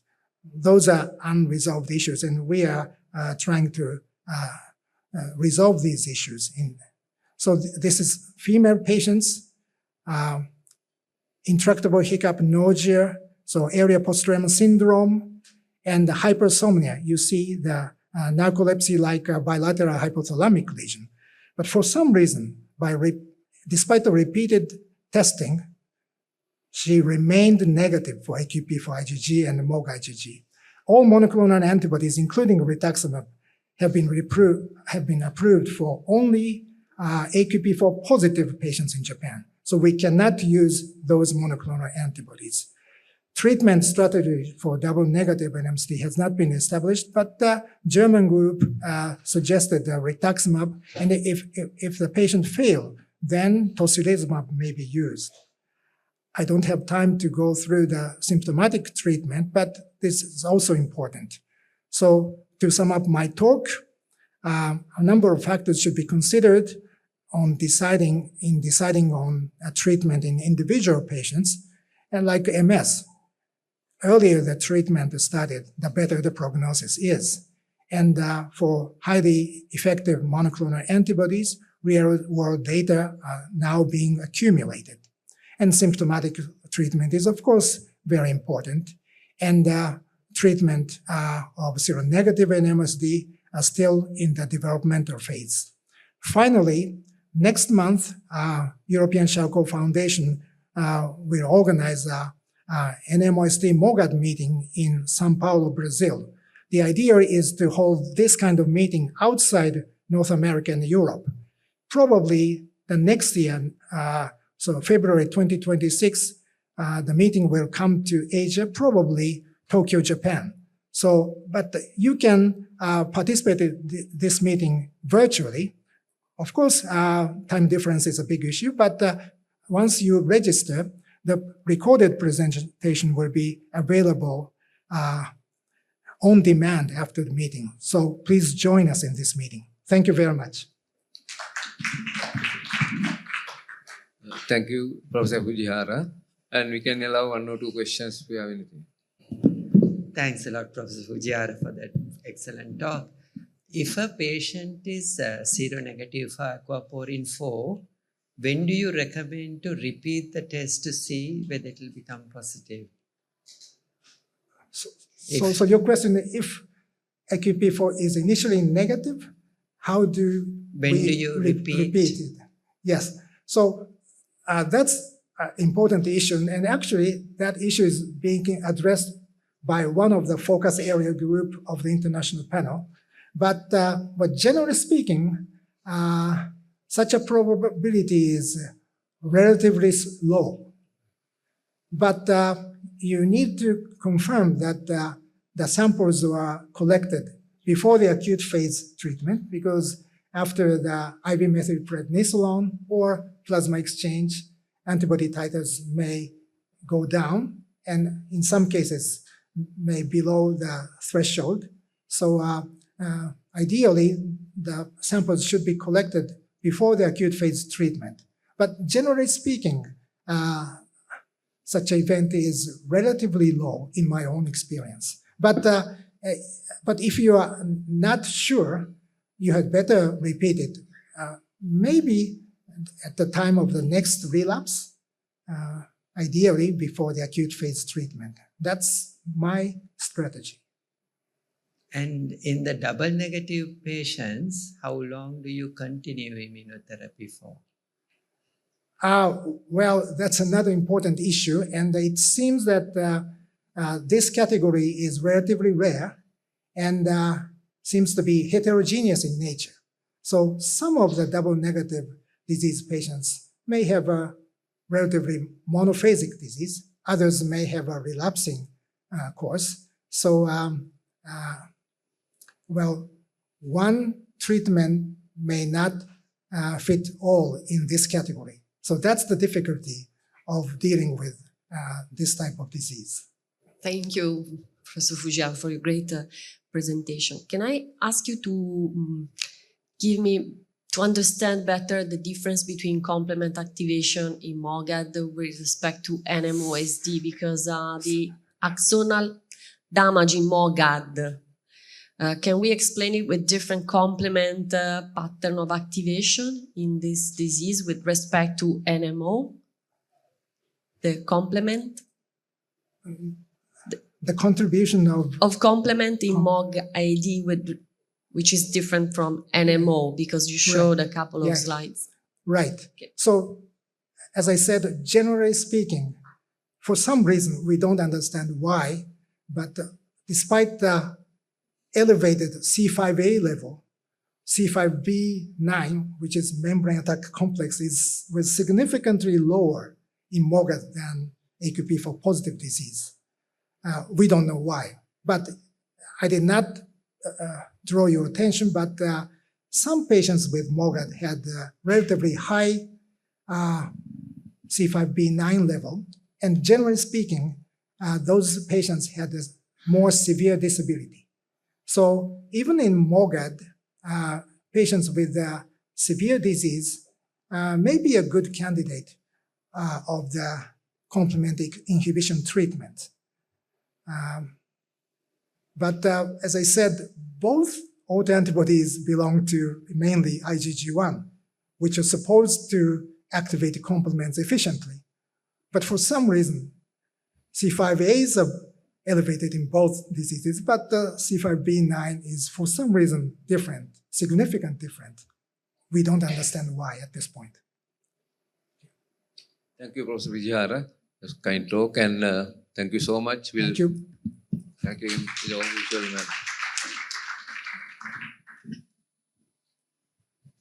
Okay, so let's move on to the second speaker. She's Professor Cheryl Hemingway. She's a consultant pediatric neurologist at Great Ormond Street Hospital, London, and lead Gauche Neuroinflammatory Disease Service in London. And she's the lead Inherited White Matter Disorder Service and chair of International Pediatric MS Study Group. So Cheryl will be talking to us on MOGAD and its mimics. Over to you, Professor Hemingway, and it will be a virtual talk. Thank you very much, Sarji, for the introduction. Can everybody hear me all right in the audience? Yeah. Yep. Yes. Brilliant. Thank you. So thank you, and I'm very sorry not to be there in person, but hopefully one of these days I'll make it. But meanwhile, over the next 30 minutes, I'll be discussing MOGAD and its mimics. Why is it not moving on? So here are my disclosures, none of which have any relevance to today. So in adults, demyelination is almost always multiple sclerosis, but in pediatrics, MS is just one of a number of relapsing neuroinflammatory conditions. An accurate diagnosis is essential for us to be able to provide the correct treatment. So when a clinician is presented with a child with their first episode of an acute demyelinating syndrome, that clinician needs to decide whether it is one of the 50 to 60% of first acute demyelinating syndromes, which are related to MOGAD, and it's got the typical appearance that we associate with MOGAD. And we know that around 60 to 70% of these cases are likely to be monophasic. Or is it going to be a more active inflammatory picture with recurrent relapses, such as we would see with relapsing remitting multiple sclerosis? Or could it be demyelination with a specific predilection to areas such as optic nerve and the longitudinally extensive transverse myelitis, such as we associate with aquaporin positive antibody, as we've just heard from Kazuo? And it's important to use the specific biomarkers of aquaporin 4 and MOG together with the MRI pattern and other outcomes such as oligoclonal bands to determine what the likely diagnosis is. And to confuse it, opticospinal presentations from MOGAD can actually also present in a very similar way. However, they have a very different pathogenesis, the biomarkers are different, and the outcome is often very different. And just to confuse the situation completely, sometimes there can be a very prolonged attack interval, and up to 20 years has been reported in some cases with adults presenting with an optic neuritis. And on delving into the history, you recognize that they had an episode of ADEM 20 or 30 years earlier as a child. And this again is very much what we associate with a MOG antibody positive ADEM followed by optic neuritis or ADEM on. So in 2010, we undertook a surveillance study across the whole of the United Kingdom and Channel Islands. And we asked clinicians, pediatricians, and ophthalmologists to notify us of any child with an acute demyelinating syndrome. We ended up with 125 children, which gave us an incidence of around 1 in 100,000.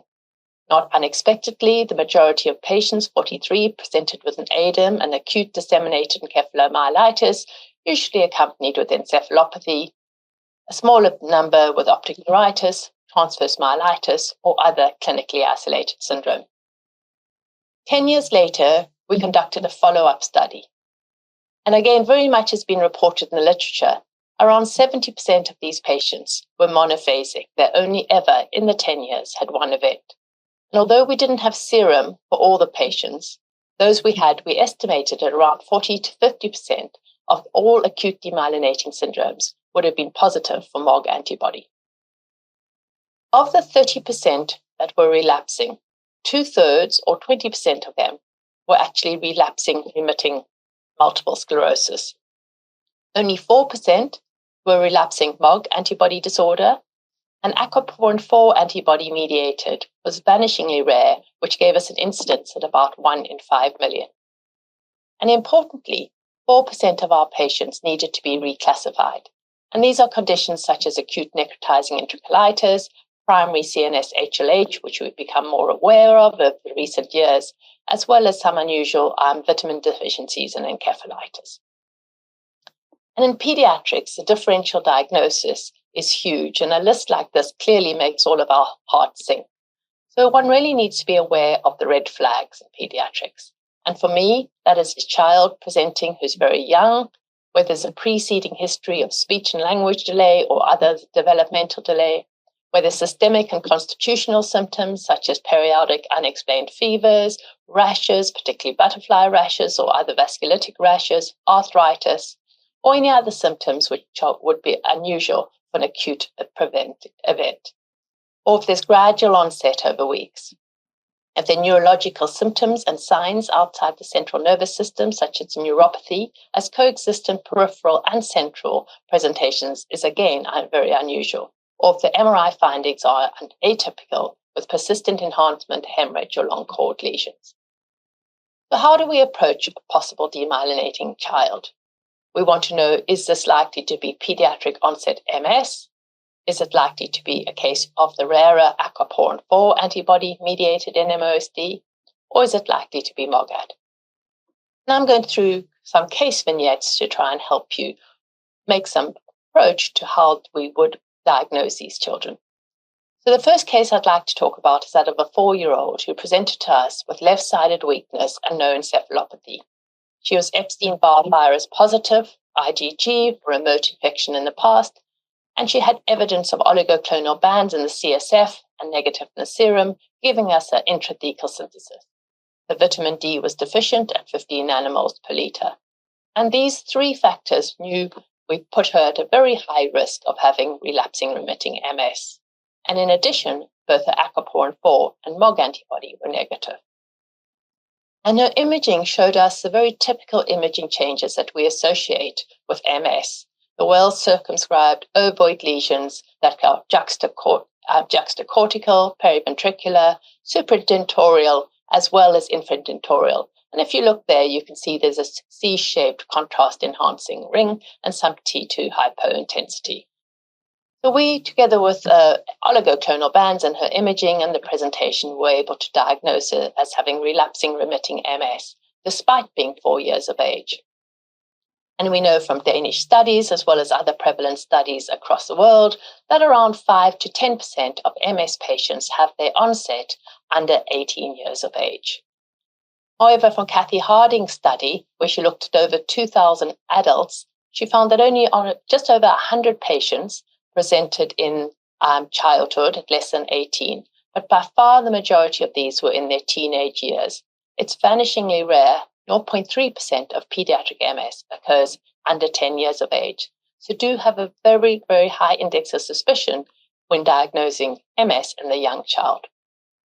However, having looked at that, we recognize that young children with MS and older children and adults all present with a very similar clinical history with their same baseline features. The majority of them are oligoclonal band positive, and the MRI features look very typical of adult onset MS. So I'm going to leave MS now because I know Tanuja Chitnis is going to give you a whole 30 minutes on it later. But the take-home message from me about MS is that if it doesn't look like adult onset MS, it probably isn't multiple sclerosis. And there's been this sort of dogma that pediatric onset MS looks different.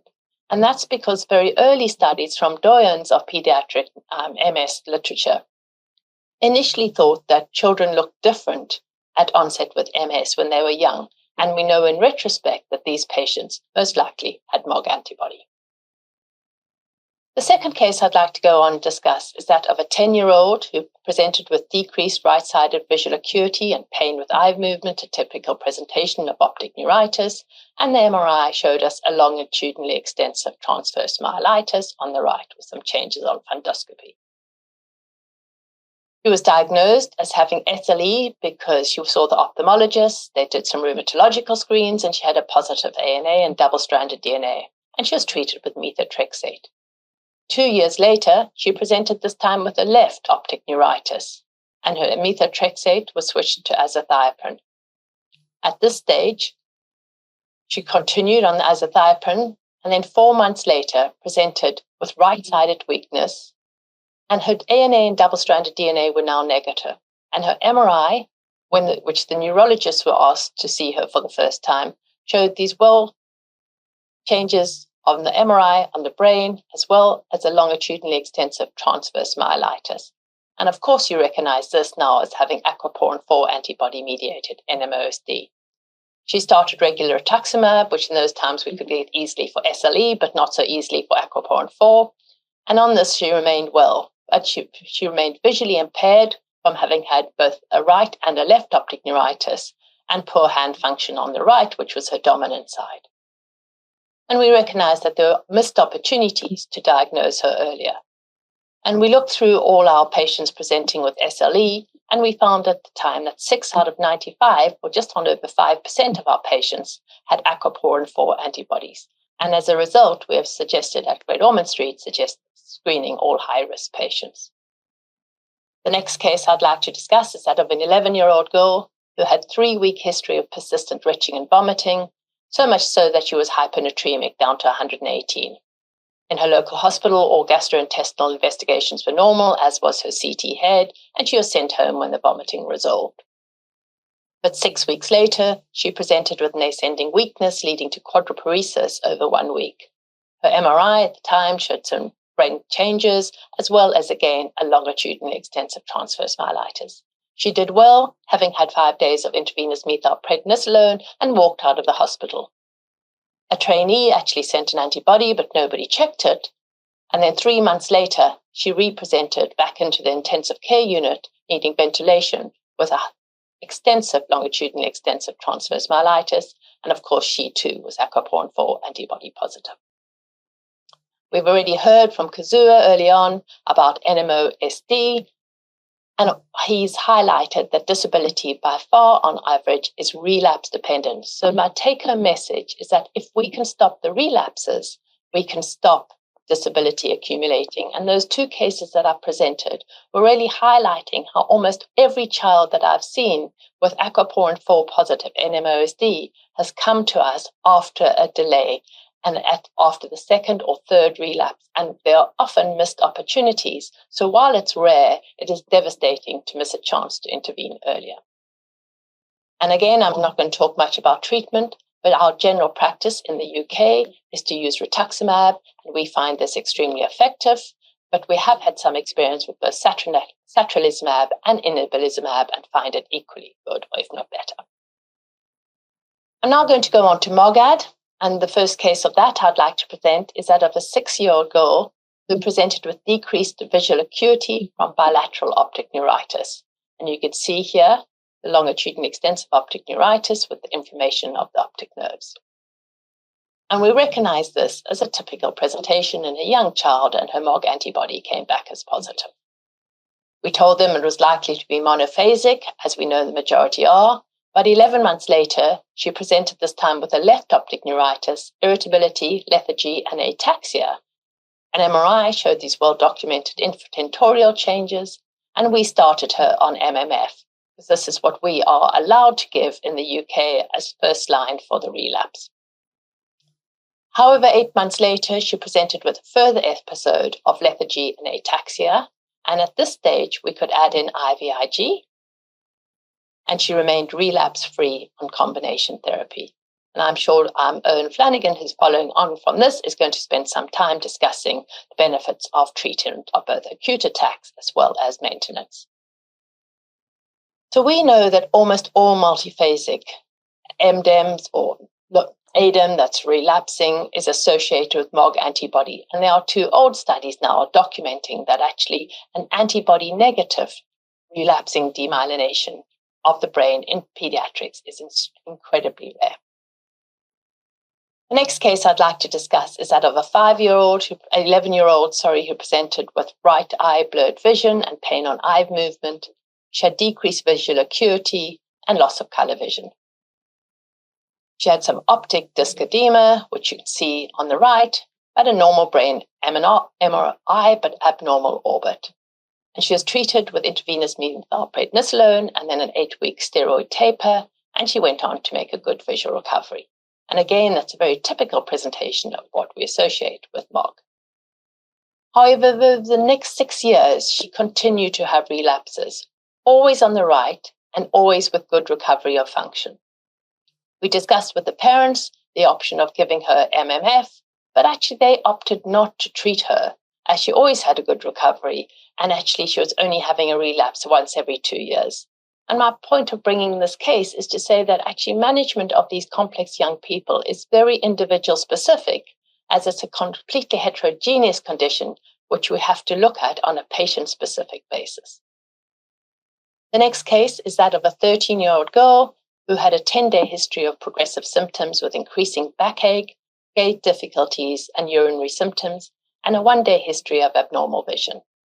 And she had the typical bilateral simultaneous presentation of optic neuritis, together with a longitudinally extensive transverse myelitis. And here you can see the chiasm going the longitudinally extended optic neuritis and bilateral changes, as well as some brainstem changes, and longitudinally extensive transverse myelitis with involvement of the conus. Very typical changes which we associate with MOG antibody and an NMOSD presentation. And the 7th case I'd like to talk about is that of a 4-year-old girl who presented with ADEM in July 2021. Her brain changes were not particularly impressive, but she was encephalopathic and irritable and resolved symptoms on steroids. 12 weeks later, she had a follow-up scan, which was normal. And then she had what we were reported to by the parents as a behavioral relapse 6 months later, always very challenging in a 4-year-old. We undertook a general anesthetic MRI brain scan, and we could see that there were new lesions which had not been present at the 12-week follow-up scan. We didn't scan her again, but she remained well. Her challenging behavior was at times waxing and waning, and we put that down to post-ADEM frontal lobe and changes, which we very often see in these young people. And then on a routine review at the age of 7, significant visual impairment was noted. And her MRI scan was then undertaken, and we saw these marked leukodystrophy-like appearances. And this has now been well reported in the particularly young child who's had recurrent episodes of demyelination, and it is often associated with quite significant cognitive impairment. So as you're all aware, the MOG diagnostic criteria were published around 18 months ago, and that identified that there are quite differences in the phenotypes of how MOGAD can present. And in children, the commonest presentation is that of ADEM, or brain lesions, and they're these typical fluffy, poorly demarcated lesions that we've highlighted before in the brain and in the infantile area. And next most common presentation is that of optic neuritis, either bilateral or a single eye, or transverse myelitis, typically longitudinally extensive transverse myelitis, sometimes involving the conus, or a combination of the two with an NMOSD type phenotype. But there are also a range of less common phenotypes. And I'm going to, towards the end of this, discuss some of the more unusual phenotypes. But we don't exactly know yet as to why age affects phenotype, but this lovely paper from Yael Cohen, my colleague, looked at over 102 patients who presented in Europe with MOGAD and identified that those who were young, these are the young patients, were much more likely to have ADEM compared to the older teenagers who are much more likely to present with an optic neuritis. And this is why actually I think it's very important not always to extrapolate what works for adults to the pediatric domains. And I've already alluded to the fact that the MOGAD diagnostic criteria were published some time ago, and I'm sure that you are aware of them. And really what you need to know is that you need to meet 3 specific criteria. You need to first make sure that clinically the patient fits with one of the known presentations of MOGAD, that they have a positive MOG IgG antibody, and there are some other additional nuances around that, and that there are no other features which would make multiple sclerosis or any other better diagnosis more appropriate. So looking at the core clinical demyelinating events, we've already gone through in pediatrics some of the ones that we're most likely to see, the ADEM, myelitis, optic neuritis, or some cerebral monofocal or polyfocal deficit. The MOG-IgG test is complex, and we spent a long time discussing that. And the conclusion is that you need to have testing by cell-based assay, and it is a serum test. So that's really important. And I know that maybe not all of you have access to MOG-IgG testing, but it is important to know what your laboratory is doing, because there's a lot of variation between the different laboratories. And actually, the cell-based assay, there are two different types. There's a live and there's a fixed cell-based assay. And it's a whole talk on its own as to how the assays are done and how they are reported.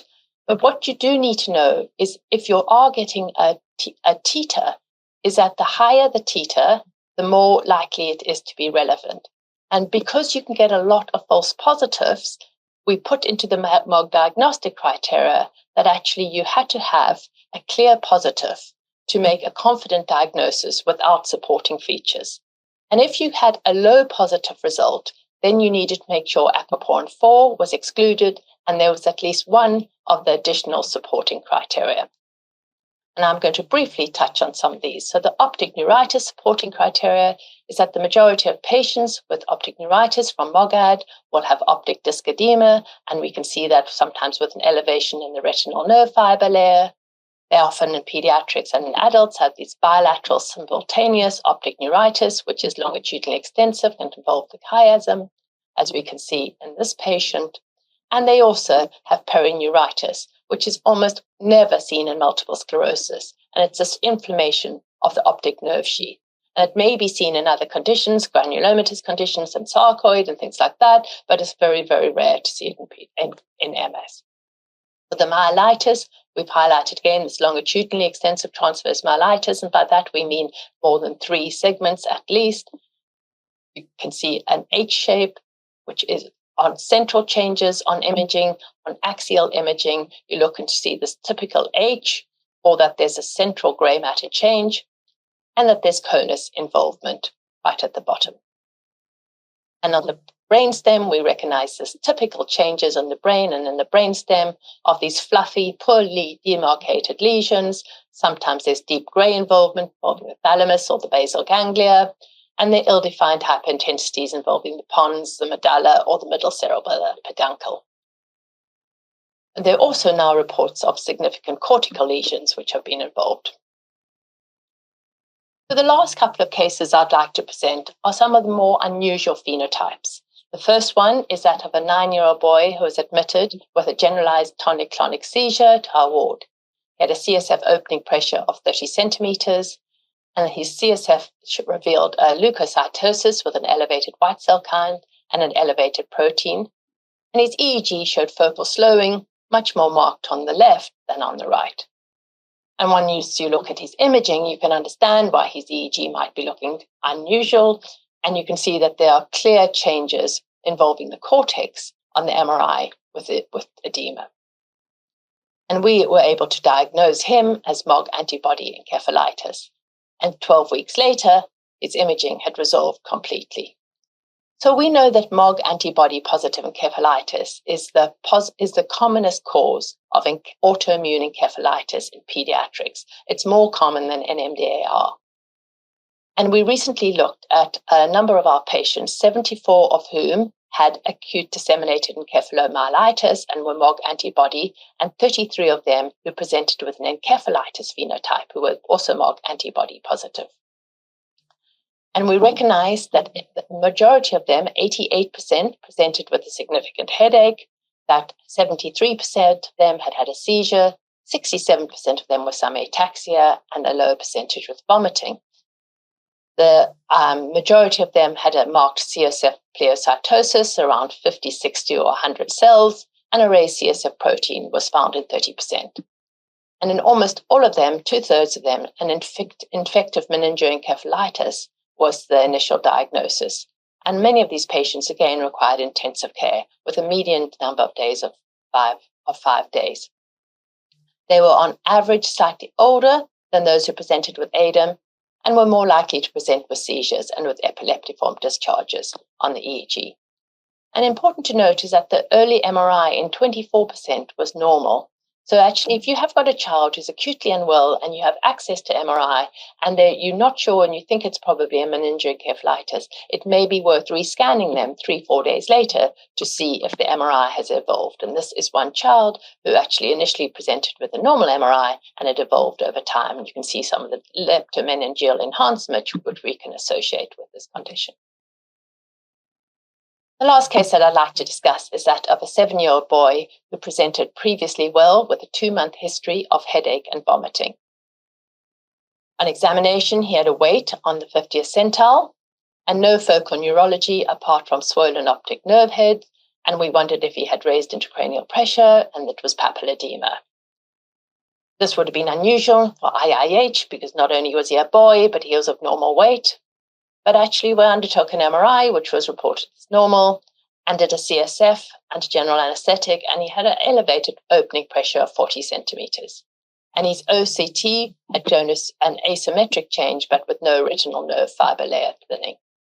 We gave him acetazolamide and treated him for raised IIH, but because there have been reports from a number of patients around the world now on papers talking about MOGAD together with intracranial hypertension, we sent off his MOG antibody and it came back as positive.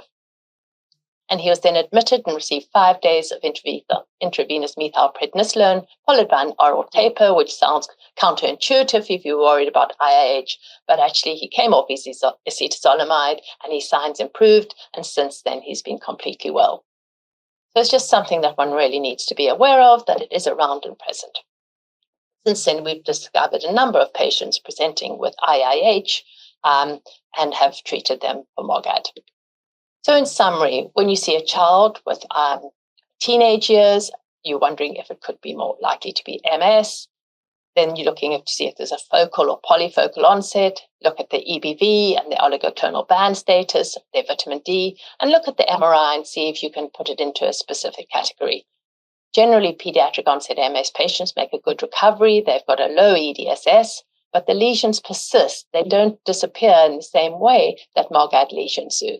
And the reason why it's important to diagnose this is that it's a relapsing condition and it's more aggressive, as Tanuja will tell you later, in pediatrics, and they accumulate disability.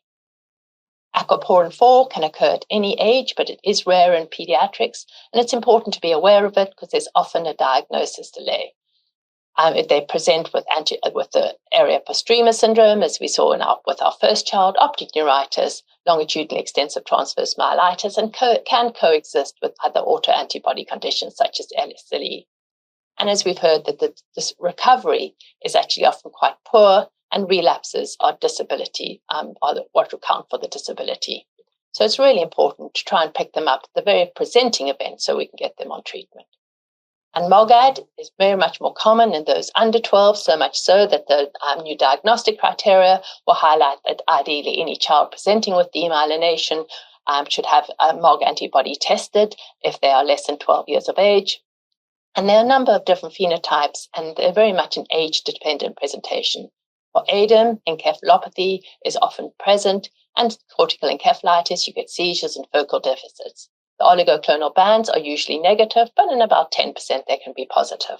And it's important to be aware of what MOG antibody assay you're using, and ideally we should all be using a cell-based assay.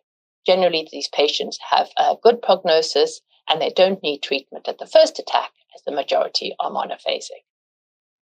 So to close, the summary of my take-home messages is that pediatric onset MS looks like adult onset MS. Pediatric MS does not look different. That was previously MOGAD. Aquaporin 4 presents similarly to adults, but is rare and is often diagnostic delays. Consider screening for it in all children with optic neuritis or SLE or unusual area postrema syndromes and recurrent hiccups or vomiting. MOG antibody is the commonest cause of demyelination, and 60 to 70% are monophasic. And the MOG phenotype is expanding, so considered in cases of meningoencephalitis as well as isolated raised intracranial pressure. And finally, be aware again of your diagnostic criteria and the importance of the cell-based assay and supporting criteria. Thank you. Thank you very much, Professor Hemingway, for that excellent outlook on MOGAD in pediatrics. The floor is open for questions now. Thank you very much, Prof Hemingway, for that excellent outline. My question is, as a clinician from our setup, given the fact that MOG antibodies are positive in about 50% and also access to cell-based assays are difficult, how much would you push for pediatric neurologists to perform MOG antibody assays? I think that's pretty difficult. Getting a lot of feedback. I hope you can hear me. Because you can only do what you can do in your own healthcare settings. And I was very aware of that as I was preparing the talk, that many of you may not have access to cell-based assays. And I think what you really need to do is recognize the imaging, the typical clinical presentation and the typical imaging changes that we would see with pediatrics. And the majority of these patients do well with giving, it's much more important to give them early and aggressive treatment with steroids. And I know Owen is following on from me and they're likely to talk about the duration of the steroid taper and getting that right. I would select the patients that you feel are diagnostically more challenging to send off an assay. And I would do an assay, I would rather do a right assay with the right technique, even if it means you have to send it away, than do an assay which we know has not got good reliability, because that can just confuse the picture even further.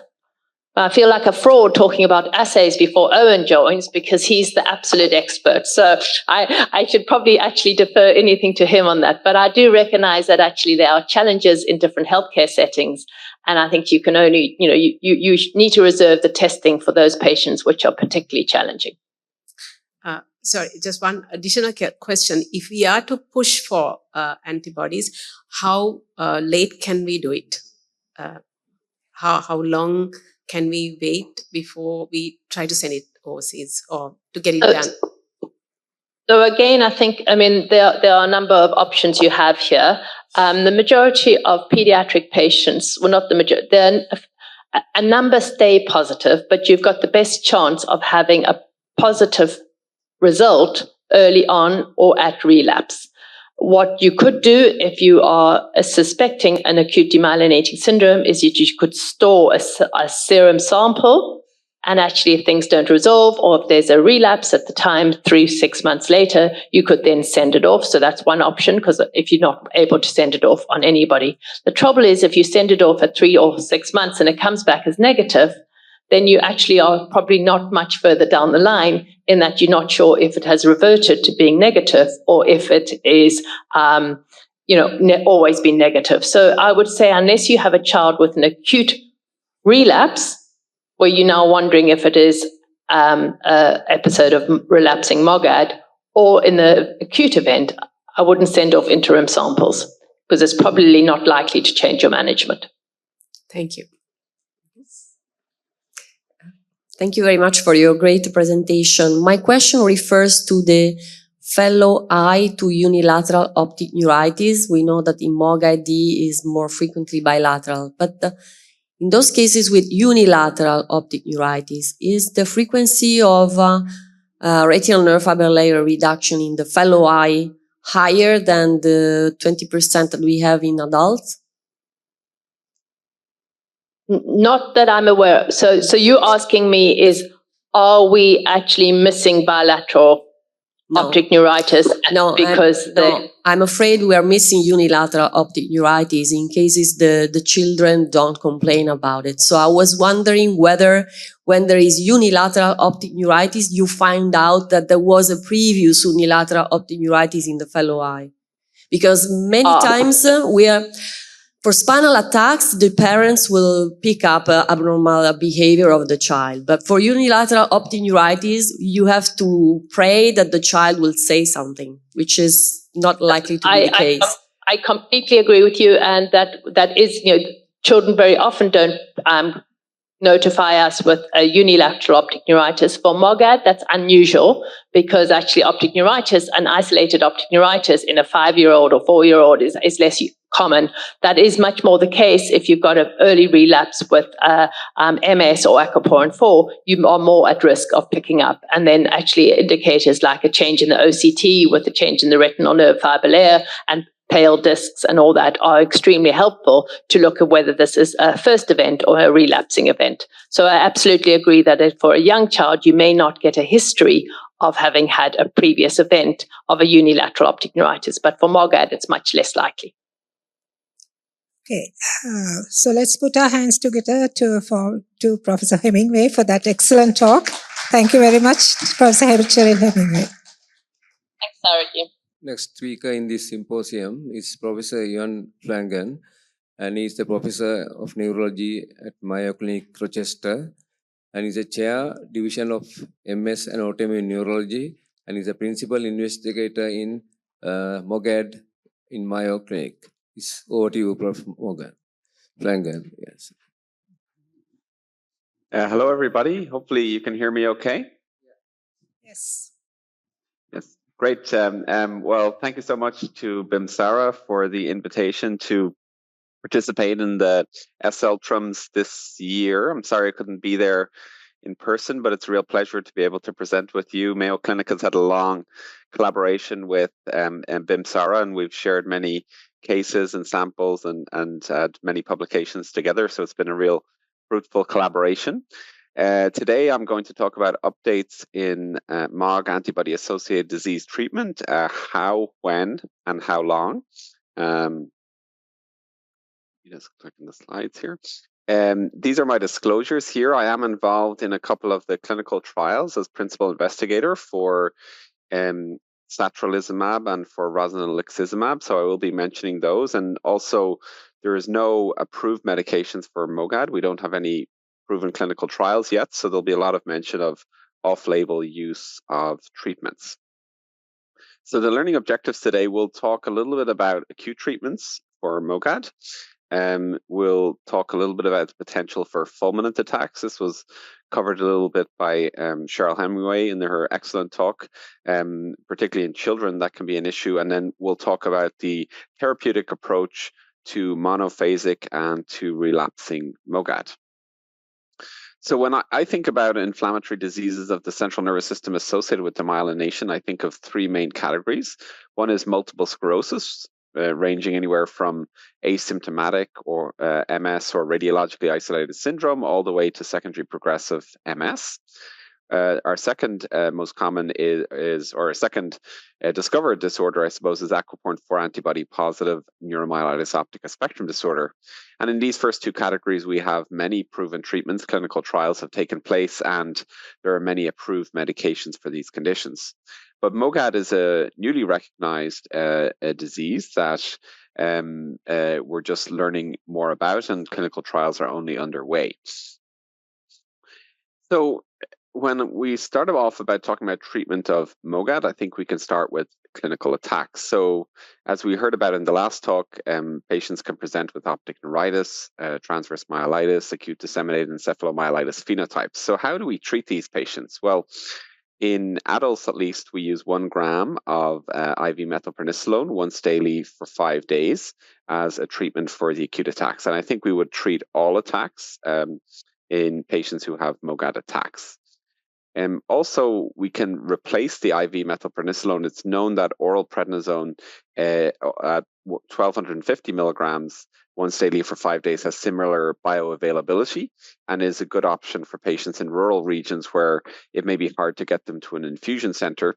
But at least in the USA, they have to take 25 50 milligram tablets once daily for 5 days. So it's a little bit awkward to take so many tablets, but then it saves on costs, saves on travel to an infusion center, and you can get the treatment in quite quickly.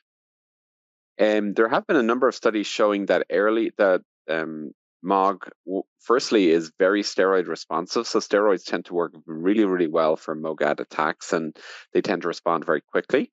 And the earlier you give the steroids, it seems to be associated with better outcomes.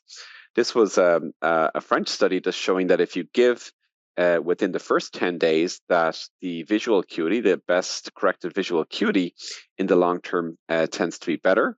While if you wait longer than 10 days, then some patients will have a worse outcome, although overall most patients do seem to improve, but there may be more patients who will have a worse outcome. And similarly, if you look at the retinal nerve fiber layer, the thickness will be higher, meaning less damage, when compared to if you delay the treatment more than 10 days, then they tend to have more thinning and more damage. And John Chen at the Mayo Clinic has also looked at this, and he also found that the percentage of optic neuritis attacks with full recovery back close to normal was higher, 98%, if you gave treatment within a couple of days than if you delayed it longer than that. The outcomes seem to be poorer. So if you're going to give the steroids, try and get them in early, because you're more likely to have a better outcome. And this led to a concept, and this is really led by John Chen, one of our neuro-ophthalmologists at the Mayo Clinic, who's analyzing this and studying this right now. But in many of our MOGAD patients, they'll have some eye pain for a few days. This may be more difficult to pick up in children, as was mentioned in the last talk, but in adults, many of them will complain of eye pain for a few days before vision loss. So this gives us a potential opportunity to intervene with steroids. So these patients may mention, characteristic pain with eye movement before they get the vision loss. And then usually and we know optic neuritis, of course, is the most common phenotype and attack type of MOGAD. So a really important one particularly dominates with the relapses. So about 70% probably of attacks are going to be optic neuritis in adults. So this is an opportunity for us where we can get in and potentially use early treatment. After 3 days, patients will generally have a decline in their vision. They'll reach their nadir maybe within a week or so, and then most will recover well over time, but some patients will not recover well and be left with residual deficit. And other patients will have a more rapid recovery. So one idea is, well, if you could get in early here, maybe you will get them back up to a better outcome, so within a day or two of vision loss. Or if you could get in early when they have characteristic pain with eye movement, then maybe you could prevent that vision loss.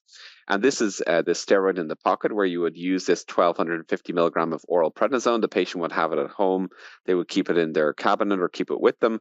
And then if they develop the characteristic symptoms, they would use this, and then they would try and get to a physician as soon as they can to try and confirm the optic neuritis. So you would still do your MRI of the orbits with fat-saturated images, or you would have them seen in an ophthalmology or neurology office to check their visual acuity. And they have visual acuity cards at home also that they can check. So we would still try to confirm the optic neuritis. There would be a potential for over-treatment here, so patients with migraine or other things. But what we found is actually most of the MOG patients do tend to use it at the time when it's optic neuritis. We don't tend to see that much overuse, but we try to avoid it in people who have a lot of chronic eye pain, because it can be more challenging in that situation. So it's something to consider in some of these patients, and something we're looking at into the future to try and intervene earlier with steroids. In terms of additional treatments, just to mention, this was before MOG antibodies were available, but this was a very nice randomized control trial by Brian Weinschenker at the Mayo Clinic, where he showed that there was greater improvement in patients refractory to steroids with a range of central nervous system inflammatory demyelinating diseases with plasma exchange when compared to sham treatment. This study likely had many patients with neuromyelitis optica spectrum disorder, but may also have had some patients with MOG antibody-associated disease. And this showed that plasma exchange is a useful add-on treatment, and was really class 1 evidence, randomized control trial showing the benefit of plasma exchange in these refractory attacks. So this was our first sense that these can be useful in patients who are not responding to steroids. There was a nice multi-center study from the NMOSD group here, the German group, looking at 571 attacks in MOGAD that were treated with plasma exchange or apheresis. And what they found is that sometimes use as first line in these severe cases tended to be associated with better outcome. Again, earlier initiation, just like the steroids, tend to be better. And then background disease-modifying treatment tended to predict a better outcome. And sometimes we see with MOG antibody-associated disease that the first attack tends to be a bit worse, and then subsequent relapse attacks tend to be not as severe. So if you're on a background DMT, then you may be more likely to respond. So this was an interesting intervention, and they did highlight the potential as first line, particularly, I would say, for these severe attacks. It's not really feasible probably to do this in all patients, but in patients very severe, like many of the cases that Professor Hemingway mentioned in the last talk, where they're in the ICU, it may be good to get in earlier rather than later. There is a multi-center study underway. This is led by John Chen at the Mayo Clinic and Smathorn Tackle Waboon, who's worked on this. And again, they've seen similar things that in patients with plasma exchange, they tend to improve over time, although there's no control group in this. It seemed like earlier plasma exchange was associated with a better outcome, a better visual outcome, better EDSS outcome. So if you're going to treat them with plasma exchange, if they're very severely affected, then try and use it early, because if they're in the ICU, if they've got a very severe ADEM, severe myelitis, they're paraplegic, it's unlikely that 5 days of steroids will resolve them completely and that quickly. With optic neuritis, it's a little bit different, because some of those patients will respond very quickly to 5 days of steroids. There have been some reports of IVIG in the acute setting, which could be a potential third-line option. Again, it's difficult in all these studies because we don't really have any controls, and most patients tend to do well even regardless of treatment after MOGAD attacks. But they seem to show here that there could be some benefit of IVIG as an additional acute treatment option. Sometimes that's used more commonly in children, because sometimes there can be some challenges with plasma exchange. But I know some of my pediatric colleagues do feel that plasma exchange may be more beneficial than IVIG in that acute situation. Just to highlight fulminant life-threatening attacks in MOGAD, we're starting to recognize this a little bit more. We did a study at the Mayo Clinic, and we found that about 3% of MOGAD cases would require mechanical ventilation or respiratory support during their attack, and that this was usually from severe encephalopathy and inability to protect the airway. So it is not uncommon that these patients can end up in the ICU. As Professor Hemingway mentioned, we're starting to recognize increased intracranial pressure. This was measured, and up to a quarter of attacks can be associated with raised intracranial pressure. And you can see some examples here of this diffuse cerebral edema on CT scan. Here you can see some signs of early herniation here, and there are patients where a single attack has been fatal from MOGAD. And we've had some patients where they sent a sample, we called them with the result, and by the time they got the result, unfortunately the patients had passed away. So really important to recognize this. If you're suspicious, particularly in children, you really want to treat them aggressively. Here's an example of diffuse cerebral edema. Again, midline shift, pressure on the ventricle here. And then this patient actually underwent a hemicraniectomy and had improvement with that temporarily prevented them from herniating. And then this patient was able to make a full recovery. And really important, because the MOGAD patients can make a full recovery. I'll also mention that Brenda Banwell and her group have shown that anti-interleukin-6 therapy can be a useful rescue therapy in the acute situation. So they've used tocilizumab. We sometimes use this with CAR-T treatments for cancer, where they can get a cytokine release syndrome, and we can use it in the acute situation. And they've found in some of these fulminant MOG cases that there can be a rapid reversal of symptoms with tocilizumab. So that might be something you want to consider in those very fulminant cases, or even surgical procedures. You might need CSF drainage. You might need hemicraniectomy in some of those very rare but very severe cases. What about oral corticosteroids after attacks? So this is a little bit of a controversial area. Many of us will use steroids because we recognize that some MOGAD patients will have an early recurrence. So you give them 5 days of steroids, they make a great improvement, and then within a couple of weeks, they bounce back and have either a recurrence. It may be part of the same attack if it's within a month, or it may reflect kind of an early recurrence with after a month, but within a few weeks. After 1 month, we can sometimes see that early recurrence. You need to balance the duration of the steroids. Sometimes people will consider using steroids for 6 months, but that can have a huge impact on patients in terms of weight gain, particularly in children. It can affect bone health and growing. So we have to be careful. So I think we need to think about a little bit of a balance.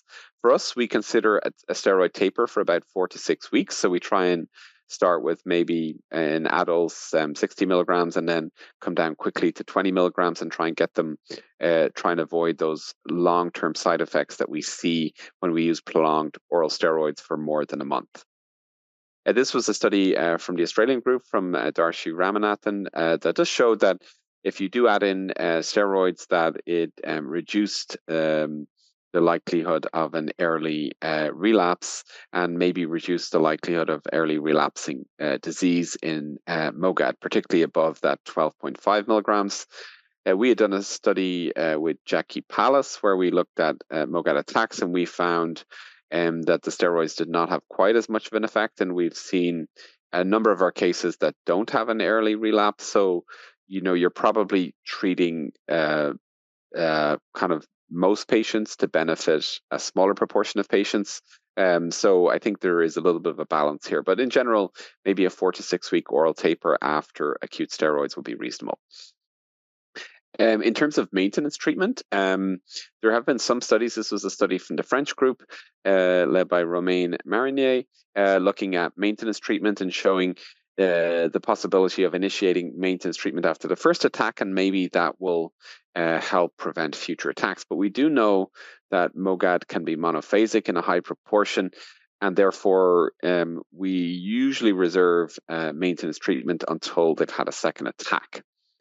So, so if we look here, this is just an example of the clinical course. So if we look at the EDSS disability, patients with MOGAD tend to have severe attacks. So here we see an attack, severe, and then they might recover back to normal or close to normal. And then some patients will never have another attack. So you don't want to initiate immunotherapy here. If, and this is probably about 40 to 50% will never have another attack. So you don't want to put them on lifelong immunotherapy, expose them to the risk if they're destined never to have another attack. On the other hand, other patients will go on to early relapses and then have a relapsing course. And what we find is with each attack, there tends to be a little bit of accumulation of disability. It tends to be less than with aquaportin 4, and they don't tend to have that secondary progressive disease that we see with MS, but they do accumulate disability. So once they start relapsing, I think it is important to consider attack prevention treatment. There might be exceptions to this monophasic rule. For example, if a patient had a single optic neuritis with blind in one eye, so very severe or very poor recovery from the first attack, that might be a situation where you would add in a treatment after one attack. If they have a very fulminant attack, like I mentioned earlier, you may want to treat those because we don't want them to have a second one of those. And then some patients will really want to be on immunotherapy and be worried about attacks, and in those situations, you may work together with them to make a decision on treatment. So if you do have a relapsing disease, what sort of treatments might you want to consider? And we'll talk about this over the next many slides. So rituximab, which is a common medication, or B-cell depleting agents, which other ones, ocrelizumab is used commonly in multiple sclerosis. B-cell depletion seems to be less effective in MOG than it is in MS and neuromyelitis optica spectrum disorder, and I'll show some data on that. Oral steroid-sparing agents have been used, azathioprine, mycophenolate, methotrexate, and then I'll talk a little bit about IVIG and tocilizumab, and then we'll talk a bit about some of the clinical trials. So with rituximab, there have been some studies looking at the effect of rituximab compared to aquaportin 4.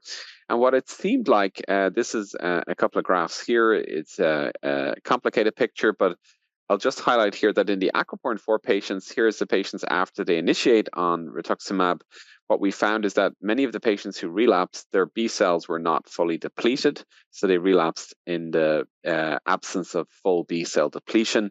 And some of those may have went on to more frequent dosing or went on to other medications.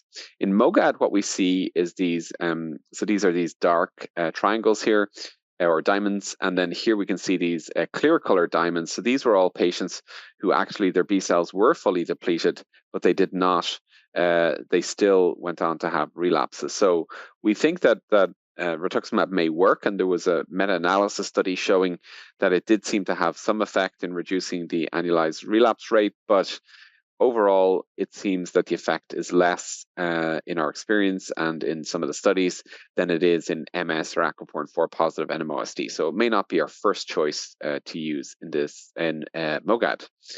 This was an international multi-center study. Again, John Chen led this, showing the association of maintenance immunoglobulin treatment. So that's IVIG used as maintenance.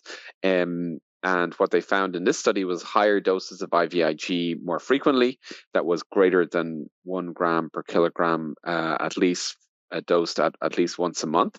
Had a better efficacy than lower dose IVIG. Again, this is all retrospective data, not prospective, randomized or controlled data, but it does seem to be, and in our clinical experience, IVIG seems to work well. So we often consider a dose of maybe 1 gram per kilogram every 3 weeks for patients if that treatment is available. There have been some studies, this is a study from the Boston group, Michael Levy and Philippe Bilodeau, showing differences in treatments. And again, in this study, IVIG seemed to be associated with the lowest relapse rate amongst their different immunosuppressive medications.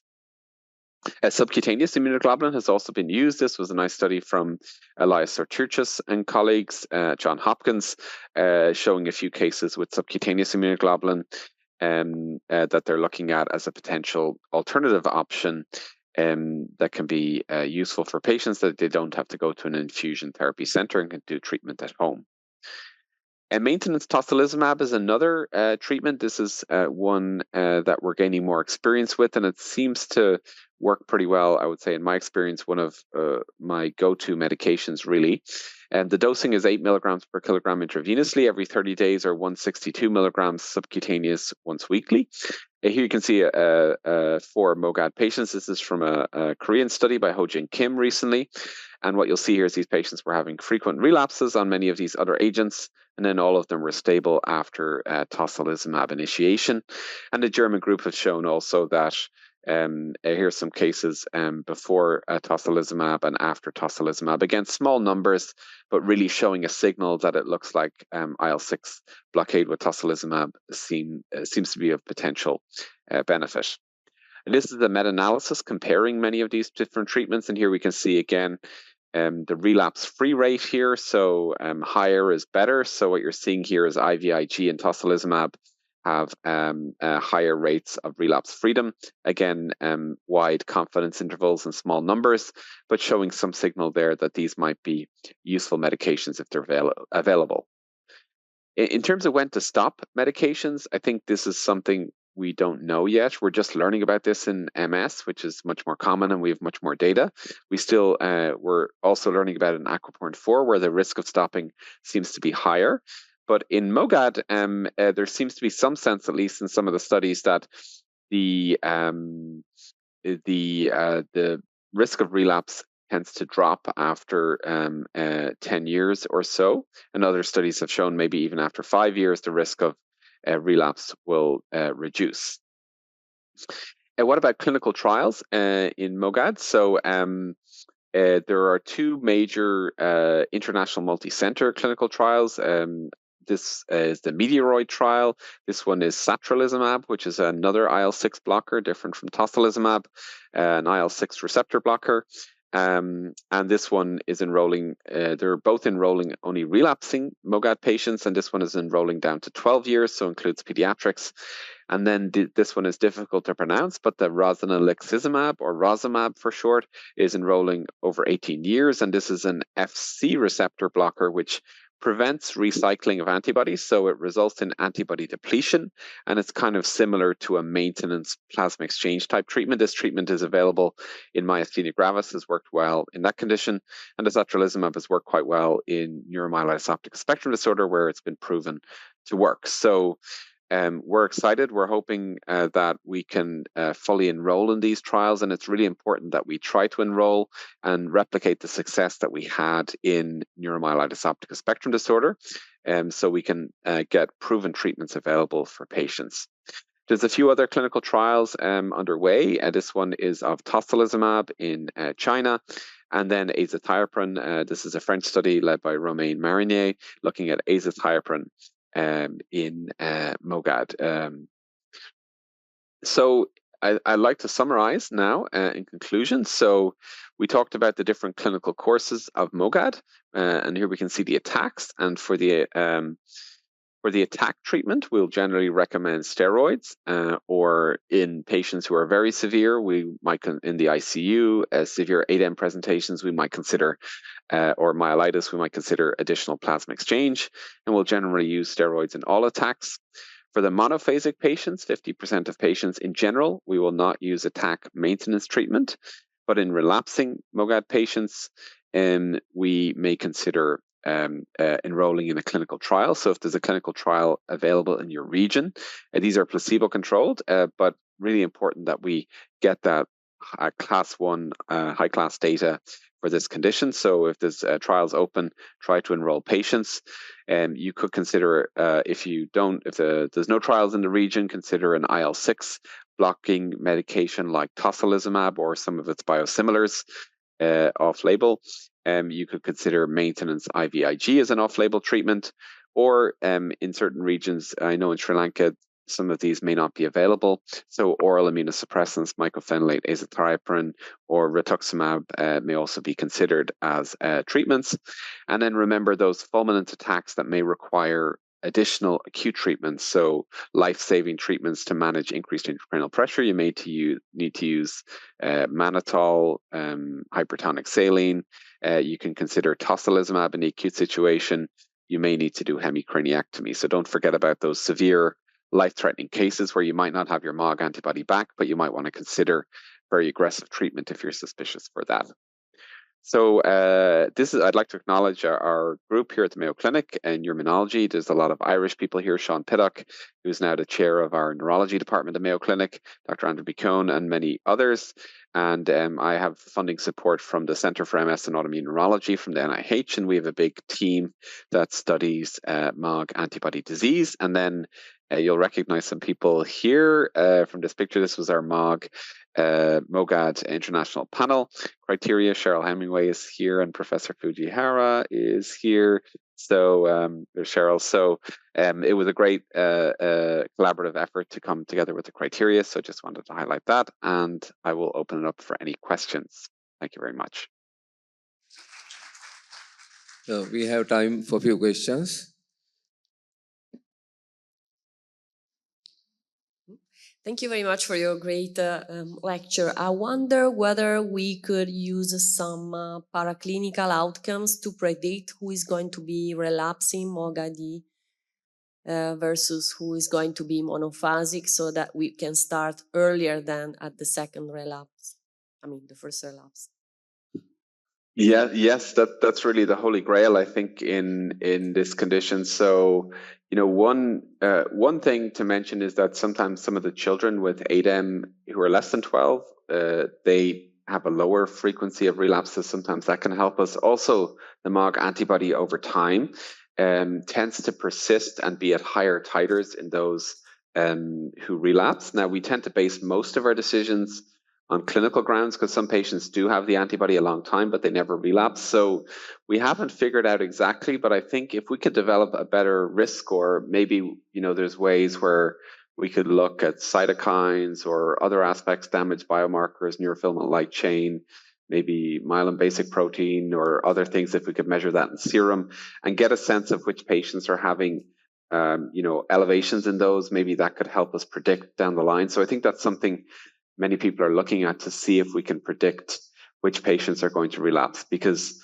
getting in earlier, like you say, could prevent that damage. And we do see, you know, many patients have optic neuritis, and we do see on the OCT, you know, the damage is significant. And on the brain MRI, you know, patients recover and you think they're back to normal, but you see a lot of atrophy. And if you delve into some of the cognitive aspects, there tends to be there can be cognitive deficits. So I do think if we could figure out those patients, we would really help them, but we're not quite there yet, I would say.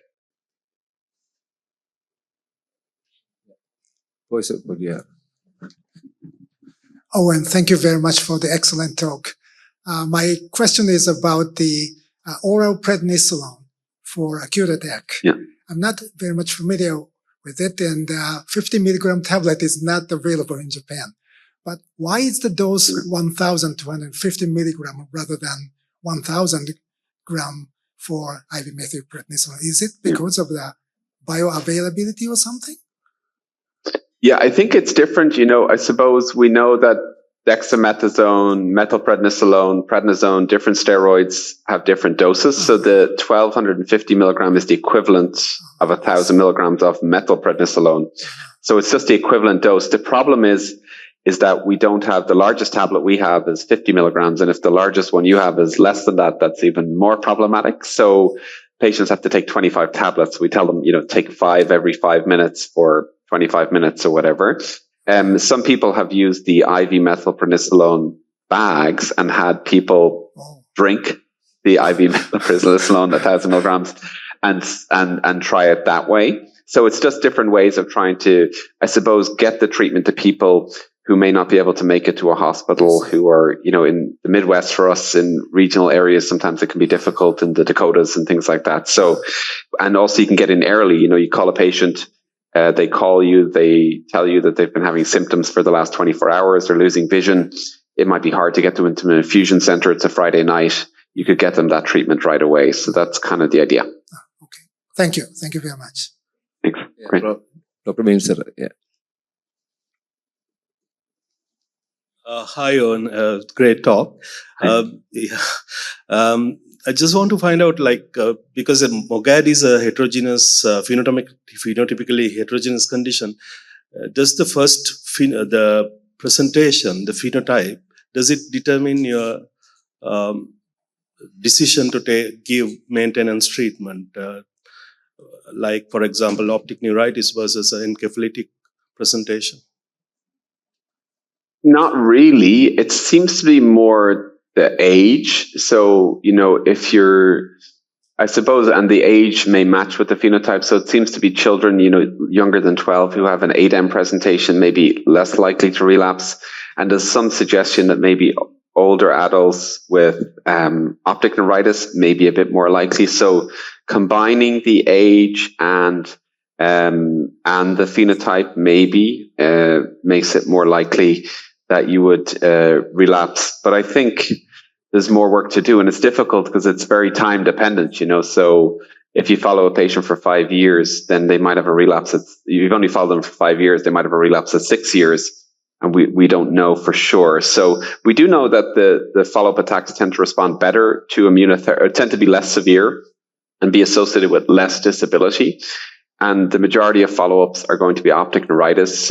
And patients tend to present a bit quicker when they know they have the condition. So, there's not as much of a risk, I think, of waiting as there would be if you had aquaporin 4 antibody positive disease, where there tends to be a lot of destruction with each attack and less recovery. So I do think right now it's difficult to predict exactly just based on the phenotype. Thank you very much. And then one last question. Now, there are patients who are having double positive. That means MOGAD and aquaporin 4. In that type of cases, what will be the outcome with their long-term management? Great question. Yeah. So most of those cases, in our experience, and Dr. Amy Kunchak has published on this, the MOG antibody is low positive, and the aquaporin 4 antibody is high positive, and the phenotype looks like neuromyelitis optica spectrum disorder. So in general, you're going to be better to treat those as if they're NMOSD. We know that there's a background rate, and Professor Hemingway mentioned this, a background rate of MOG antibodies. So if you test MOG antibodies in every patient who comes into a neurology service, there was a study done in Germany. They tested 2,500 patients, and 1% had low positive MOG antibodies, and that included stroke, epilepsy. So we know there's a little bit of a background rate. So it might not be surprising to us that there might be some aquaporin 4 patients who have a low positive. We don't tend to see it the other way around. The aquaporin 4 antibody is extremely reliable, both the fixed and the live cell-based assay. So I think in general, for most of those, you'd be better to treat with a treatment aimed towards neuromyelitis optica spectrum disorder. Realizing also, if you don't know what you're dealing with, B-cell depletion is a good medication that works across all 3 diseases probably. So if I'm not sure of the diagnosis between MS, NMOSD, and MOGAD in those scenarios, I would consider B-cell depletion as a good work across all groups treatment. Thank you. Thank you very much for all 3 speakers of this symposium, and we'll thank them in the usual manner.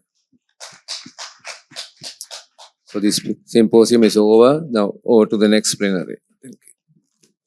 Good evening, everybody. It's my great pleasure to introduce the next speaker. Professor Tanuja Chitnis is a professor of neurology in Harvard Medical School, USA. She has widely published across many studies in multiple sclerosis. She has pioneered the program CLIMB, where about 150 publications came through with it. And also, she has published very respected journals like Lancet Neurology and New Journal of English Medicine, and more than 300 publications for her. Professor Chitnis, over to you. Great. Thank you. Can you hear me well? Yes, we can hear you. Okay, wonderful. Well, thank you very much for the introduction, and I'd like to thank the organizers for the invitation to speak. I'll be speaking on multiple sclerosis in children. So here is my introductory slide, and I see both adults and children at Mass General Brigham, and I also work in translational neuroimmunology.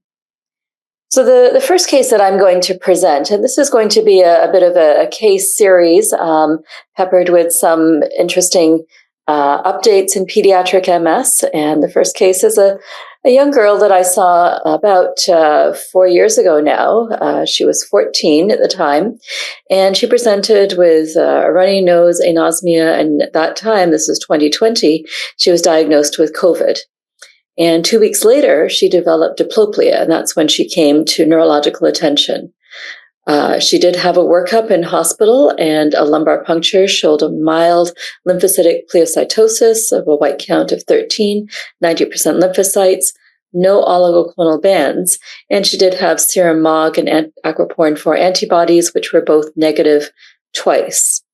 And this is her brain MRI, which on the right, you can see that there are several lesions. These are periventricular, fairly well circumscribed, and look similar to an MS case. So the question is, what is her diagnosis? Is this maybe the beginning of multiple sclerosis or another diagnosis? Some of the things that we may consider include post-infectious acute disseminated encephalomyelitis, but she only had diplopia. That was her only symptom, and she did not have encephalopathy. So when we consider the differential and also the workup of a child with suspected demyelinating disease, these are the tests that we should consider sending. Blood work includes MOG antibody, as we've heard from Eoin and Cheryl, very nice summaries. This is a major differential in pediatric multiple sclerosis. Aquaporin 4 antibody for NMO, and then a brief workup for rheumatological disorders. We have Lyme that's endemic in New England, so we send that. EBV serologies can be very helpful, especially in distinguishing MS cases, since these are present in 99% of all MS cases, and neurofilament light chain is helpful in understanding the severity of the attack. In terms of CSF, opening pressure is important, especially for distinguishing cases of MOG or other similar diseases, protein glucose cell count with its differential. And MS tends to be a lymphocytic predominant disease, so 90% lymphocytes is fairly typical. Oligoclonal bands, IgG index, some regions are using kappa-free light chains, and then antibody testing within the CSF if it's available. In our region, MOG antibody is a research request. And then in some areas, we send some patients a limited infectious workup, and this could be expanded depending on the presentation.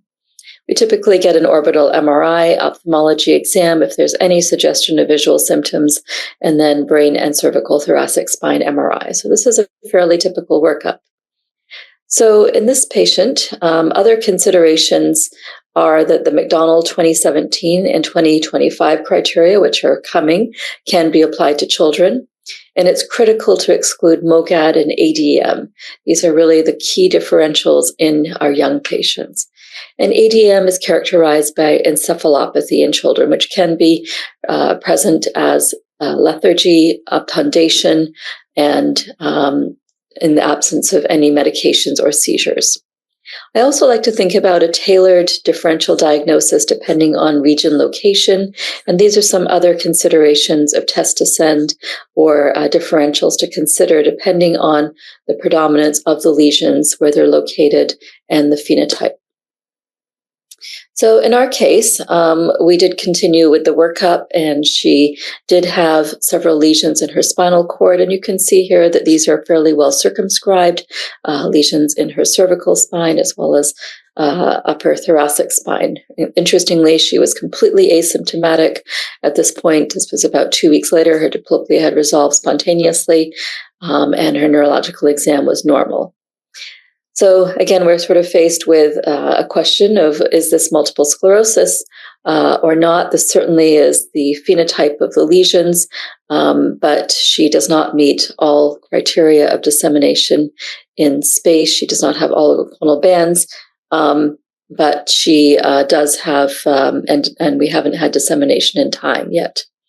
So 6 months later, she had a repeat brain and spine MRI. There was enhancement of the same cervical spinal cord lesion and expansion of her C7T1 lesion. Again, she was completely asymptomatic and had a normal neurological exam.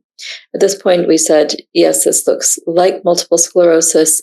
You do have some dissemination in time and also lesions in different areas, although the oligoclonal band negativity was a little bit bothersome. She was very resistant to taking treatment, a diagnosis, and insisted on waiting another few months for another MRI. And this MRI did show 2 new T2 lesions. Again, they were asymptomatic. Repeat MOG antibody testing was negative. So at this point, she accepted the diagnosis of multiple sclerosis and did start treatment with rituximab and has been doing well ever since. So I think this case illustrates a few key points. So post-infectious ADM is characterized by encephalopathy in children, and MRI shows resolution of lesions. So this clearly is not ADM.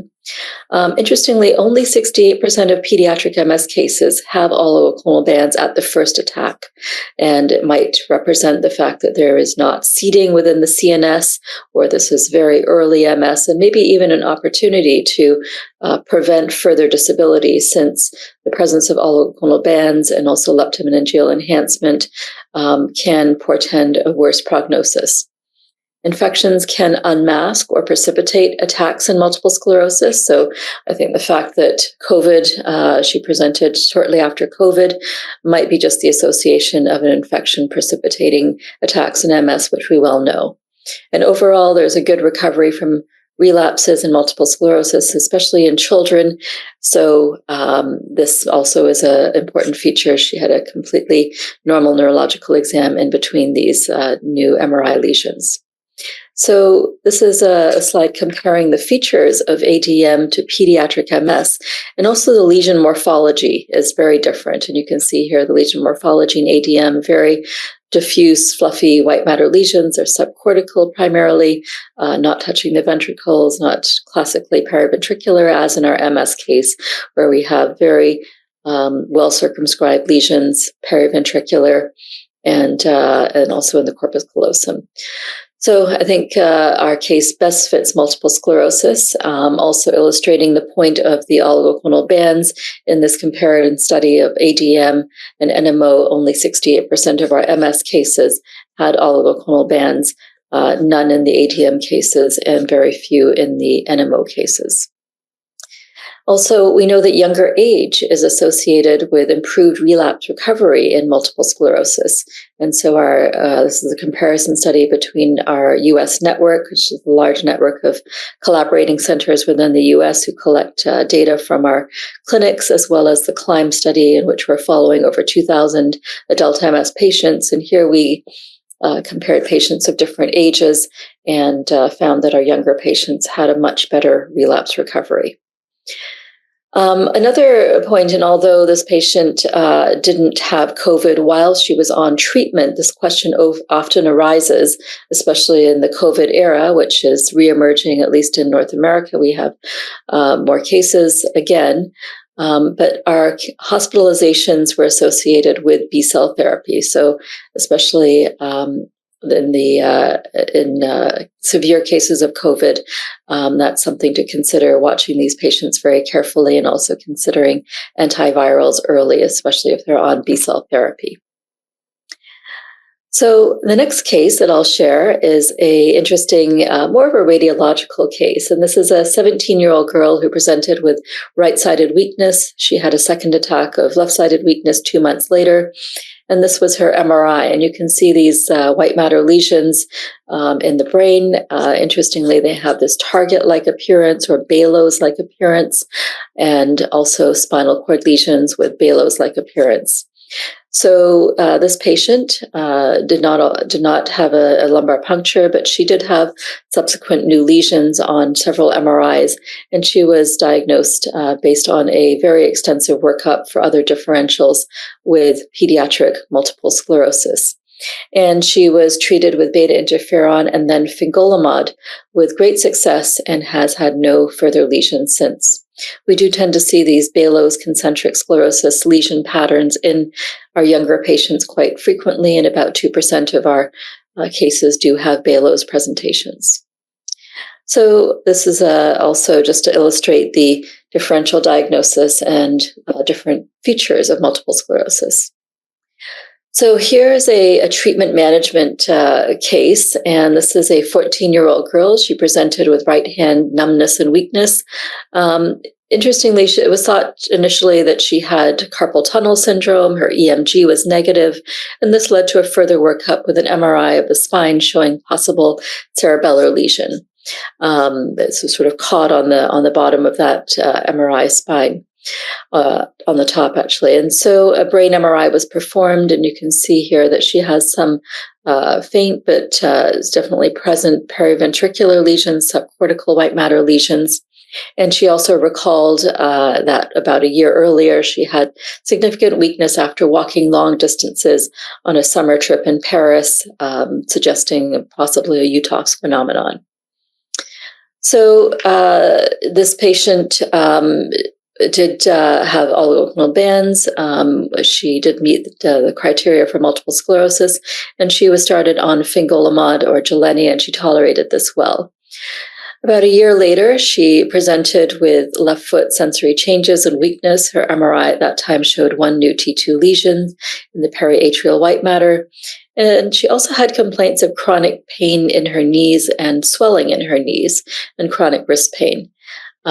She had a positive ANA. Her ESR was elevated at 28, and we decided to switch her to rituximab due to treatment failure with one new lesion and possibly a rheumatological syndrome that was brewing.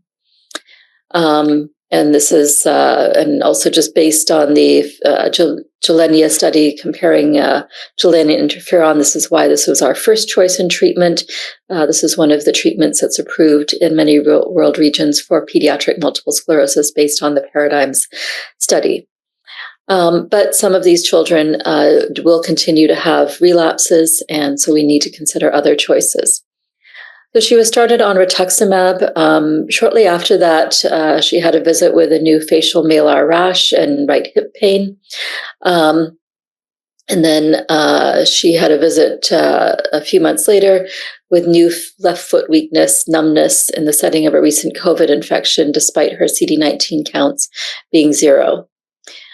She had and throughout this period of time, we did perform a pretty extensive rheumatological workup with continuing to show an elevated ANA, ESR. Her CRP was elevated, but she did have negative laboratory tests for rheumatoid factor, anti-CCP, double-stranded DNA, Smith antibody, anti-Rho, anti-La, antiphospholipid antibody, HLA-B27, and other rheumatological laboratory tests. So, it sort of illustrates a complex case of MS paired with a brewing rheumatological syndrome. She did not meet criteria for lupus yet, but she certainly is suspect for this.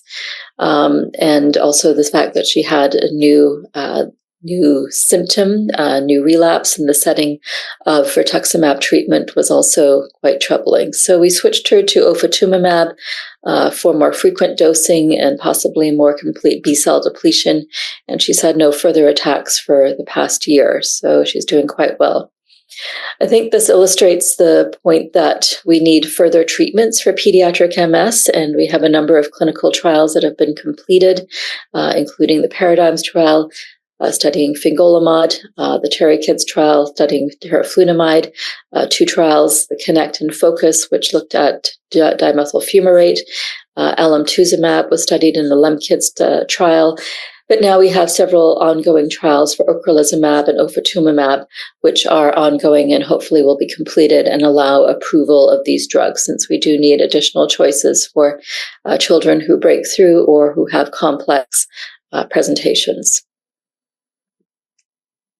So some of the features of pediatric MS that are important to note as well are higher relapse rates compared to adults, high MRI lesion accrual, and also this inflammatory syndrome, especially on a developing brain, can lead to significant cognitive disability, as well as higher disability scores at a younger age than our adult patients.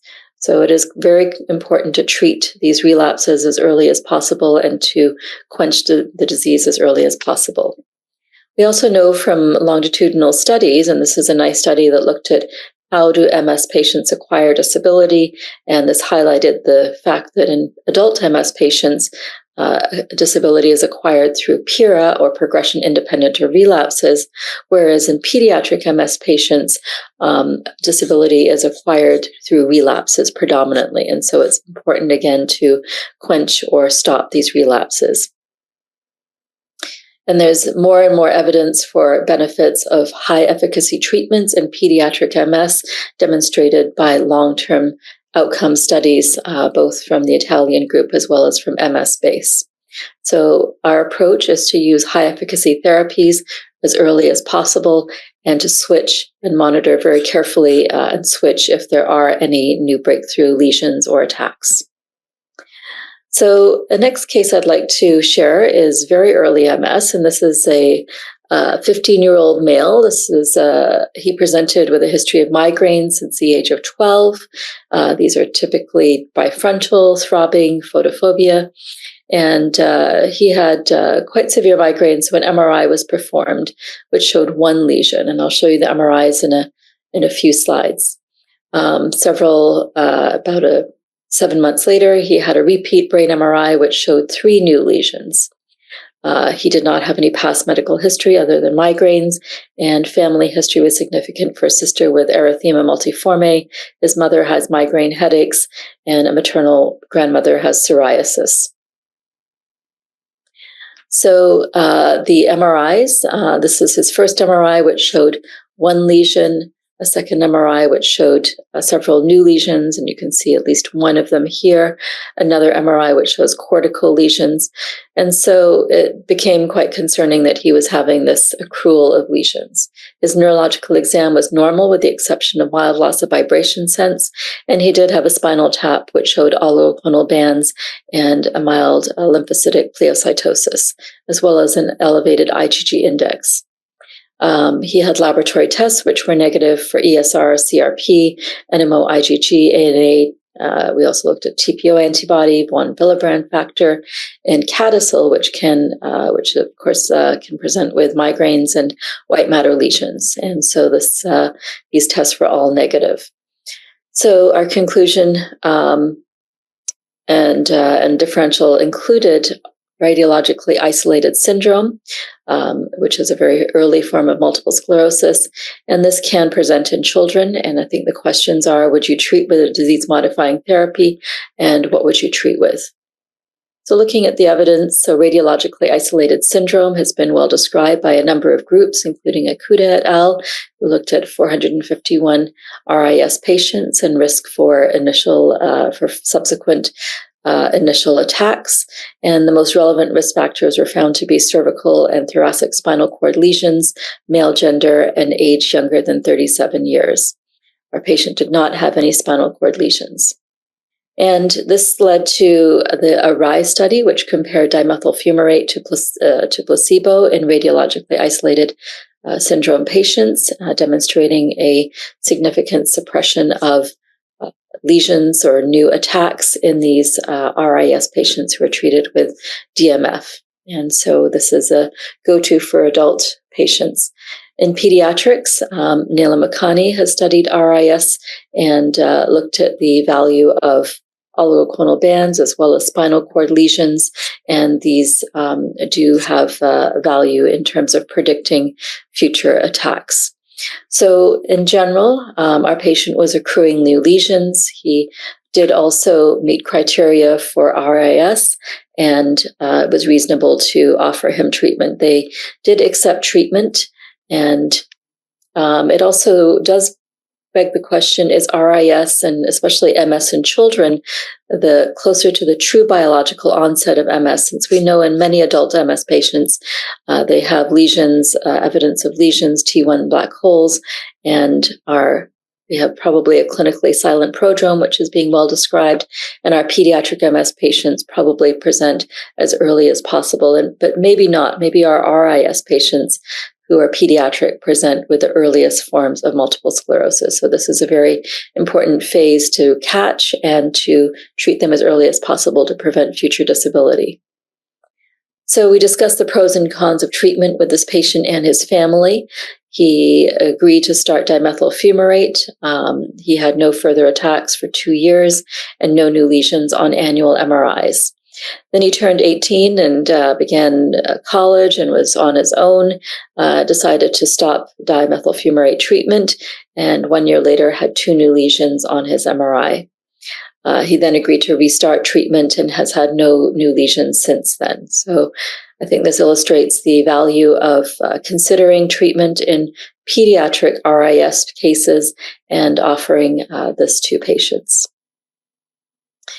So the last case I'll share with you is a 6-year-old boy, and he presented to our clinic with left-sided weakness in his arm and leg and left face numbness. An MRI 2 months later showed 2 new T2 lesions, MOG and aquaporin 4 antibody testing in both the serum and CSF at the time of the acute attack were both negative, and this is the best time especially to test for MOG antibodies at the time of the acute attack, so we were quite confident that we'd done the right testing. He did have a slight pleocytosis, 89% lymphocytes, and 7 oligoclonal bands, and elevated kappa-free light chains. And these are his MRIs, which show periventricular lesions, well circumscribed, very MS-like, not ADM-like, and also lesions in his spinal cord, which were well circumscribed and not longitudinally extensive transverse myelitis.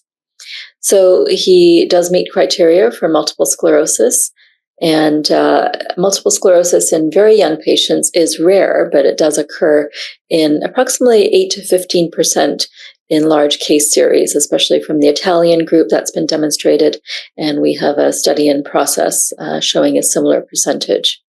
It is critical to rule out MOG or MOGAD as well as ADM in these cases. Our patient did not present with encephalopathy, which was a distinguishing feature from ADM, and also the lesion morphology was also key in distinguishing this case, and also the fact that he did not have MOG antibodies through testing with cell-based assays. There are no approved DMTs for very young onset MS less than age 10. We do have several drugs approved for 10 and older, but there are no DMTs approved for this age group. And I think very important treatment considerations are to complete vaccinations up to this age as far as possible before initiating a disease-modifying therapy, which can reduce vaccine efficacy. We continue to recommend flu and COVID vaccines annually despite treatment, but of course avoid live vaccines. Rituximab was initiated at this dosing, 375 milligrams per meter squared for 2 weeks, for 2 doses 2 weeks apart, followed by 750 milligrams per meter square every 6 months. And we're monitoring him very closely for infections, but so far he's been doing well and has had no further lesions on follow-up MRIs. So just to illustrate the age at which pediatric MS typically starts, generally we start to see a spike in cases around age 11 and also an increase in the gender morphology with increased females following puberty. And so this does highlight a role for particularly estrogens and hormones in general in the onset of pediatric MS. And these younger cases, I think it's, again, very important to differentiate from MOGAD, which can present quite frequently in very young patients, as young as 2 or 3. However, we do have bona fide pediatric MS cases presenting at a very, very young age. The question of puberty is also very important and interesting.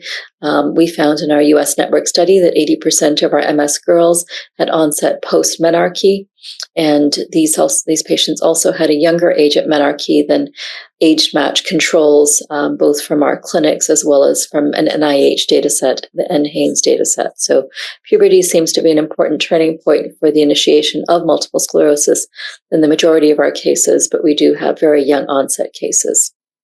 So what are the causes potentially of very young onset MS?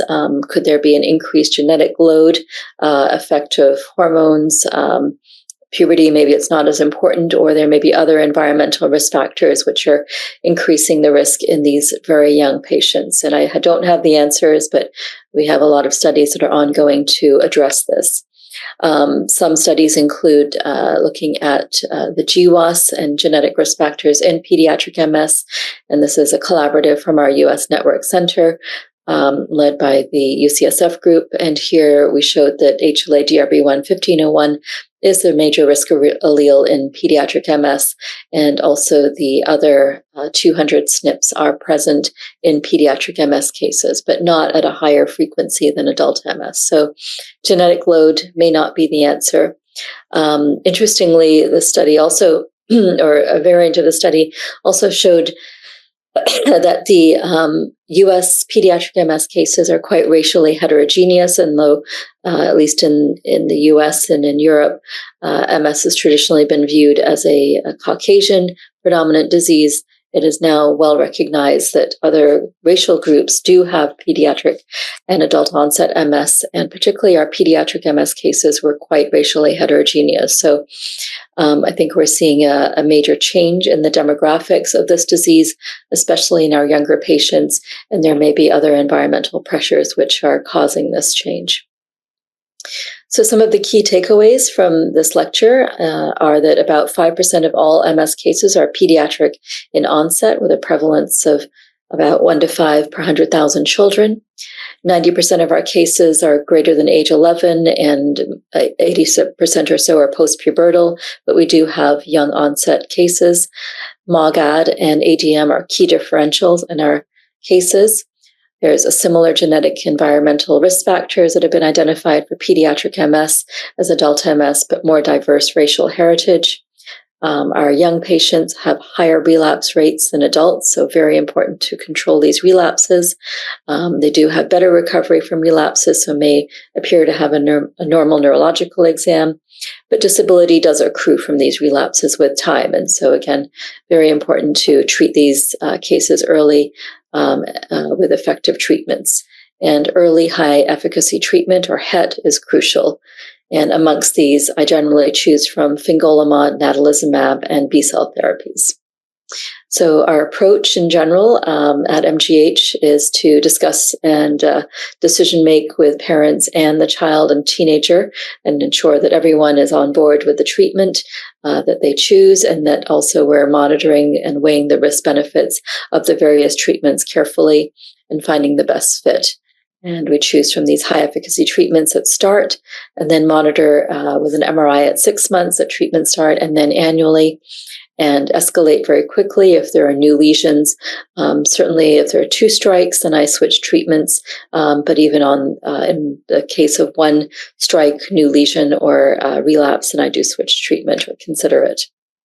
Other best practice approaches are incorporating a psychologist or family counselor into the clinic, monitoring medication adherence, neuropsychological testing we perform every 1 to 2 years, and then also discussing contraceptive use, especially in our teenagers. And lifestyle considerations include nutrition, exercise, and sleep hygiene, which are incredibly important in general for neurological diseases. So I'd like to end there with a picture of our groups that I work with, the International Pediatric MS Study Group, as well as the U.S. network of pediatric MS centers in the U.S. We're collaborating very closely together on a number of studies and publications. So thank you very much for your attention.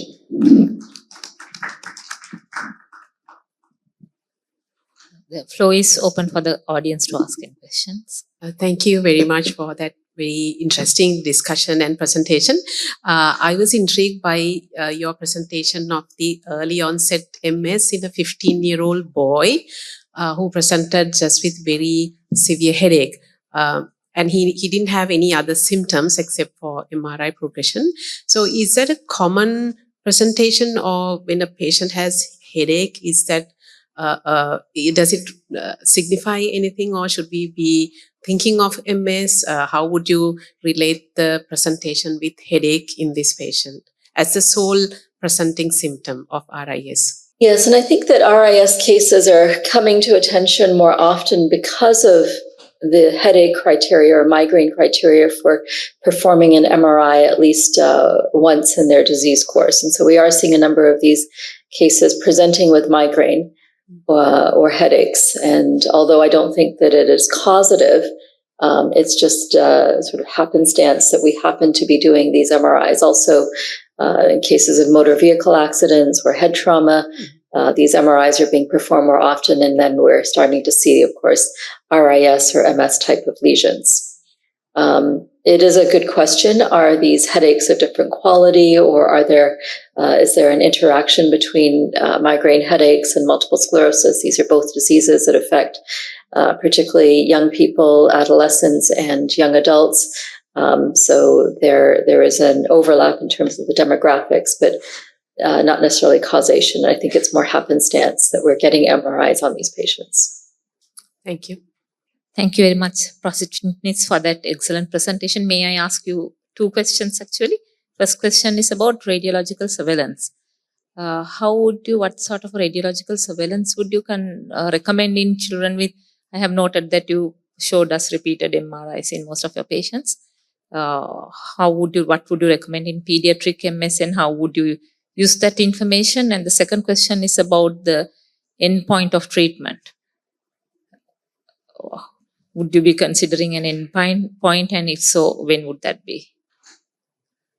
Yes, so very good question. So MRI surveillance. So I tend to, especially after diagnosis, so once we've diagnosed MS in a child and started disease-modifying treatment, then a follow-up MRI 3 to 6 months later is warranted to re-baseline, and this will give us a sort of new starting point.